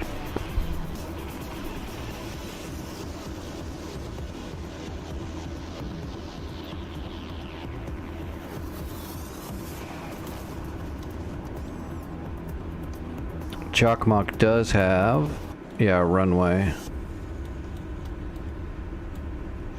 It's a 60-mile helicopter trip to capture it, or we could do a 140-mile C-130 trip to capture it. Except I'm out of time either way. I'm not going to be able to capture it.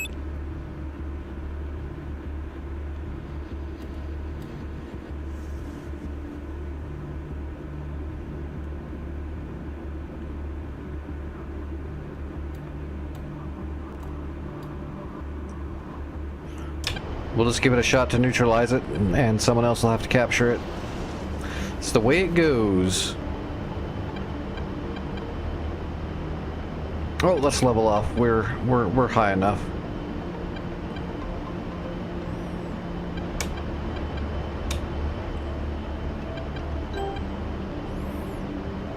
So we're getting high enough. We're gonna start bogging. Unfortunately, our DCS A-10's a little underpowered. Inbound.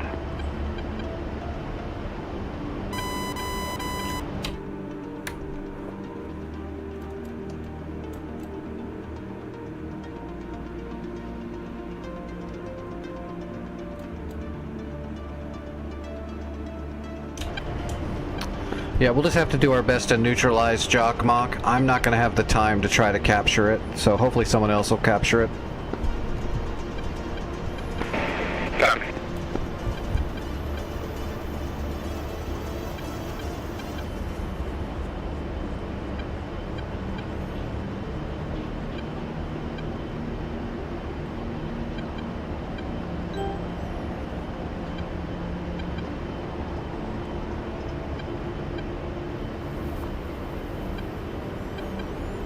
.105.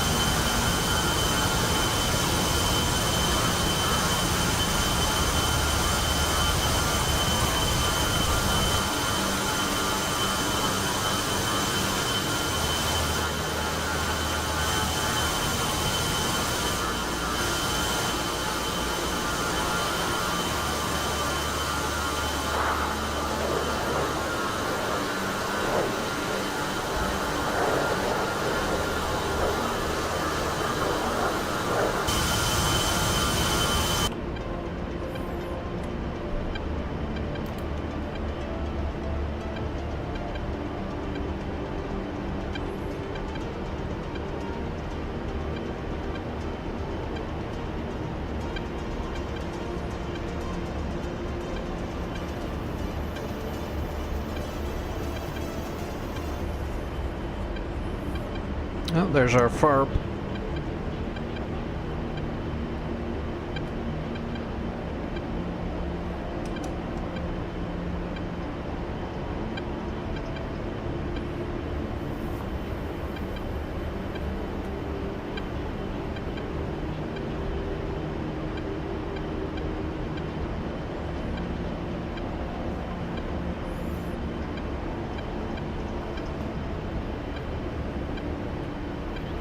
Super exciting. Very realistic, though, at least. 30 minutes of boredom for 2 minutes of terror.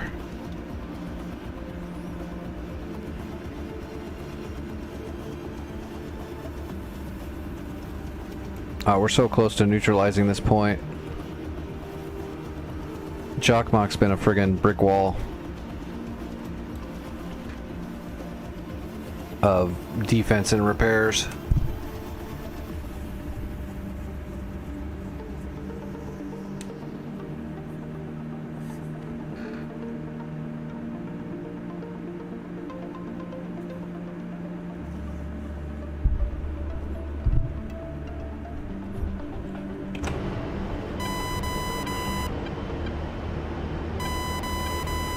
Hey, does anyone know when the next DCS sale is going to be, actually? Have they announced?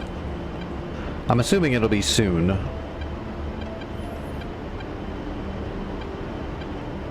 I definitely want to secure the funds to grab a couple of those warbirds I've been putting off forever.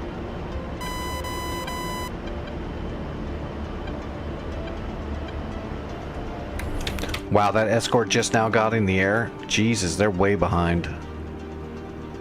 I called them when I was taking off. We don't really need them, but...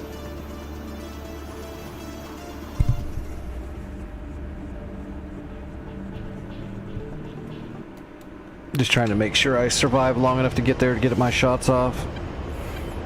I think all we have to do is kill the Shilka and the Tor Gauntlet, and then there's really nothing left there that's of real danger. A lot of machine guns and AAA, but I mean, not an issue. Mavericks and laser guided bombs, we can kill all of it from outside of their range. As we do.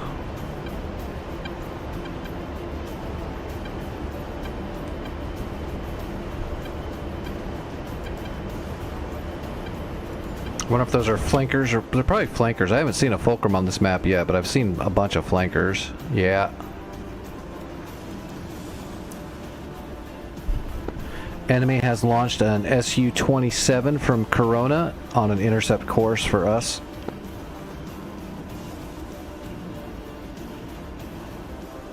No threat yet. I'm gonna send my escorts after it.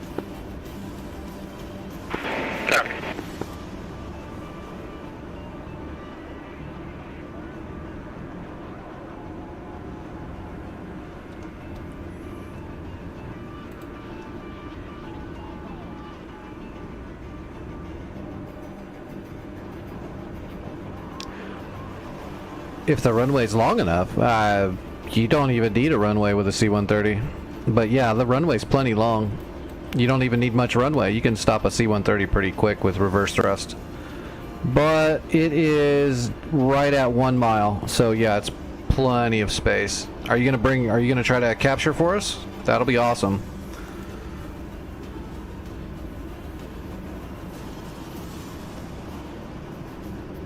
Yeah, you can pull it off. Easily. C-130 landing, piece of cake. There is a lot of trees, so I wouldn't recommend a field landing, but yeah, the runway's tight. The main runway. The smaller runways are no good.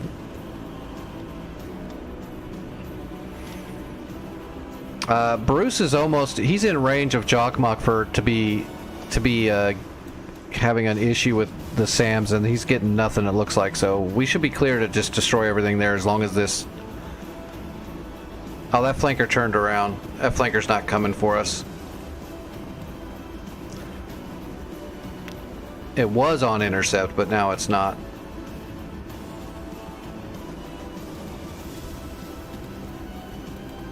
So I'm gonna bring my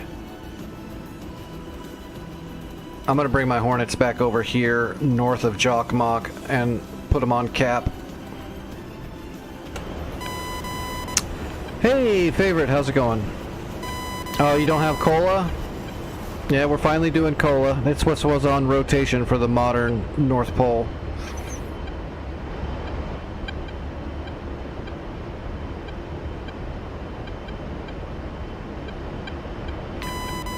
A very beautiful, awesome map, but it's definitely challenging because of the distances.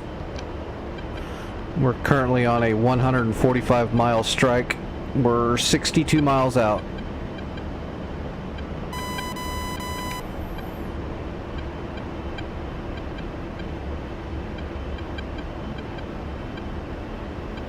Well, Sinai's a good one. Well, I mean, that's a dumb thing to say. They're all good. There's no DCS map that sucks. The only thing that makes a DCS map not as good as the others is the amount of people that run it. 145 miles on a hog is nothing. Fuel efficiency of a hog, you could fly that all day long. It's a long run for a Viper. if you're not conserving your fuel properly in high altitude cruise. It can be a pain in Hornets too if you're not watching your fuel. In a hog though, nothing, no big deal at all.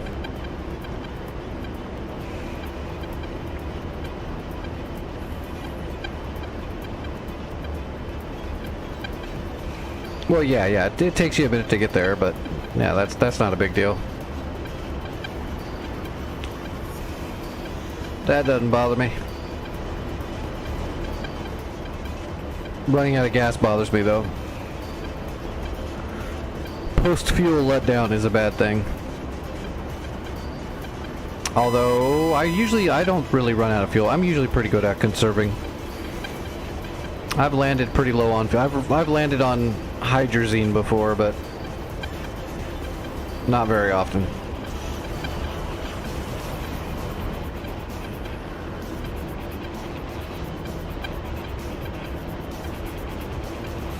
The real trick is if you know you screwed up and you didn't preserve your fuel good, that's when you pick a fight that you can't win and play it off, right?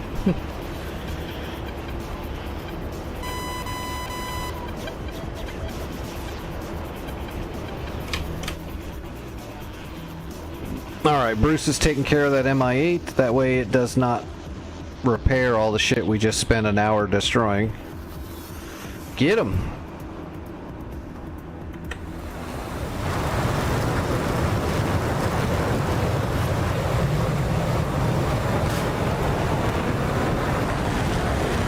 Oh, going for the Maverick shot, huh? Oh, that does not look right.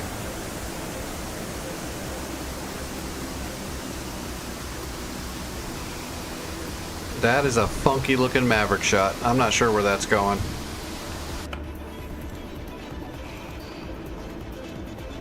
Up and away.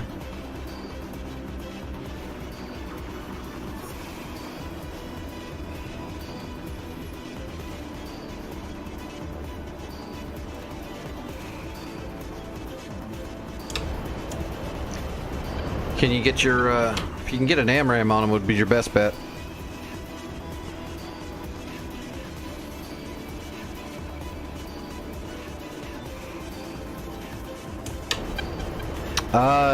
For sure. I've lived that experience more than once. Absolutely.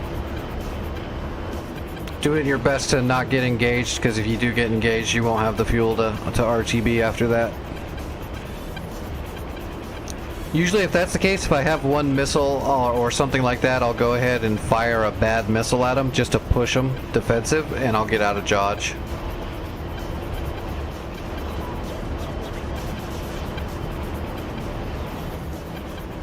If I can. I've used that tactic quite a few times to make them defensive and just get out of there. Head for home, where hopefully there's SAMs.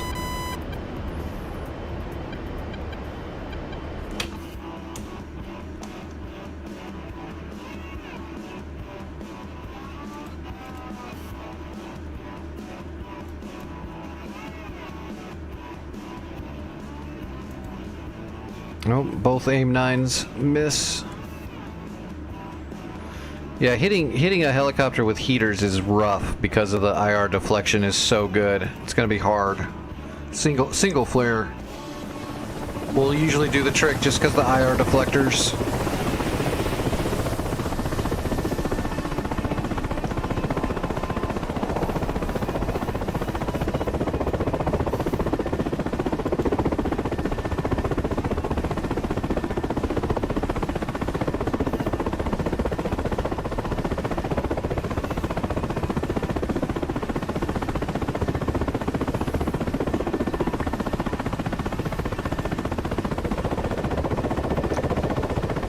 Yeah, Cold War is awesome unless you want to use a Viper.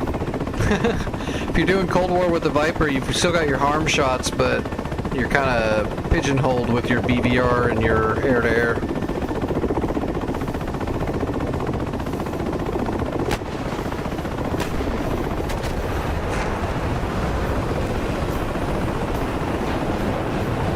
Oh damn, we are about to have a bad time. Alright, turning my Mavericks on, getting them warmed up. That sucker's gonna repair, isn't it? Oh no, Bruce, you got an igloo on you. Oh, it hit you, I think. Oh, you survived it.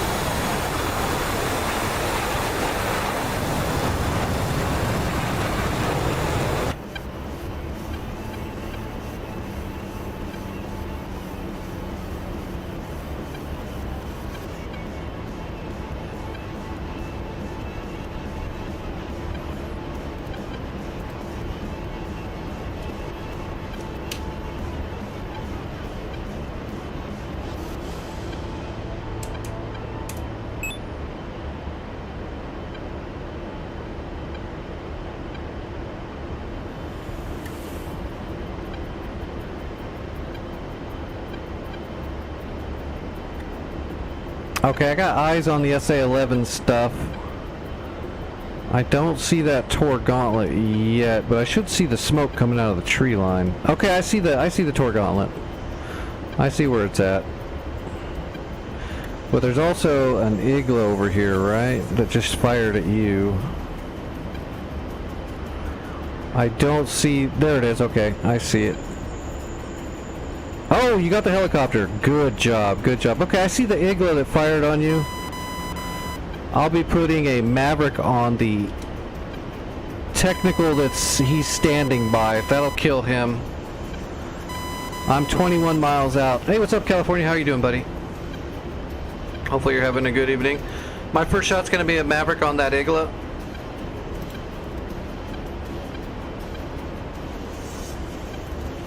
And then I'm going to go from there.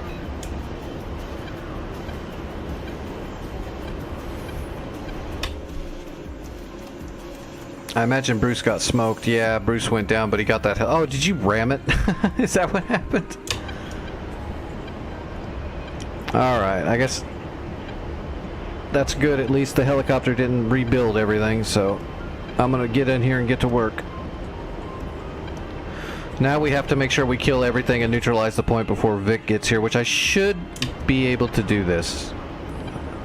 I have faith that I can do this, as long as none of my shots get wasted and that Tor Gauntlet doesn't keep surviving because of the trees. Should be able to do this. If I kill this guy, the splash damage should kill the igloo. We gotta use our Mavericks sparingly until all of the major threats are dead.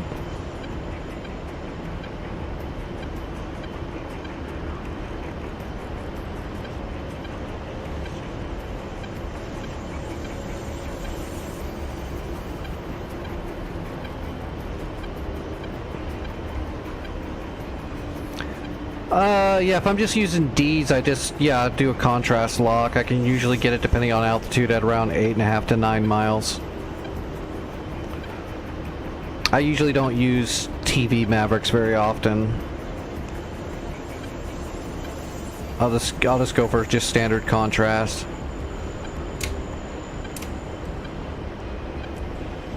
Alright, 11 miles. Mavericks are hot. Slaving.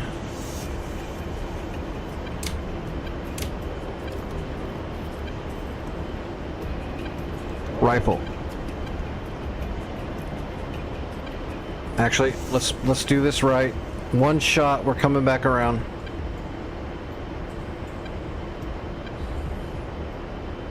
Now I'm gonna go find that Tor Gauntlet and see if I can get him with a Maverick. Let me just get some distance. I need to take my time. So we're looking for the splash on the igloo here.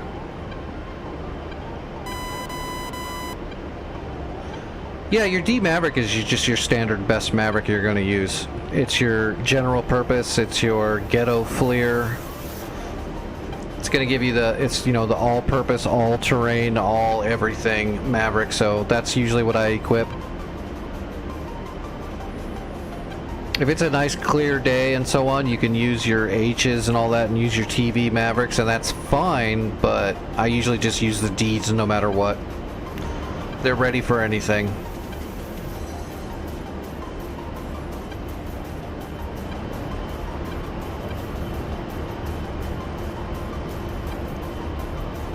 Alright, Shaq, Dishka, and Igla is down. Alright, so that worked perfect so far. Let's get parallel.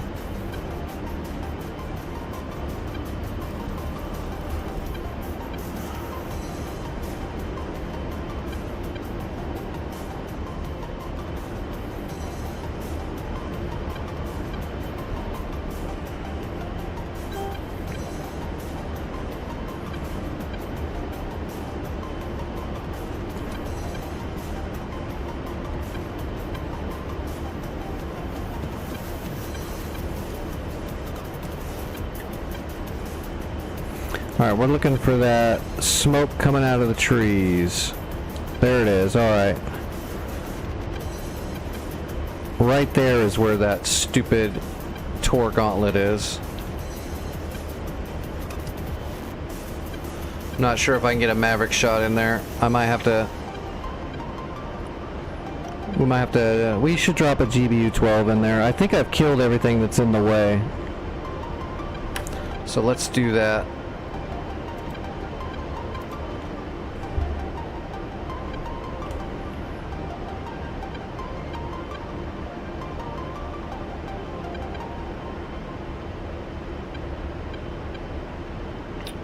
Hopefully that Tor gauntlet doesn't shoot. It's heavily damaged.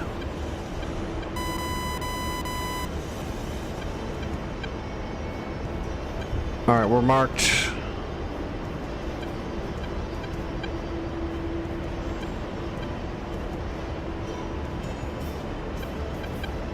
Then we'll come around and we'll get a little bit more choosy with our Maverick shots after that.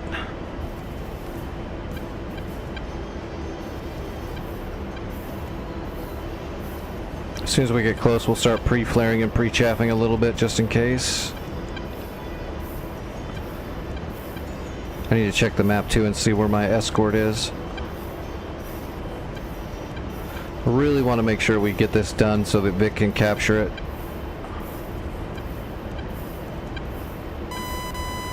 Alright, 20 seconds pre-flaring.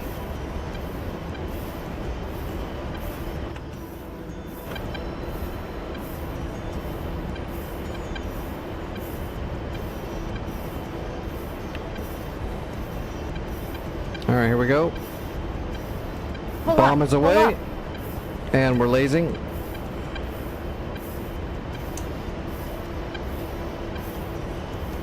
There's that gauntlet right there.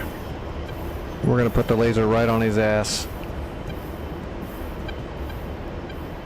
There's the Shilka next to it, but I don't care about the Shilka so much. We'll come back for the Shilka.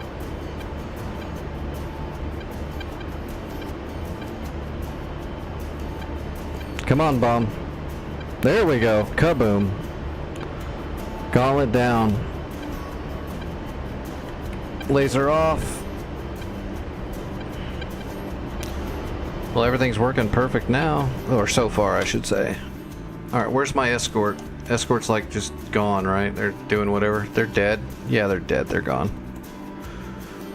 To be honest, they probably ran out of fuel and fell out of the sky.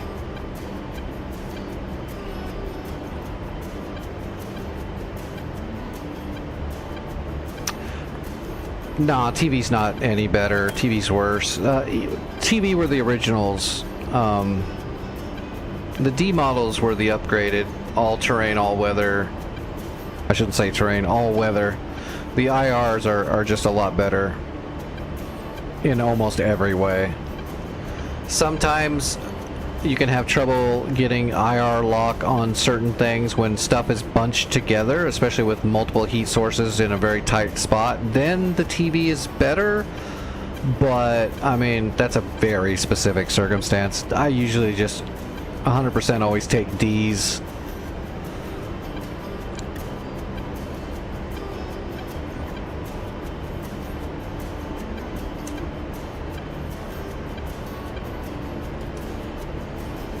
Is that a brand new Tor gauntlet there, or is that a command? That's a command center. Alright, next Maverick shot is set.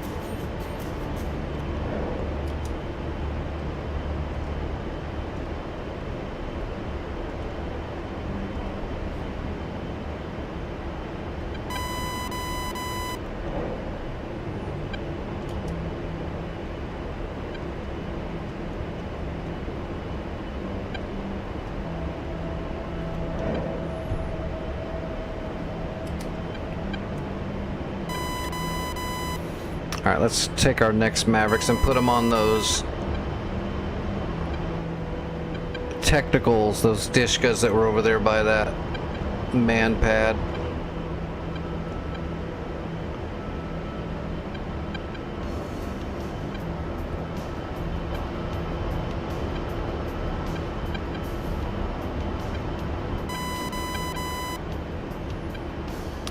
Yep, that was the command center.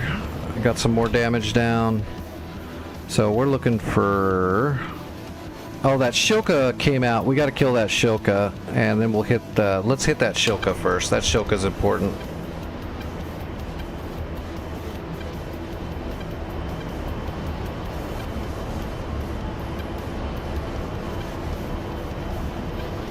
Right over there, I think.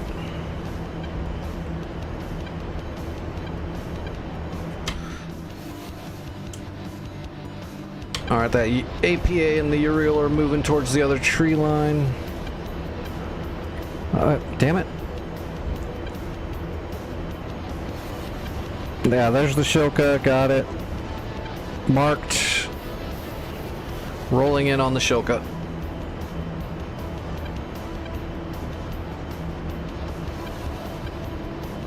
Vic, I should have this cleared out for you. I hope you're on the way.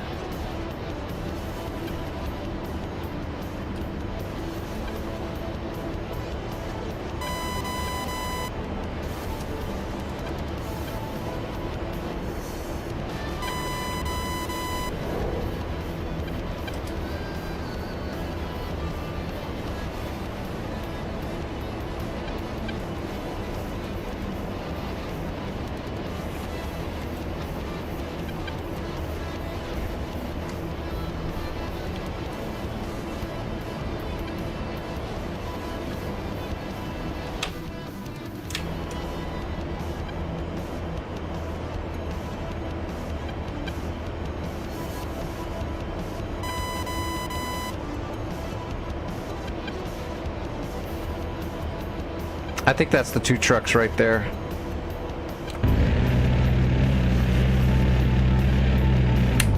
Pull up. Yep, pull that's up. them. Alright, they're dead. Alright, we're coming back around. All we got left now is the, those technicals over there.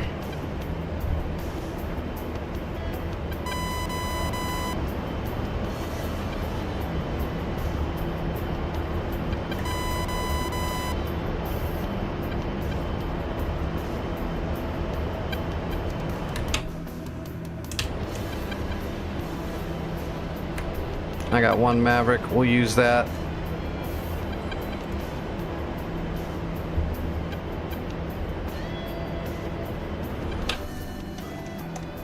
Alright, and I don't see any helicopters coming in, and Vic is on the way. He's halfway here. We gotta get this done quick. Alright, targeting pod looks like it's on the correct spot. Yep, there they are. We're gonna put our Maverick right here. Oh, damn it. We're gonna hit this sucker, this light armor right here, and hopefully we'll get the truck with it.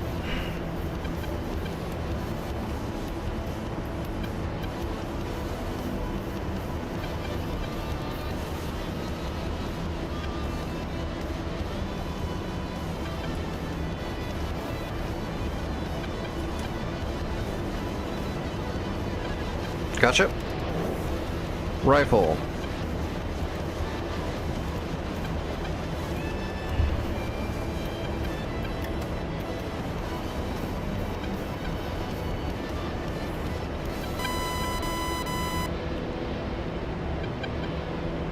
Alright, we're dropping a bomb on the as we pass by as well. We are getting efficient up in this bitch.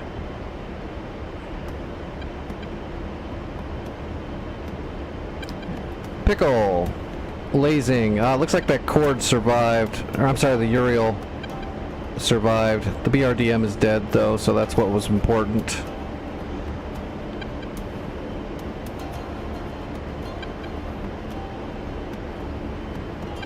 Boom. Nice catch. What do we got left there? just the Uriel. Okay, there's a cord there. We got to kill that cord. I've got one bomb left. We're going to put it on that technical.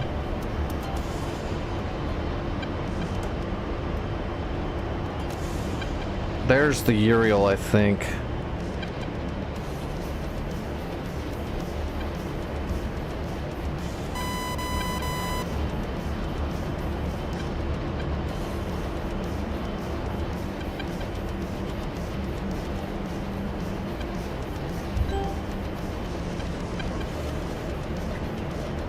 Okay, yeah, there it is. So I'm going to put the bomb right here, kind of in front of the technical, and I'm going to really hope that I get both targets. The Uriel doesn't take much. The technical doesn't take much either, so we're going to hope for splash damage here. But the cord is the most important one, so we're going to put the bomb closest to it. Because we can gun the Uriel without any risk of being shot. It's just a Uriel.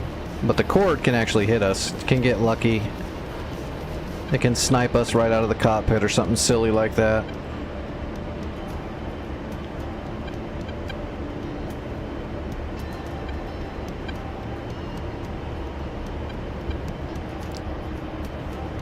Pickle. And lasing.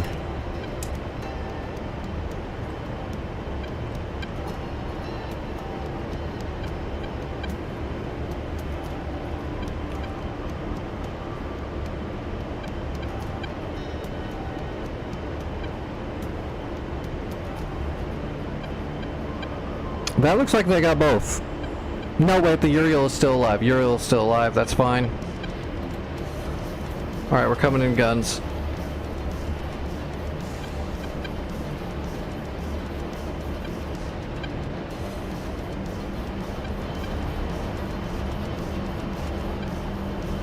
Yeah, we already thumped a few vehicles. We're gonna finish off on it.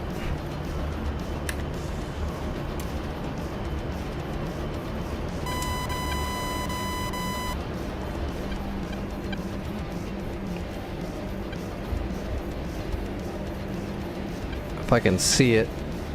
I think, okay, I see it. It's the smoke right there. I don't have the gun pack on. We're gonna raw dog it.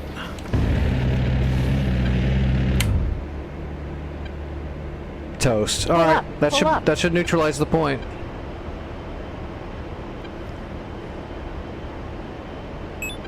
Boom. All right, Vic, you're clear. You're absolutely clear. Runway's clear. There's no explosions or wreckage on it. You've got a wide open door. And Vic is, yeah, look at that. He's like 20, 30 miles, 40 miles out. Perfect. Perfect.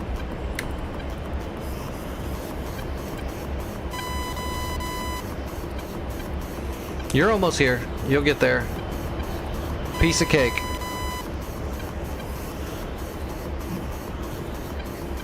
Line up, bring her in nice and easy. On final, when you throw it all the way back to idle, that'll engage the automatic reverse thrust. Set her down nice and easy and let her do the rest. Piece of cake.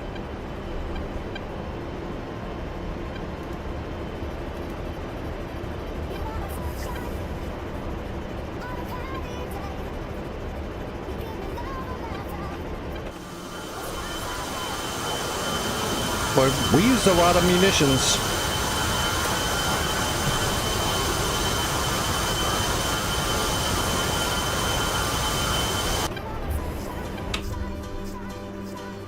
Alright, I am not going to RTB all the way back to Bodo, because that's going to take forever. I'm just going to depend on you to capture it so I can land and cash in all the credits I just earned. The entire war is on your shoulders, Vic. No pressure. And everybody on stream is watching. They're pointing.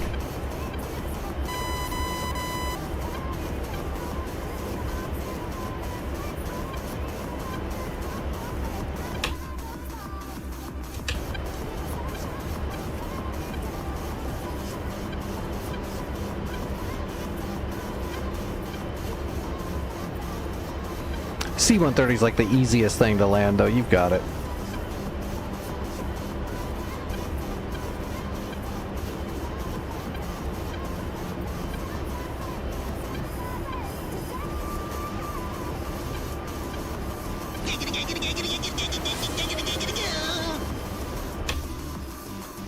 If I can land it, anybody can.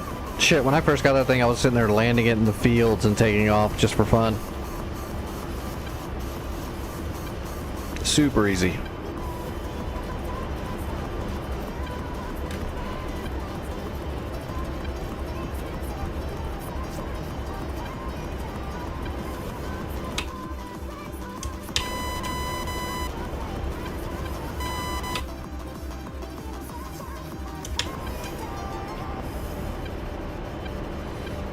Should be able to see that big old thing out here.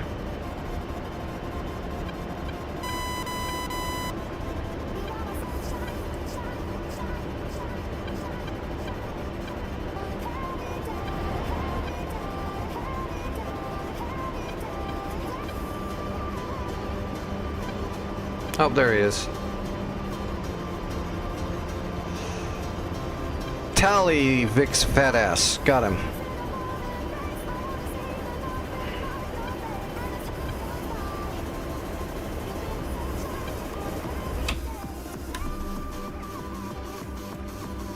Oh no. Vic, there's 2 fulcrums, so definitely land. I'm not sure if they're heading for us yet. They're not yet, but they're definitely in the vicinity.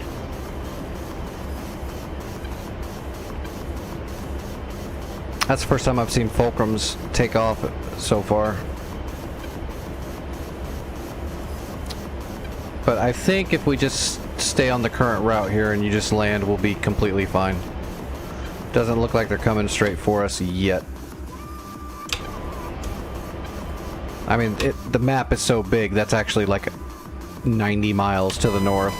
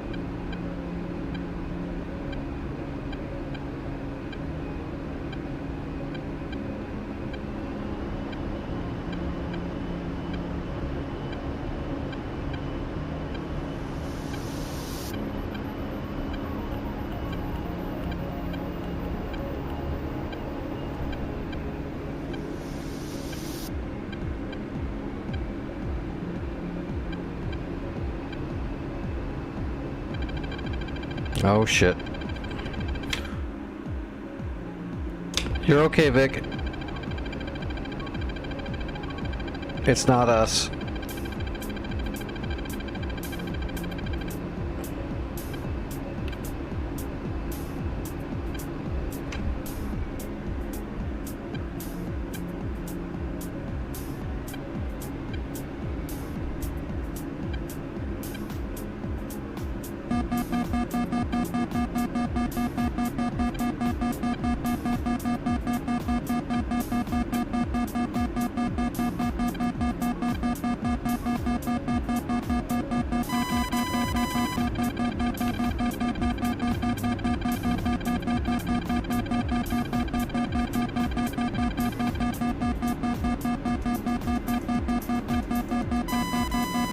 Altitude, altitude.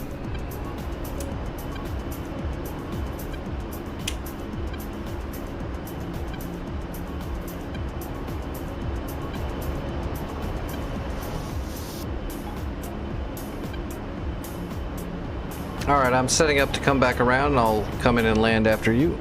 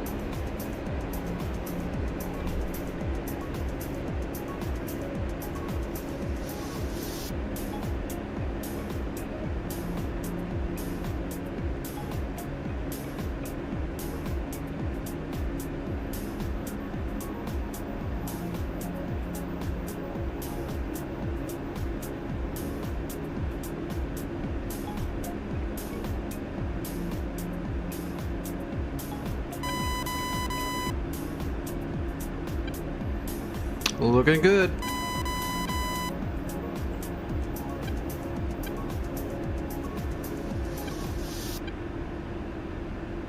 Very nice. Very nice.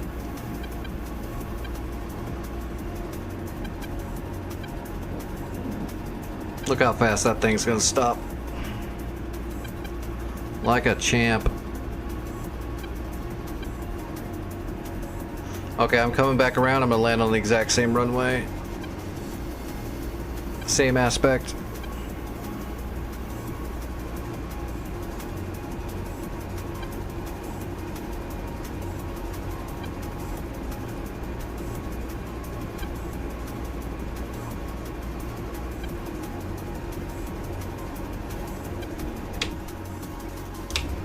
Actually, I kind of got to wait until it caps, right? That way when I land it actually credits it.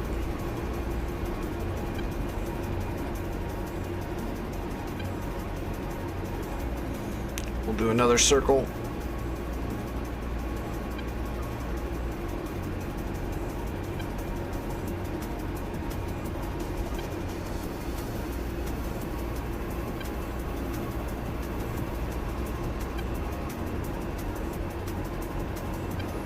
I think if you're already on the ground and then it caps, it won't do the actual credits for the team thing. You'd have to take off and land again.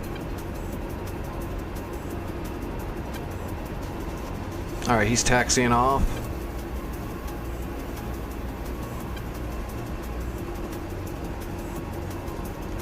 He'll unload soon, and that'll cap it.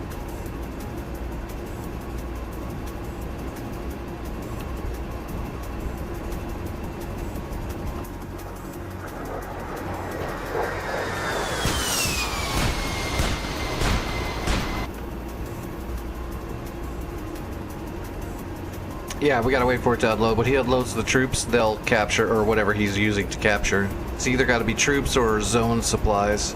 If it's warehouse supplies, that won't do anything. Warehouse supplies only works if you're loading a warehouse you own. So as soon as he drops off zone supplies or troops, they'll capture.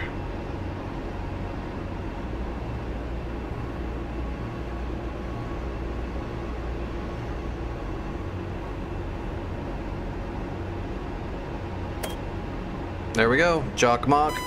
1 of 2. 2 of 2. Fully upgraded. Good shit. And 10 of everything. So he also brought some warehouse supplies with him. Alright, I'm coming around to land.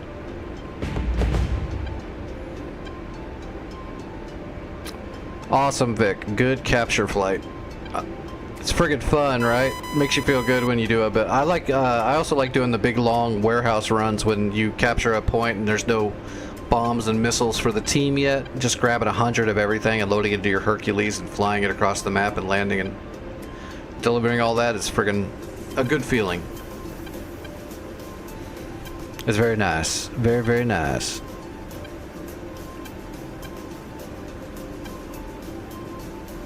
Alright. Coming in short final.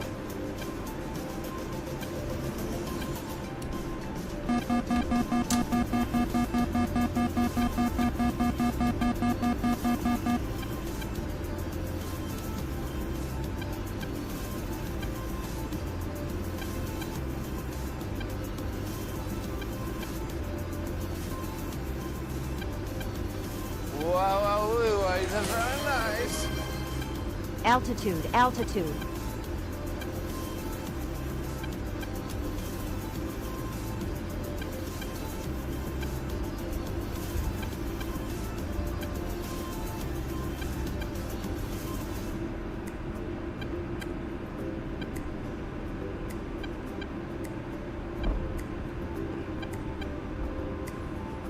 That is how we do that.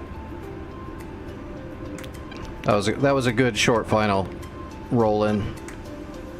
That was clean. Oh shoot.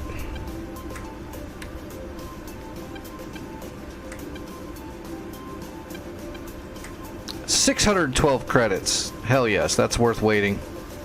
That's a good chunk of kit change for the team.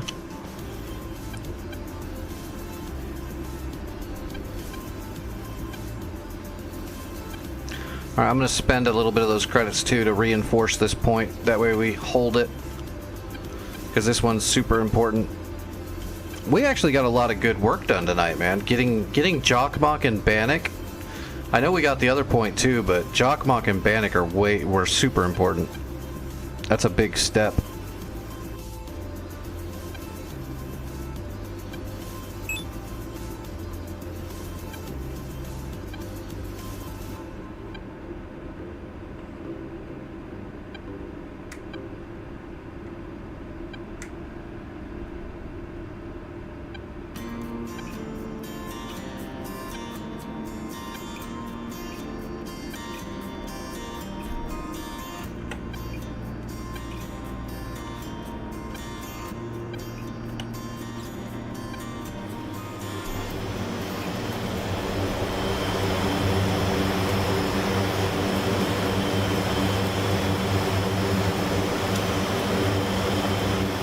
Awesome. Are you going to use a Chinook and crate some SAMs?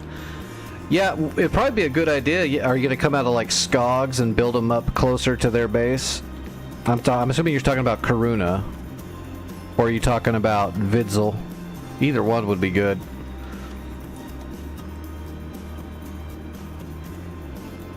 Oh, friggin' ads. Of course. Alright, let's do this before I forget. Other shop, command arms, or combined arms, sorry. Deploy air defenses. RAM. We've got a Nassam, so we've got good stuff, but I'm going to put a little extra stuff in there just to make sure we hold it. Okay, there's a Chappie and a Roland.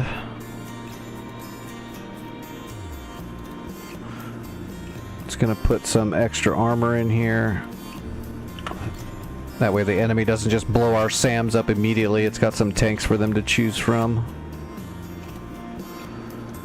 There we go. Now we got some tanks and some roll-ins and linebackers and all kinds of shit.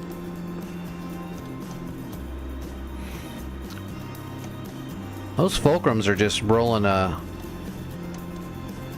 looks like the enemy is more worried about Skogs mainly, but I bet you they're going to start trying to re-attack Jokkmokk pretty quickly.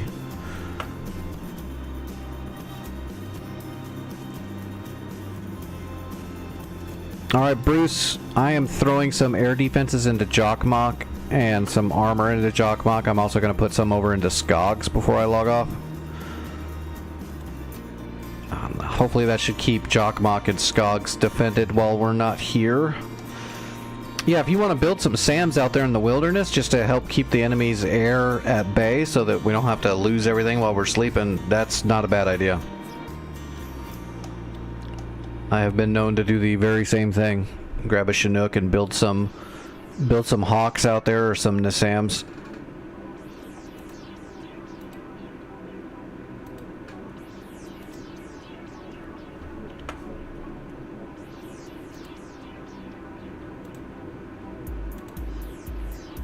We're pretty loaded up on Skogs and Jokkmokk. They're pretty well defended.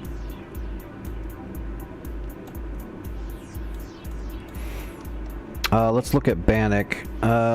Santa and Gadgeon captured Bannock, but Bannock is already fucked up. I'm gonna put some stuff into Bannock too.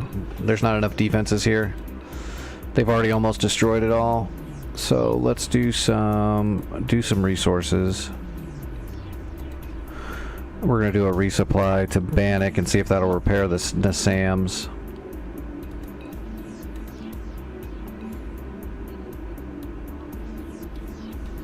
Did that not do it? Okay. It's broken. Other select zone for friendly resupply. Bannock. I don't know what's going on. I keep telling it, but it's not working. Something's wrong.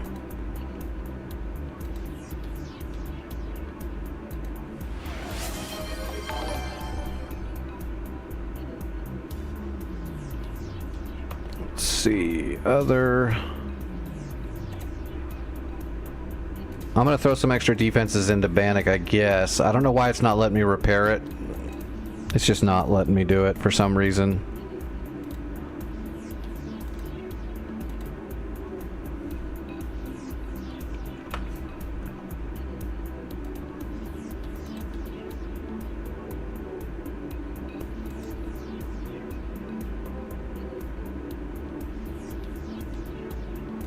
What's our... Let me look at our budget. I don't want to get too crazy with it.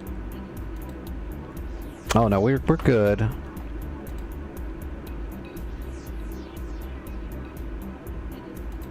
I still wish that would work.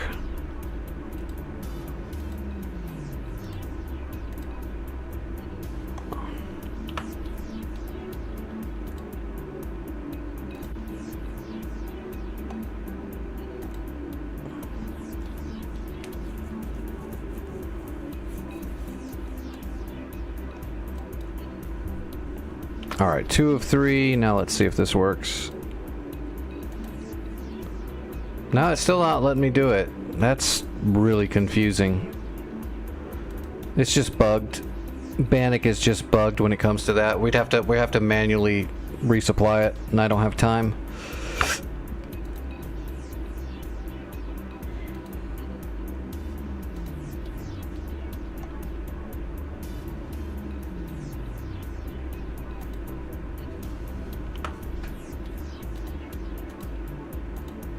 Yeah, it's just not gonna let me do it. So I'm just gonna do a little bit more combined arms, and it's just gonna have to be enough.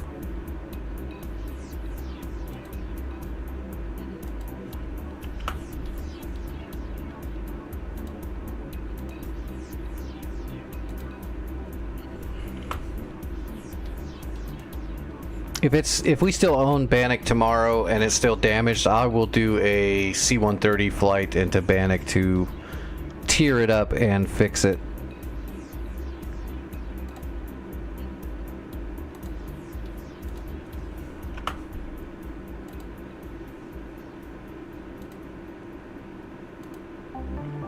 Alright, I put some extra air defenses there. That's gonna have to be enough.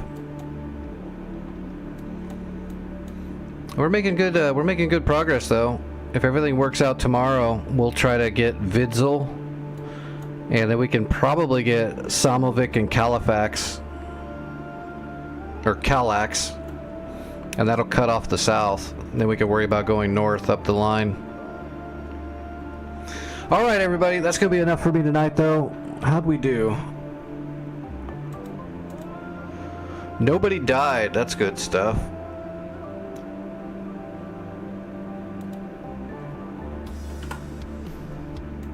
Alright, let me see who is flying and I will get you guys rated over somewhere.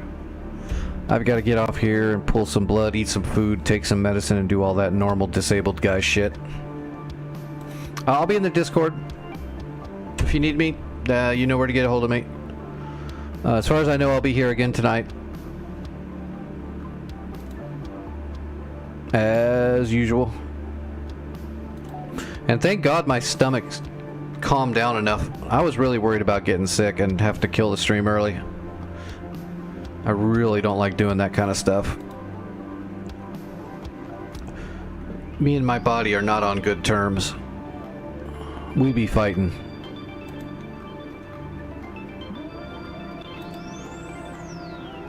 Alright, who is streaming?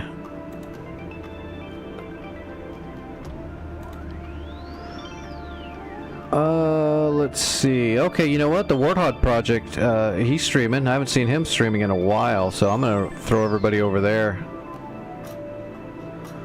Oh, the emote that you guys unlocked with that hype train earlier, Trife and Santa, it's the fall damage emote. So that's unlocked on the channel now.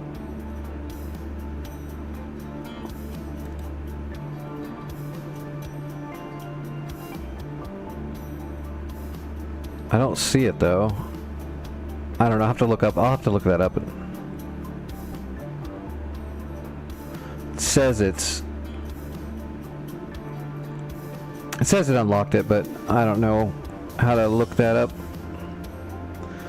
Anyway, let's get you guys rated over to the Warthog Project. He is a cool guy. He's got a really like 10 out of 10 A10 sim pit with surround screens that he created. Really good stuff.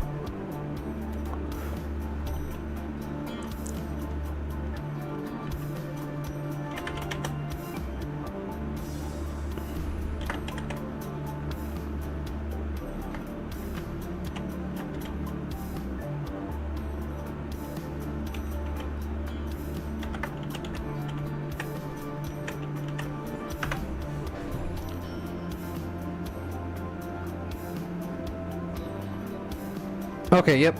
Raid's going through. Tell him hi for me. I'm not sticking around. I've definitely got to do some medical shit.